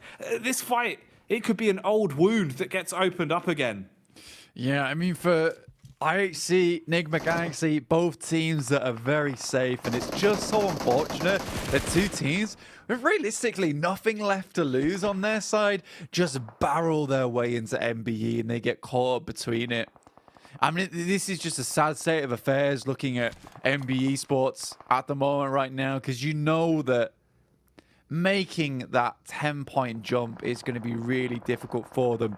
Duxam, I believe they took a shot backwards there, but not before they were able to knock Coops down. Junie's able to flush him as well. So for Duxan, they are accumulating points, which is great news for their position currently in 15th place behind Brute Force. DK, our other South Korean squad, moving in underneath towards water treatment, trying to get in there early, but Default's already in position. Osal doesn't have the bead over towards him. Favian is knocked out, and that is DK down to just 3 players. Luckily, Influence Rage is there with the damage, but DK in such a horrible spot now, Jackie. You are trapped between a rock and a hard place. Smokes on either side to at least give them a little bit of a visual barrier, some kind of line of sight break between them and the other teams. But leaving this area doesn't seem like it's a possibility. They run for the riskiest of the maneuvers, jumping into the one vehicle, barreling their way into a wall. Oh no! Eating bullets because of it as well, Blank, and they are being fed into the meat grinder. This is turning into an abattoir quite quickly as Enigma Galaxy are able to at least do a bit of damage before they go down. DK trapped in position now as well. Influence Rage sat on the perch looking at bombard nades down onto him. Oh, this is so many of our top squads in a close position to one another. DK at least are able to find the res onto Forest. DK, 17th place at the moment, 54 points. They get the first res off, yes. And that might just keep them alive. What a risky maneuver from them. You wonder how many nades Influence Rage and Inko is willing to bet towards that position. It's one of the worst places to go to as well, is water treatment. Just in the sense that there's so much high ground that surrounds it. You look down towards, and I mean, DK just cuts the losses early, says that we believe it's going to end towards water treatment. Let's get a pick up there. FaZe up to 2 eliminations. Again, another team that's on the chase right now. They've had hurtful day after hurtful day. Finally get a little bit of retribution for themselves, but on the southwest side, so much space towards the north, with Brute Force currently just littered alongside it. Feels like 25% of the map has been given to them, and with the zone shift favoring them as well, it's a pretty good time to be on Brute Force, at least in this game alone. Overall, though, still going to need to do some obscene things to thrust yourself further up the standings. Default this time, not as crisp as he has been. His gun skill's been through the roof today, but just peppering bullets downhill on this one. Looks for the quick jump behind the steering wheel and wants to join the rest of his team further uphill, rotating off and keeping both of those vehicles in a position where they can play with them. You're somewhat surrounded as well in terms of the squads, but the high ground will be a bit of a blessing for you, at least when it comes to contact early. Queso come driving on by, and Pusher sees it. Ooh, Influence Rage as well. They've gone quiet for a few moments, but given another opportunity to strike as the connections are there. Nasa as well. Third partying onto Rook whilst they take damage from Inko. Okay, Blank. Scraps all across the place. Inko and Influence Rage on either side of water treatment. The Brazilian pincer is in for DK and the teams that surround this position like Team K. So Eugene gets cleaned up here by Nasa. So many teams here towards the bottom 8 seem like they're getting themselves into fairly decent positions. Sem9 look to make their rotate up towards the northern edge, and it's Tam that already instantly sees Nasa, but they'll be able to hold them out now. Sem9 in a dangerous position. They're right on the bubble, right on the cusp with 55 points. This would be a horrible time for them to go down. 90 depth guts up and close. Oh, Depp with the damage, hits the head, has to fall further back and pop the meds so he can stay alive here. Nasa right now are causing problems, and the nade will force you further back as well. 2 of them, to be precise, thrown out to cause some issues. Shotgun level maneuvers being called for now as well as they close the gap, turning long range into close. Mikhail, what can you do? Quick flick, had the read on the spec, but can't quite take him out of commission. Response back with the shotty. It's close, Blank. It's not enough though, as Stars dealing the damage, comes into orbit. And both of those are meaty. Some heftier limbs to find if he can convert these and close down on Sem9. Yeah, Star's going absolutely supernova at this point in time. A crazy nade over the top of a Sem9, down to just 1 player now, 55 points, like we said, right on the barrier. Nasa on the chase themselves, up to 3 points. A dastardly and terrifying case of a fight there, and Sem9 is out, Jackie. 55 points. They would require DK not to get a single elimination, and Nasa, FaZe, and MB Esports not to get any more themselves. But in the meantime, it is FaZe taking it face to face with Duxan. The plot thickening the longer this one goes on. The fight occurring before our very eyes could affect those standings quite a lot. And Mela, oh, the mischief maker with a nade, blows away Junie. DK, or for Duxan rather, feeling the pressure as this is really getting quite rough for him now. You're not in a position to do too much against FaZe. Feels like it's turning into a bit of a formality. And these aren't the only fights that are going on as well. Nasa still trying to push their way back into a playable space. And they've got to fight tooth and nail for it. Doing a good job versus N-Hyper, as they are at least able to cleave their way through the front men, start to push into the zone a little bit here, restock on the utility as well, but they're eating the grenades, Blank.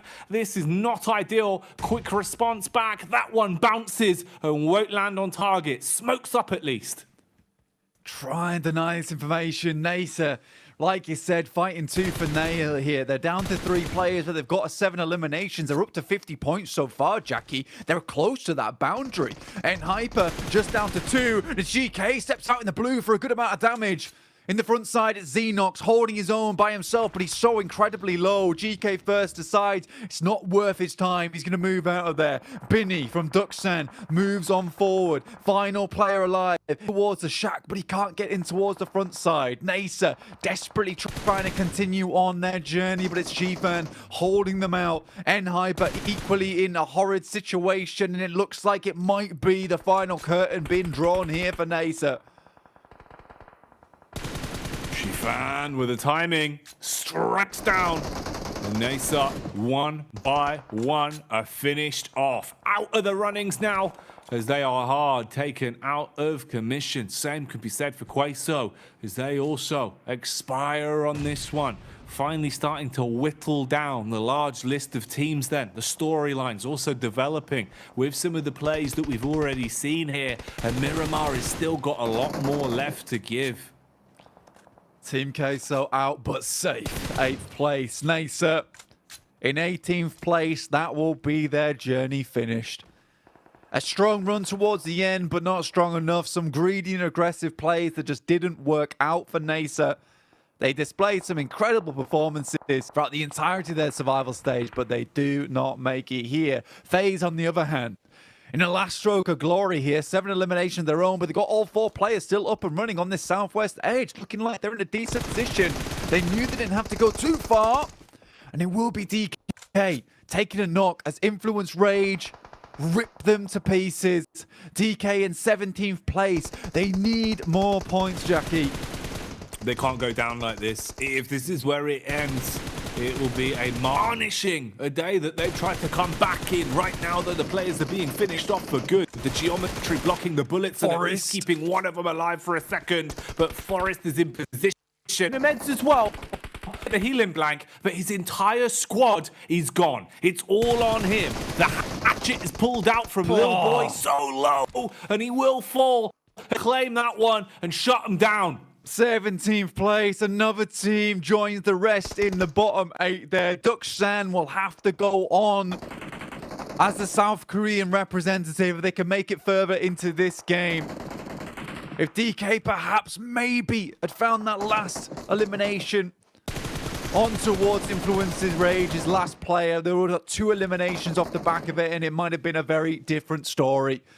But that will be the end for DK. BTR currently central. Duxan in a cheeky shack, surrounded by so many teams that we pumping their way. But it's FaZe Clan that interests me the most here, Jackie. On the south side, 4 players alive, 7 eliminations. A lot more points to go. Well, 5 in fact, so it's not even that much of a jump for FaZe Clan at the moment if they want to head up towards 16th place. No, it's doable now. It feels like it's a lot more of an achievable prospect blank, and it's kind of the one team we've been hammering on all day, saying FaZe didn't look the same as they were yesterday. At least at the minute, they're starting to play more like themselves, finding elims, a good bundle of them. Close quarters engagement here, and for Duxan, it goes up in smoke. Taken out by the Molotov, no more points to be earned for them. A lot of points found there by FaZe, up to 9 eliminations, but hold the phone a minute, because DK, I forgot that they'd got that 1 knock. So as soon as Influence Rage fell, DK technically got counted in for that 1 elimination, drawing up to 55 points, which means they're on the line. 16th place. FaZe would have to go out very soon if DK wanted to remain in that 16th position. But the game that currently FaZe is having, it just feels unlikely that they're going to stop anytime soon. But for DK, there's still a hope. It's a hope, but it's in the hands of another team. Like you said, this is FaZe that right now, blank, only being a thimble away from having enough points to actually break in and snatch away a spot. It could be doable. It could be achievable. Playing far better here on Miramar right now. And with the other squads looking a bit timid, FaZe playing confidently, that might just be enough. They're still gunning for those elims and spotting out brute force, or at least 2 of the members up on a hillside. They've got a read on what they want to do here, trying to see if they overextend. If they peak for too long, they want to take the top off, just pad those stats even more. But they're keeping distance, staying far back, playing squad-based PUBG right now, rather than pushing in and forcing any issues. Cheeky peeks here and there, Mind's waiting for it, but who's going to hit the mark first? That's the big question mark on this one. Difficulty is that right now FaZe is on the ridge side. If the circle moves even a little bit towards the north here, they're forced to run down the hill towards BTR and all of the other sight lines. FaZe have done so much this game to try and secure their position towards 16th place. The question is whether they can make it happen here. The next circle will decide everything here for them. Will it give them more time to stake their claim into last chance? Peppering shots constantly, brute force, not pulling any punches now. Inco, though, they want to go full aggro. Jump shot through the back of the shack.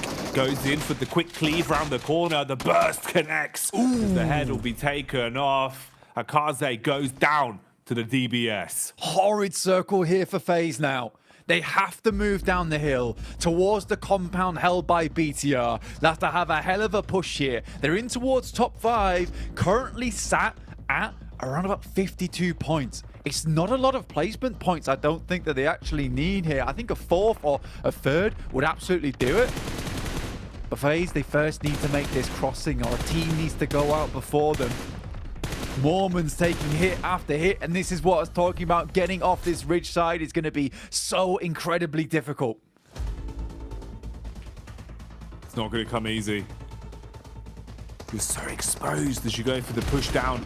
You've got Brute Force that will be taking pot shots, and then BTR that are waiting to assault Inco.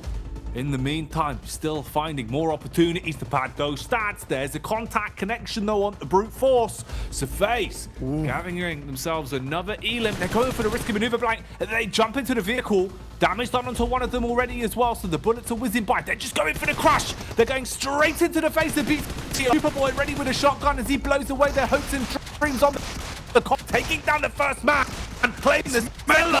Miller holding strong, looking to shut this one down if possible. BTR broken, bruised, and cleaved on the getaway. Last one remaining here. They've not cleaned up any of the eliminations on that bottom side. They sort of needed to confirm onto these points. Vintoris is down, just Mella alive left remaining. There's a spray through from Gemfos, and Mella's done it. That should be it there for FaZe. Mella comes in clutch again at the end of the day. Easy stuff with the DBS. And DK, despite everything, will have been pushed out now. What a game from FaZe. Right at the last minute here, Jackie. Surviving by the skin of their teeth blank. It looked like it had all gone wrong. Takes when they needed to keep it clean, but Mella with some momentous play.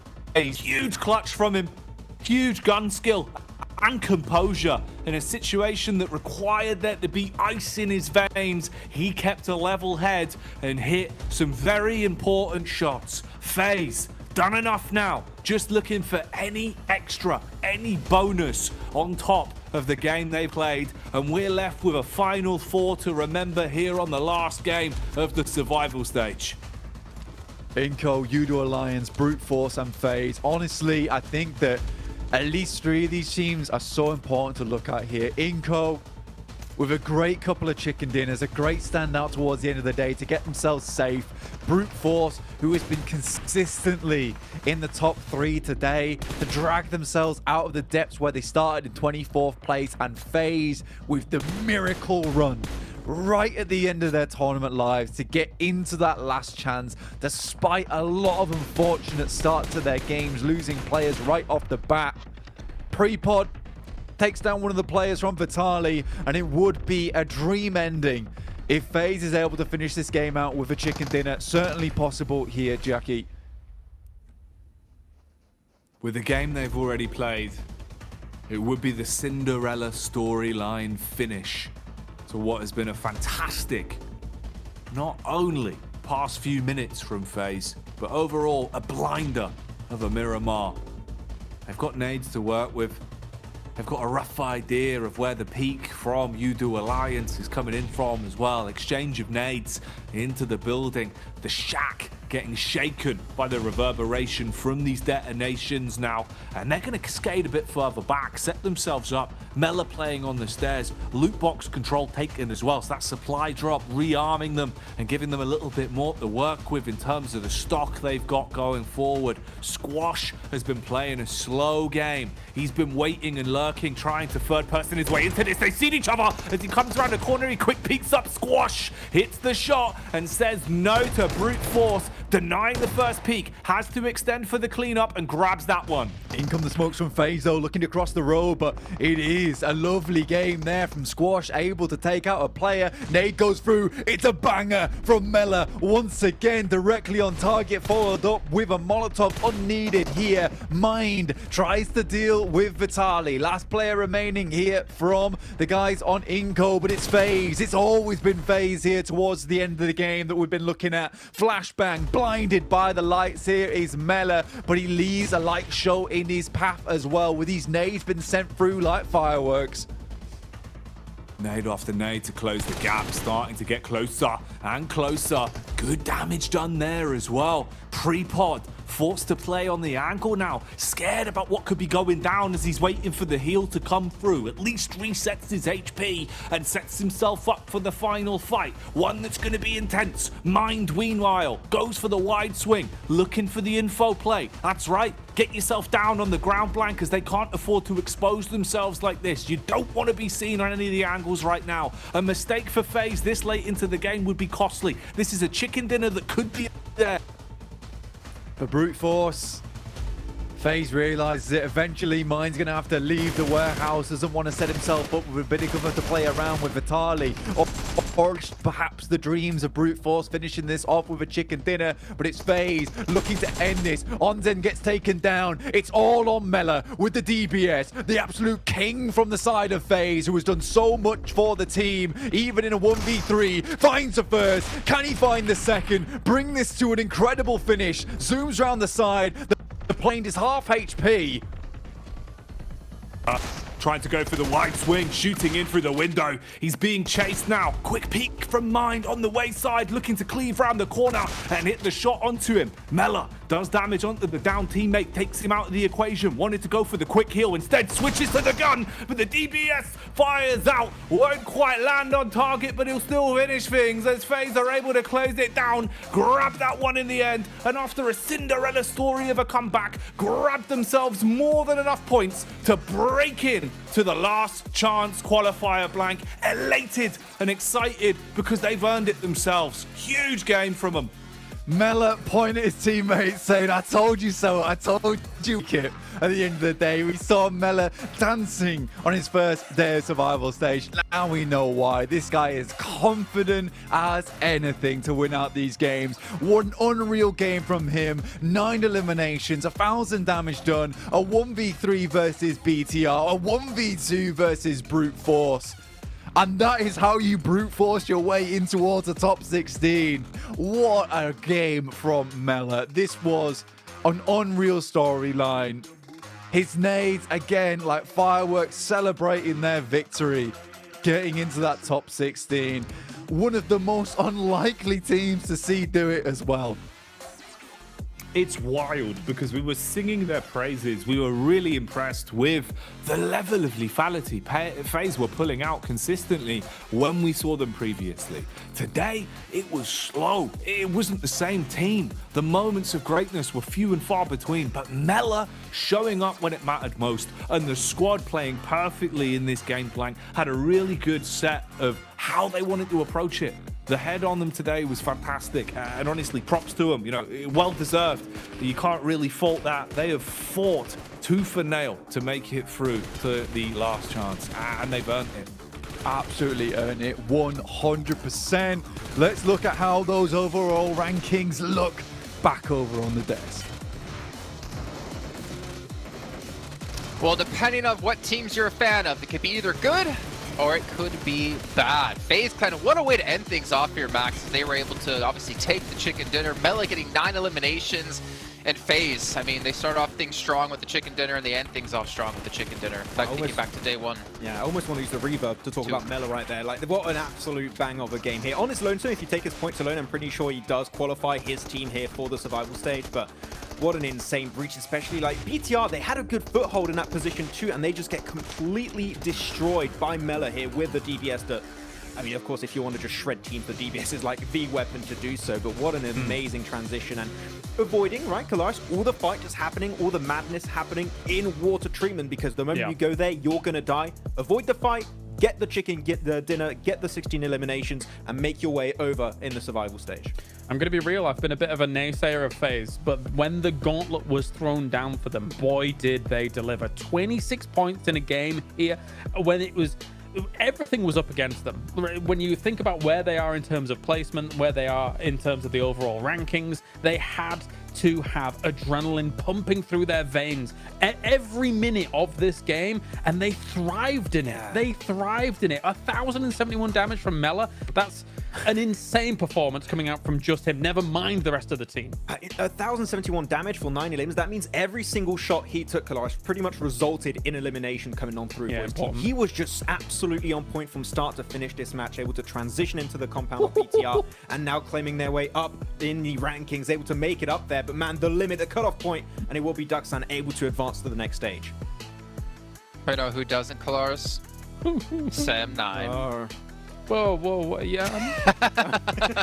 Wait a minute. Well, honestly, looking at this too, I mean, Ultra Ego finishing off in 22nd place and Hyper 23rd, Melise 21st. It's unfortunate to see these teams, down here at the bottom, but then again, there's got to be 8 teams who don't advance forward. The one thing I will say about FaZe, though, is yes, you can thrive in the pressure, but 11th place finish isn't going to get you into the Grand Finals. They have to push even harder in pretty much the same amount of time coming up in the next 2 days of play here. It's going to be tough for a lot of these teams. I mean, even Gladiators, if they want to be able to get to the Grand Finals yet again, this performance is not going to be what they need, and it's going to be so tough considering where things ended off. They keep squeaking by the skin of their teeth. Look at it. In terms of placements, they're the lowest placements earning team out of the 16 that get to that last chance qualifier again. Gladiators, they were able to have a few pop-off moments in their second day of games, but it was close, man. It is close for this team that is always talking about becoming a world champion, but right now I'm concerned they might not even be top 30 in the world, which is quite a statement, I suppose. And it's rough too, right? Because you're only going to have less than 24 hours really of prep work for the last chance right now to prepare for this new lobby, a mix of like all the groups, group red, yellow, and green, all combined into one lobby of 16 teams. That is going to be tough because it's only top 5. You don't have that much wiggle room. You have to have consistent points coming in every single match. You cannot have any room for mistakes here. Otherwise, top 5 is just not going to cut it for, as you said, Gladiators as an example. We've got so many teams that can make it up there, but I think we have a few favorites in mind here, but otherwise it's going to be tough to predict which top 5 teams will advance. Well, in the meantime, we're going to head down to the stage with a special interview from a certain player from this team. I don't know which way it is on your screen. It's going to be Ventoris coming in from FaZe Clan.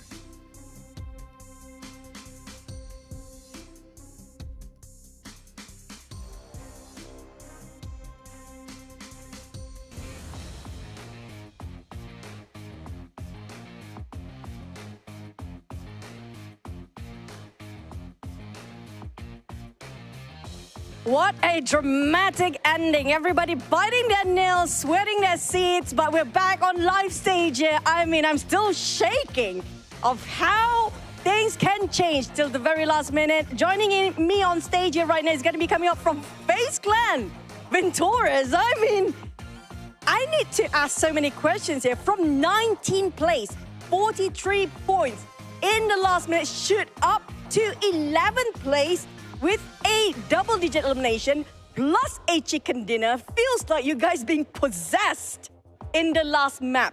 What going through your minds for that last Miramar map? What was the discussion? What happened to you guys? คือตอนแรกเราได้ลำดับที่19ตอนนั้นอะไรอยู่ในความคิดเราอยู่ในใจเราจากอันดับที่19 43คะแนนจนมาถึง Chicken Dinner ในรอบสุดท้ายเราคิดอะไรอยู่คะก็ผมว่าตอนแรกรู้สึกเซ็งอะนะครับเพราะว่าวันนี้เราทำได้ไม่ดีมากแต่ว่าเกมสุดท้ายก็พยายามบอกกับน้องๆทุกคนว่าเฮ้ยเราไม่มีอะไรจะต้องเสียละใส่สุดเต็มที่เลย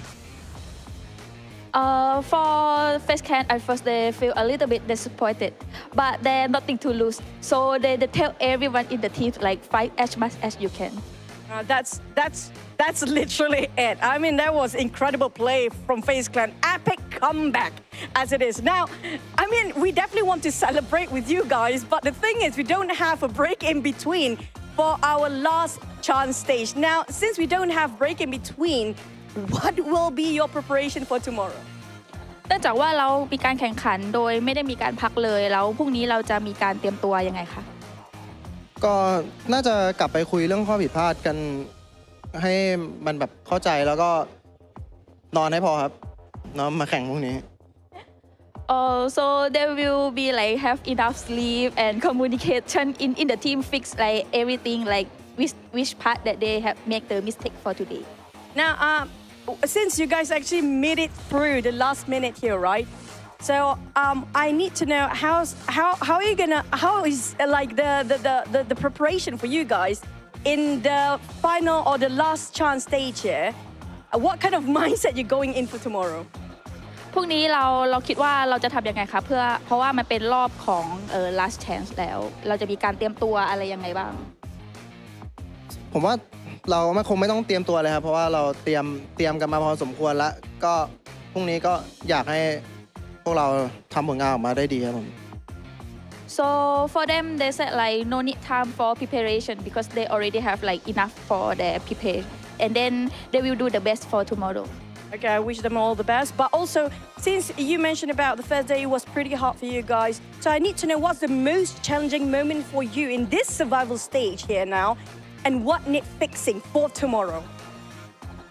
ค่อนข้างเป็นช่วงเวลาที่ยากลำบากสำหรับเราในช่วง 2-3 วันที่ผ่านมาเราคิดว่าช่วงไหนที่เราเป็นการท้าทายสำหรับเรามากที่สุดแล้วอะไรที่ต้องแก้ไขคะผมว่าวันนี้ครับเป็นวันที่ท้าทายสุดแล้วเพราะว่าจาก performance ของเมื่อวานเราทำมาได้ดีมากแล้วก็วันนี้มาแล้วก็ช่วง5เกมเราทำมาได้ไม่ถึง10แต้มเลยนั่นแหละแล้วก็ประมาณนั้นไม่รู้จะพูดแล้ว Okay, for the most challenging moment he said like maybe today lah because yesterday he quite did a little bit like nice one the performance is better than today so today is quite tough for them and then he said like maybe there's nothing to prepare for tomorrow. Just do it, I guess, at this point for them. Okay, since you fought all the groups, right? All the 3 groups you fought for this survival stage, you faced them before. Now, which team or more than one team, for your preference, that can actually be the most challenging or maybe stop you from getting that top 5 slot to Turkey? นอกจากว่าเราได้แข่งกับทุกทีมมาแล้วในช่วง 2-3 วันมานี้เราคิดว่าทีมไหนเป็นทีมที่ค่อนข้างท้าทายกับเรามากที่สุดแล้วก็คือจะเป็นแบบทีมที่เราสามารถที่จะแข่งกับเราจนไปถึงรอบ top 5 ได้ค่ะผมว่าทีมที่น่ากลัวที่สุดก็น่าจะเป็นทีมที่ทำคะแนนมาได้ท็อปของรอบนี้นะครับใช่ครับเพราะว่าคัดแล้วคัดอีกจนได้ทีมที่ดีที่สุดในอันดับตอนนี้ So he think the most challenging team for him is the top one for this round. Is Influence Rage? Yes. Can I know why? Why in particular? อยากรู้ว่าทำไมคะก็ด้วย performance ของเขาครับเขา2วันแต่ว่าเขาทำคะแนนมาได้ที่1ก็นั่นแหละครับคือคำตอบ Because of their performance, they did the best and top one, so the thing is that one. There's going to be a new standard bar for this season, yeah, since we got quite a consistent teams up there. But last but not least, since you guys fought your way up with a mind-blowing game just now, any last word to all fans that support you all the way, or even the fans that thought that you might not actually get in? Any last words for them? อยากจะพูดอะไรถึงแฟนๆไหมคะทั้งแฟนๆที่เชียร์เราอยู่แล้วก็แฟนๆที่คาดไม่ถึงว่าเราจะเข้ามาถึงในรอบ16ทีมได้ค่ะก็อยากจะบอกว่าเกือบจะหลับแต่ว่ากลับมาได้นะครับผมน้องเอาให้ครับน้องเฮงเอาให้น้องแว่นเอาให้ครับครับผมก็ขอบคุณทุกคนที่เชียร์นะครับผมก็อยากให้เชียร์เราต่อไปในอีก2วันข้างหน้าครับหวังว่าพวกเราจะได้ไปไฟนอลครับผม So he said at the first he almost to fall asleep, but at the end he can come back. And then hope everyone that supporting them for the next 2 days, and he hope that he will get into the grand final. Ventorius, you might be sleeping, but I don't think Mela is sleeping. He's sweating with that DBS just now. What an incredible ending here. I mean, you guys have a lot to talk about for Kansas, but we're going to wrap up for our survival stage. Tomorrow will be the last chance, another battle with a temporary relief for the side of FaZe Clan, but who will be the top 5? Now that's going to be a different story entirely. Back to Casters.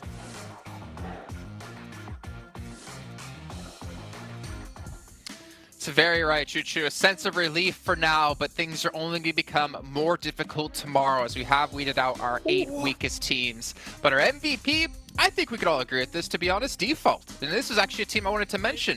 Rook, the only team in top 5 without a chicken dinner, and they were able to hold on to a top 5 position. Across the whole survival stage? I guess so. He was really good. He had his really massive standout moments. And MVP in PMGC from Africa region. That is a first. That is the first time that's ever happened.